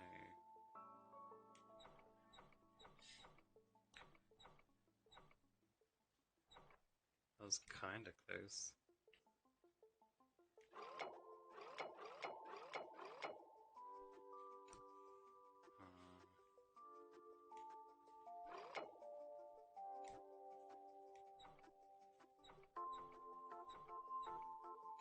Not quite.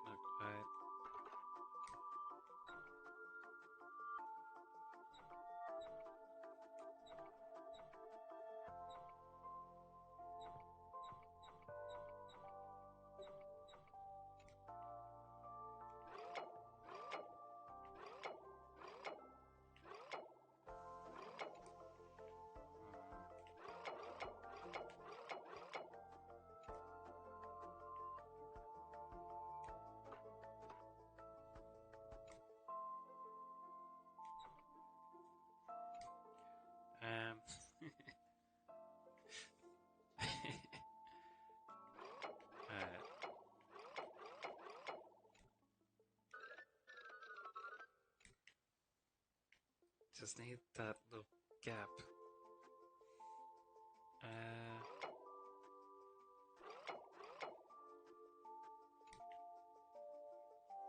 Maybe more like this?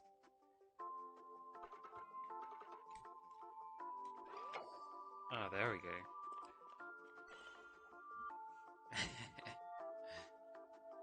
Jeez.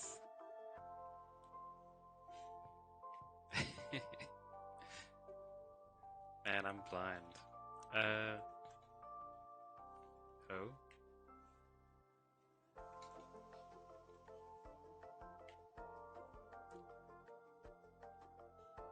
Oh, is that what you're talking about? I was moving a piece before and I didn't see what you meant by it.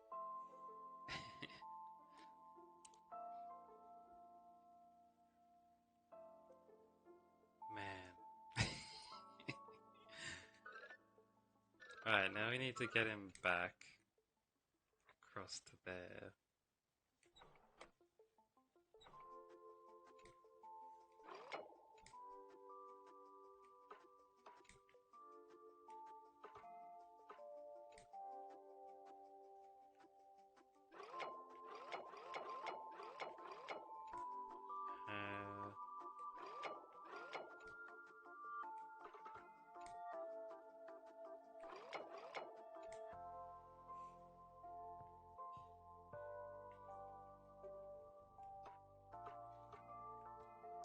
Wait, that's not it? Oh, it's not attached. Never mind.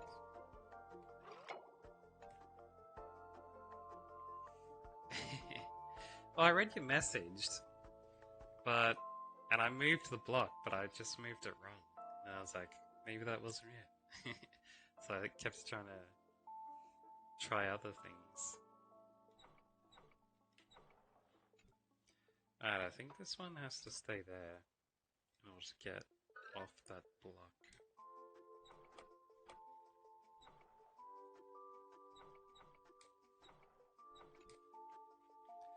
Alright.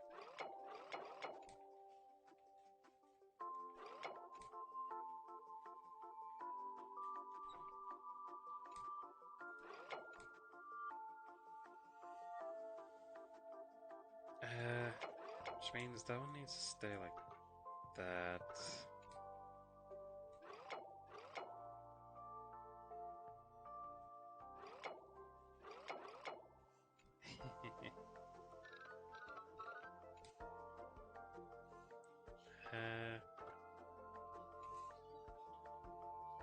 How do I connect these two?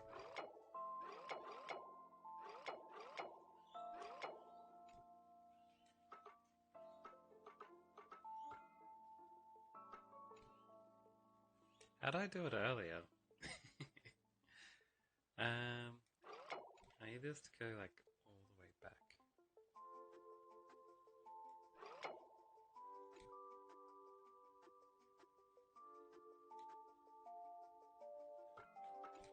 Must have to do something with the blue one, right?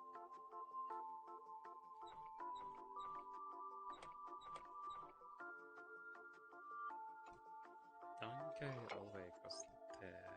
That one can attach to that. That one can go around like that. Ah, there we go. Maybe? Yeah, I have no idea how I did that. And then we need to go all the way across to there. Damn. Wait.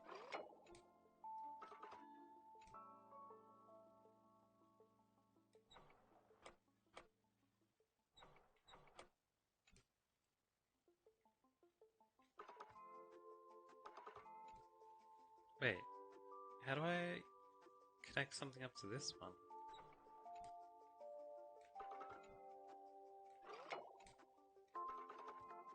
Ah, there we go. That was easy.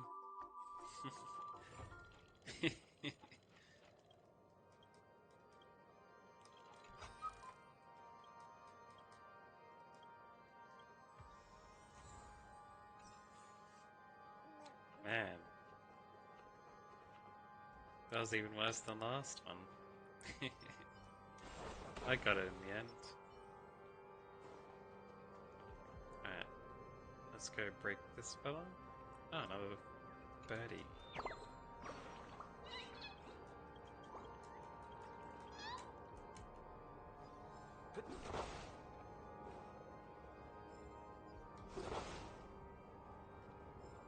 Wait, I thought I already break all these. Well, let's keep going. Got everything. Wait, how do I break that one? It's so far away.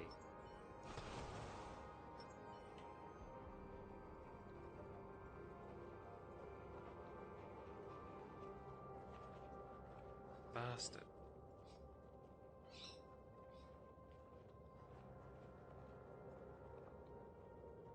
Maybe I need someone with like a really long range attack for that.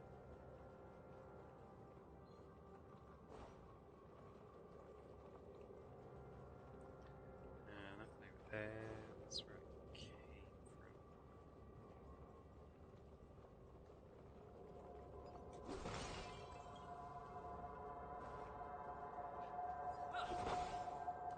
These.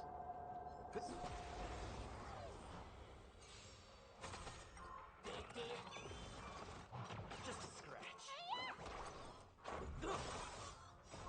Rules are made to be broken. Unite our goals. I'll take it down. Until everything burns to ashes! Nice.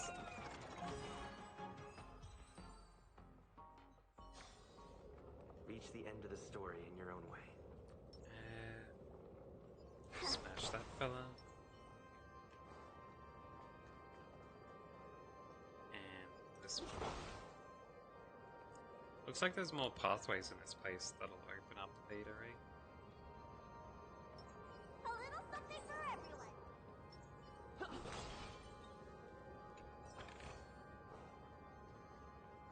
And that.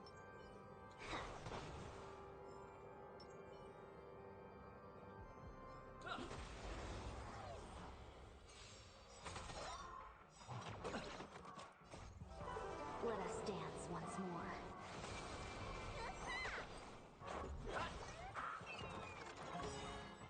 Nice, nice. Rules are made to be broken.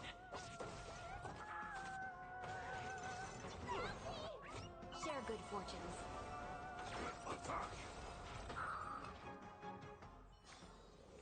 Reach the end of the story in your own way.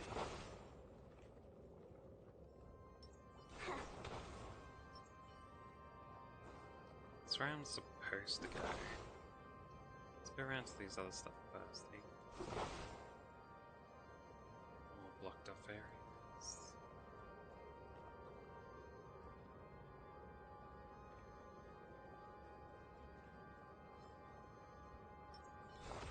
I'll take out this thing first. Just a scratch.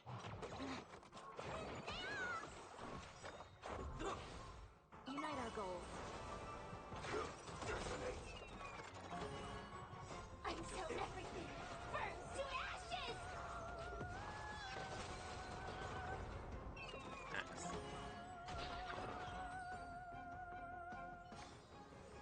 I hope I can be of help.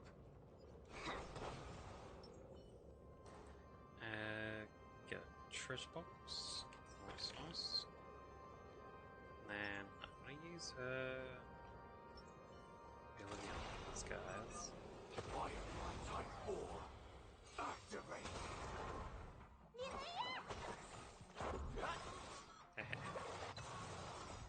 Rules are made to be broken.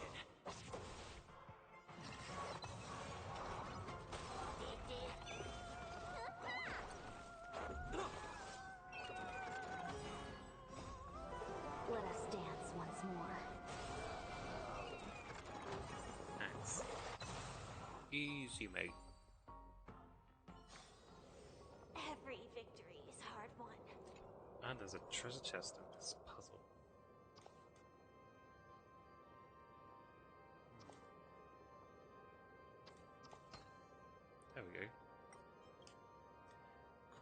piece.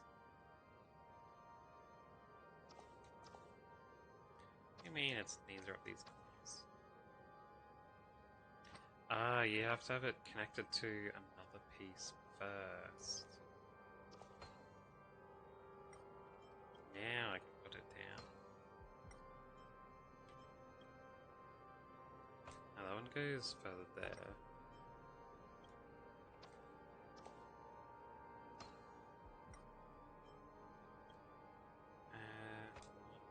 Needs more pieces first. There we go. Wait, not that one. This one. Nice, nice. Yeah, but they're still pretty easy.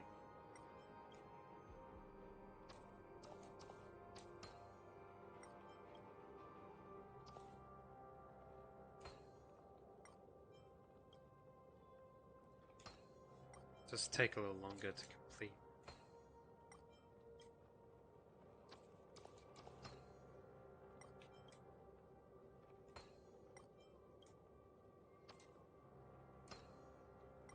One last piece. Mechanism deactivated. Give me a box. Very orange, huh?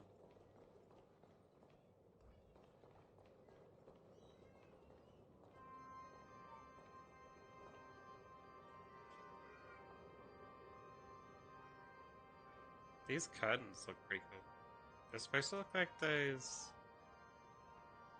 satin fabrics, I think. Well, anyway.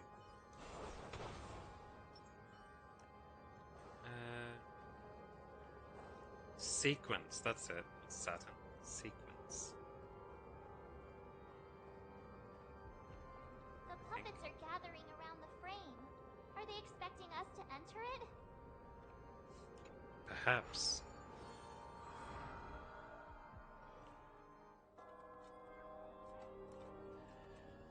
Stage play, Act 1. Ode to Prisoner. Ode to Prisoner. Where are we now? The atmosphere here looks similar to Sunday's inner world.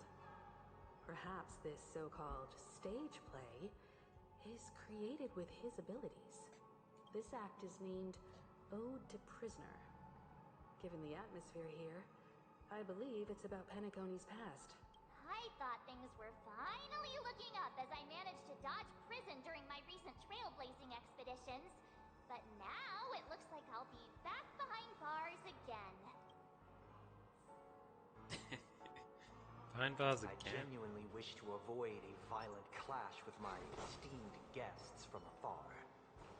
Therefore, I've arranged 3 acts before the situation becomes irreparable. I don't want to avoid it. Where shall we start our narrative? Well, let's start with the time when Penacony was still a frontier. The bird just interrupted his speech. Where shall we start our narrative?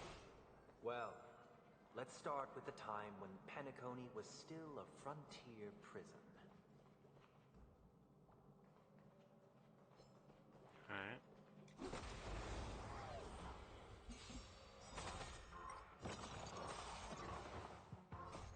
Rules are made to be broken.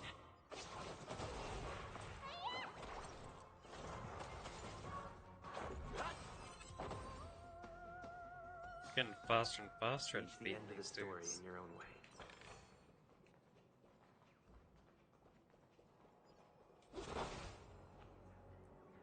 What? Is that the prison? That dude just beating that other dude up. Get out of there, bird. It's a mediator bird. Guess he was trying to stop him from fighting. Hey, these other ones have stuff in them? Yeah, look. There's a dude rocking back and forth in that purple one up there. Oh, the reds have someone beating them, right? Oh, that one has someone screaming. Guess all the purples are that dude? Oh, whatever.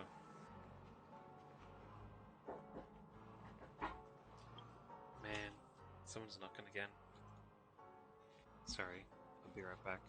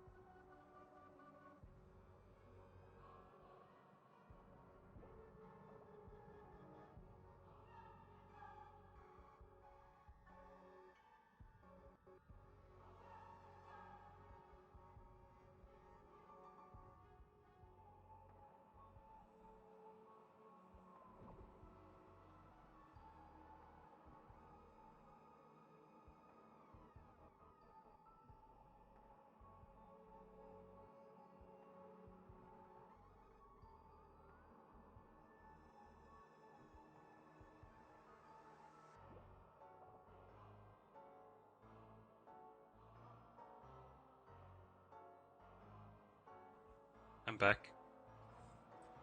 It's my brother again. He's starting to get drunker. He's a funny fellow. He had me shutting away for a few minutes though. He kept telling me to go swim with him. Like, no, I can't. I gotta go back. He wouldn't have it. So it just like, you know, had to keep talking until it let me go.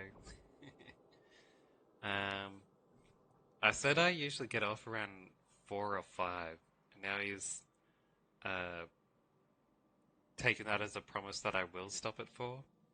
And he also misread the time because it's like 20 to 4 at the moment. He misread it to already be past 4 o'clock. So he's coming here trying to get me out. I will in a bit. Got like 20 minutes left.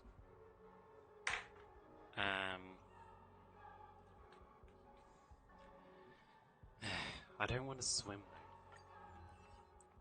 I don't like taking my shirt off in public. Oh wait, the sticker collection was up here. There we go.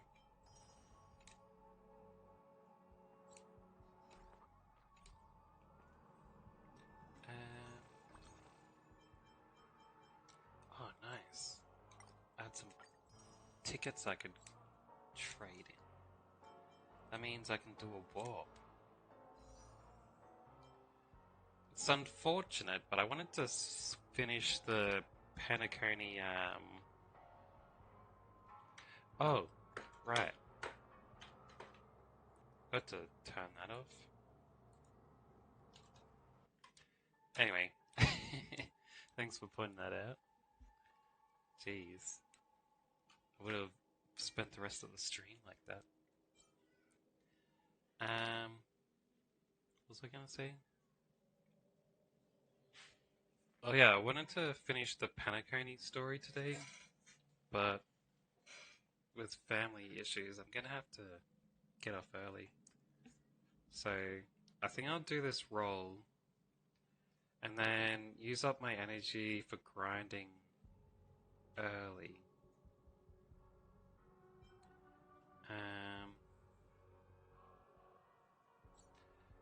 Is one of these ladies a healer?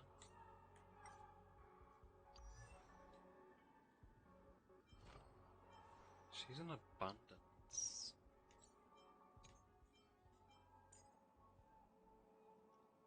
It does damage. A skill.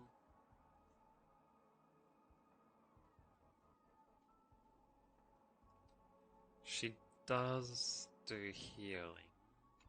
So maybe I should be trying to roll for her.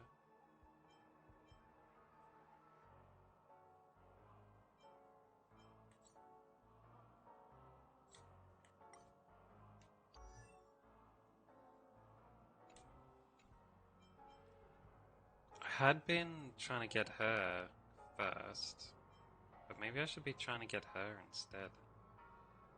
Because then if I have a second healer, I'll be able to do that other content that I need 2 teams for, which I wasn't able to do because I didn't have a healer to save everyone.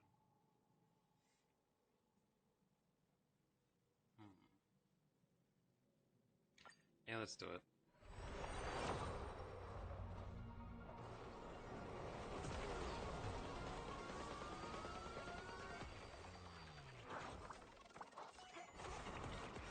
And I didn't get her.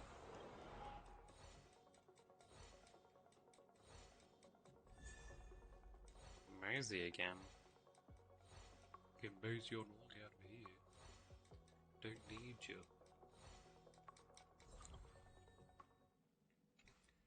Unfortunately. What about this? No, only 5 there. Alright, characters. Mosey. Oathkeeper. Every shadow on the Yao Qing could be me. Regenerate energy when you enter battle. Each time the additional damage from his talent is triggered, also regenerates energy. It's fine. Not that I'm gonna use him ever again.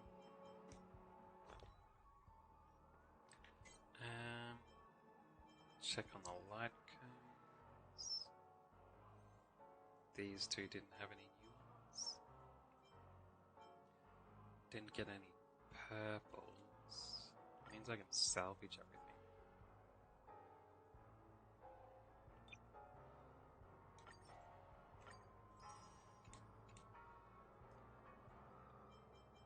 I didn't realize that this one.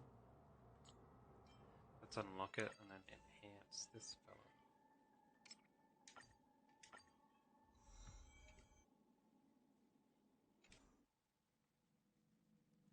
Good, good. Can I get this one up? Yeah. Level 80, good stuff. And then...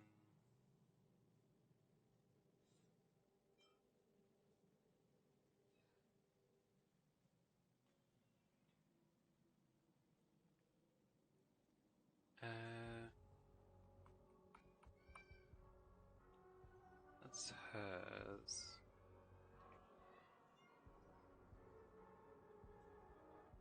Path from the hill. Is she Path from the Hillity? Yeah, she is, that's right. I think. She should be. Anyway, need to get grass stuff for her.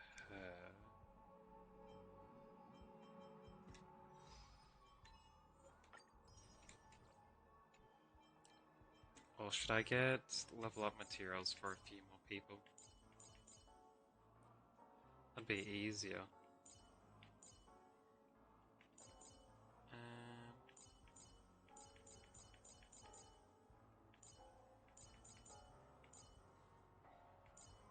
70.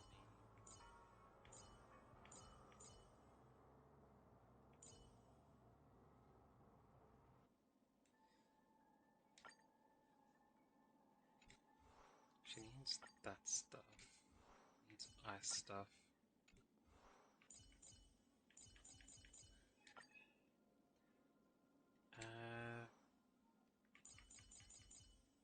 It would be in my backup team. Probably this dude, right? I haven't upgraded him yet. But I haven't unlocked his thing to get that stuff. I don't think. Could start with her.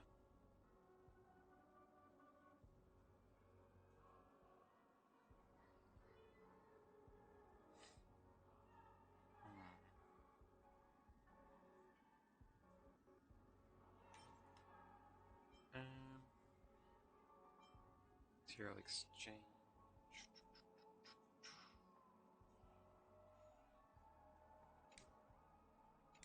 Or should I aim to get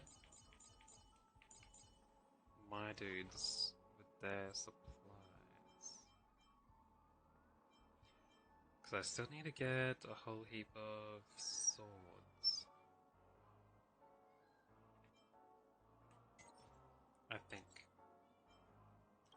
Synthesis. Yeah.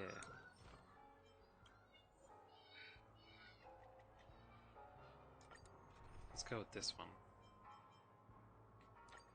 I might switch my fly out with this one that the other person's already Don't be leveled up. nervous. Just cooperate with me. Go a bit faster. Until everything burns to ashes! Alright, let's go. Set the seas ablaze! Fight to live! Man, I can't wait till my dude's set up like that. Rules are made to be broken. Just continuous ulties. Unite our goals. Set the seas ablaze! It'll take quite a while though, because I'll need to wait until she appears again. Start getting the Adel and level up higher. Cloud scatter.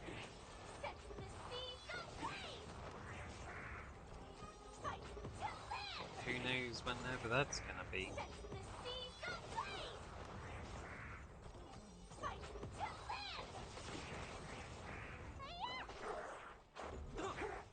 Dream vanished. Let us dance once more. Nice, nice. Go again. Until everything burns to ashes!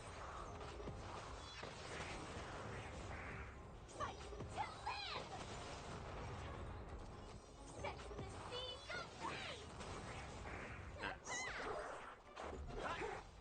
Share good fortunes.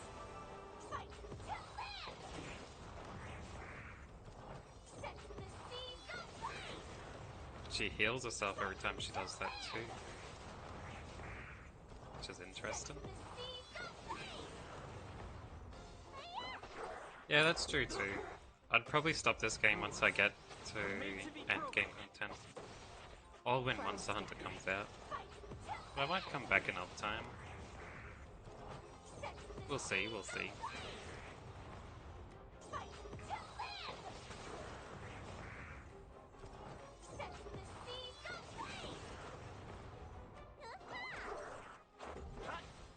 Dream vanished.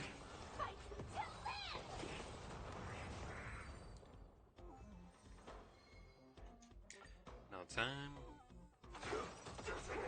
Until everything burns to ashes!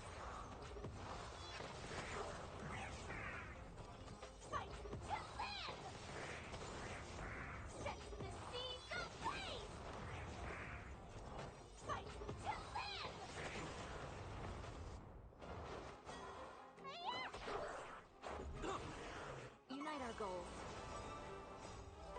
Let us dance once more.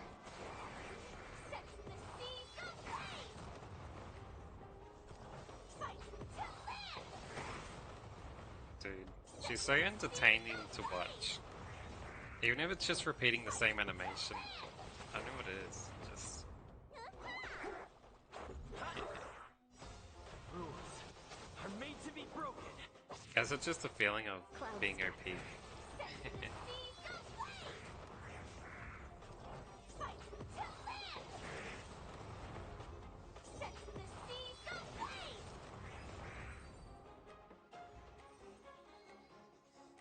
Nice, nice. And one more time. Until everything burns to ashes!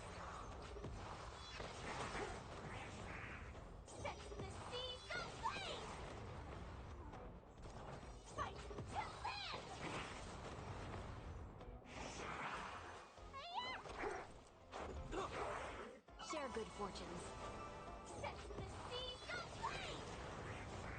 Yeah.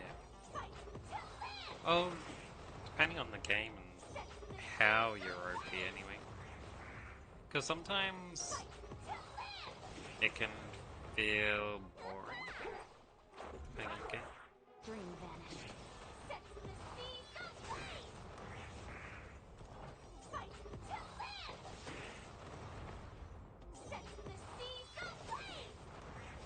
Or maybe it's only when it's unearned OPs.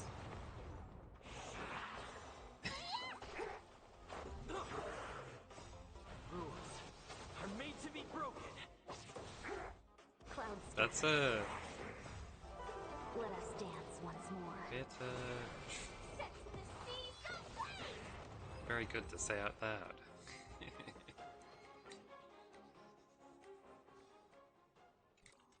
Right.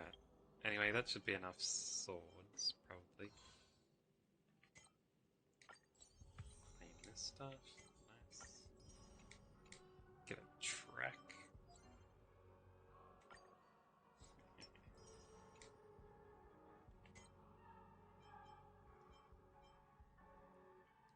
New caverns. Didn't I already know about that stuff? I don't know. Anyway, character, my traces. Go into the synthesizer. Max out all these. Make 10 of them.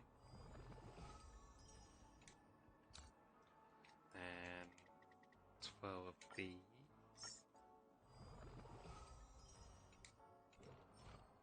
Nice, nice. Right. Let's, wait, why can't I get this one? Oh, I need 2 more of that. Should I grab this one? Damage would be nice, alright. Now let's get this. Base stats are always good.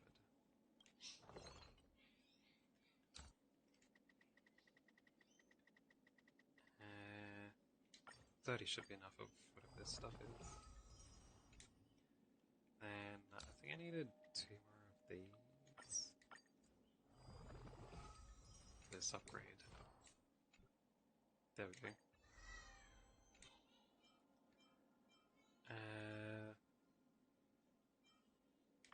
I'll grab this one for the ulti.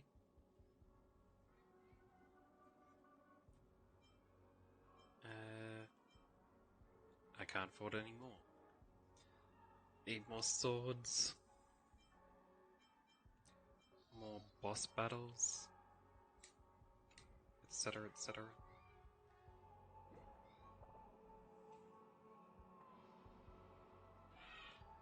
Yeah.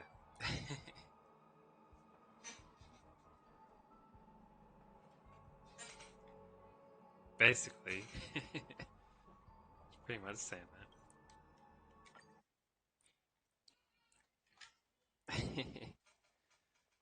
Maybe I should have left the microphone unmuted.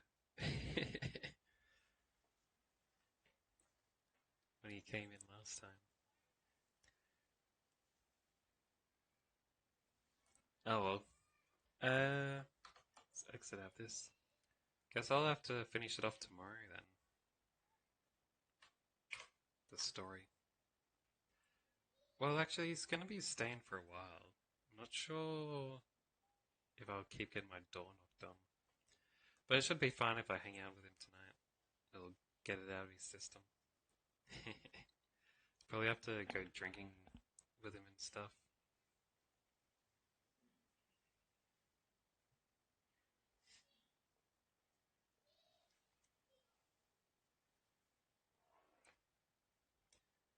Well, fairly close. Fairly close.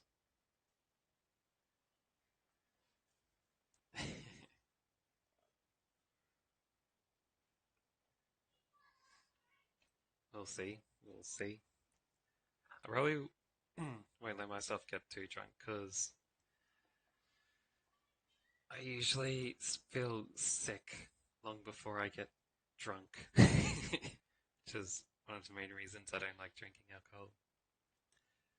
Anyway, yeah, thanks for stopping by and chatting, hanging out all night and all day for me. Always good to have you around, dolls. You're real help when I get all this stuff that I don't notice. The technical difficulties, that is. Yeah, and I'll see you around next time.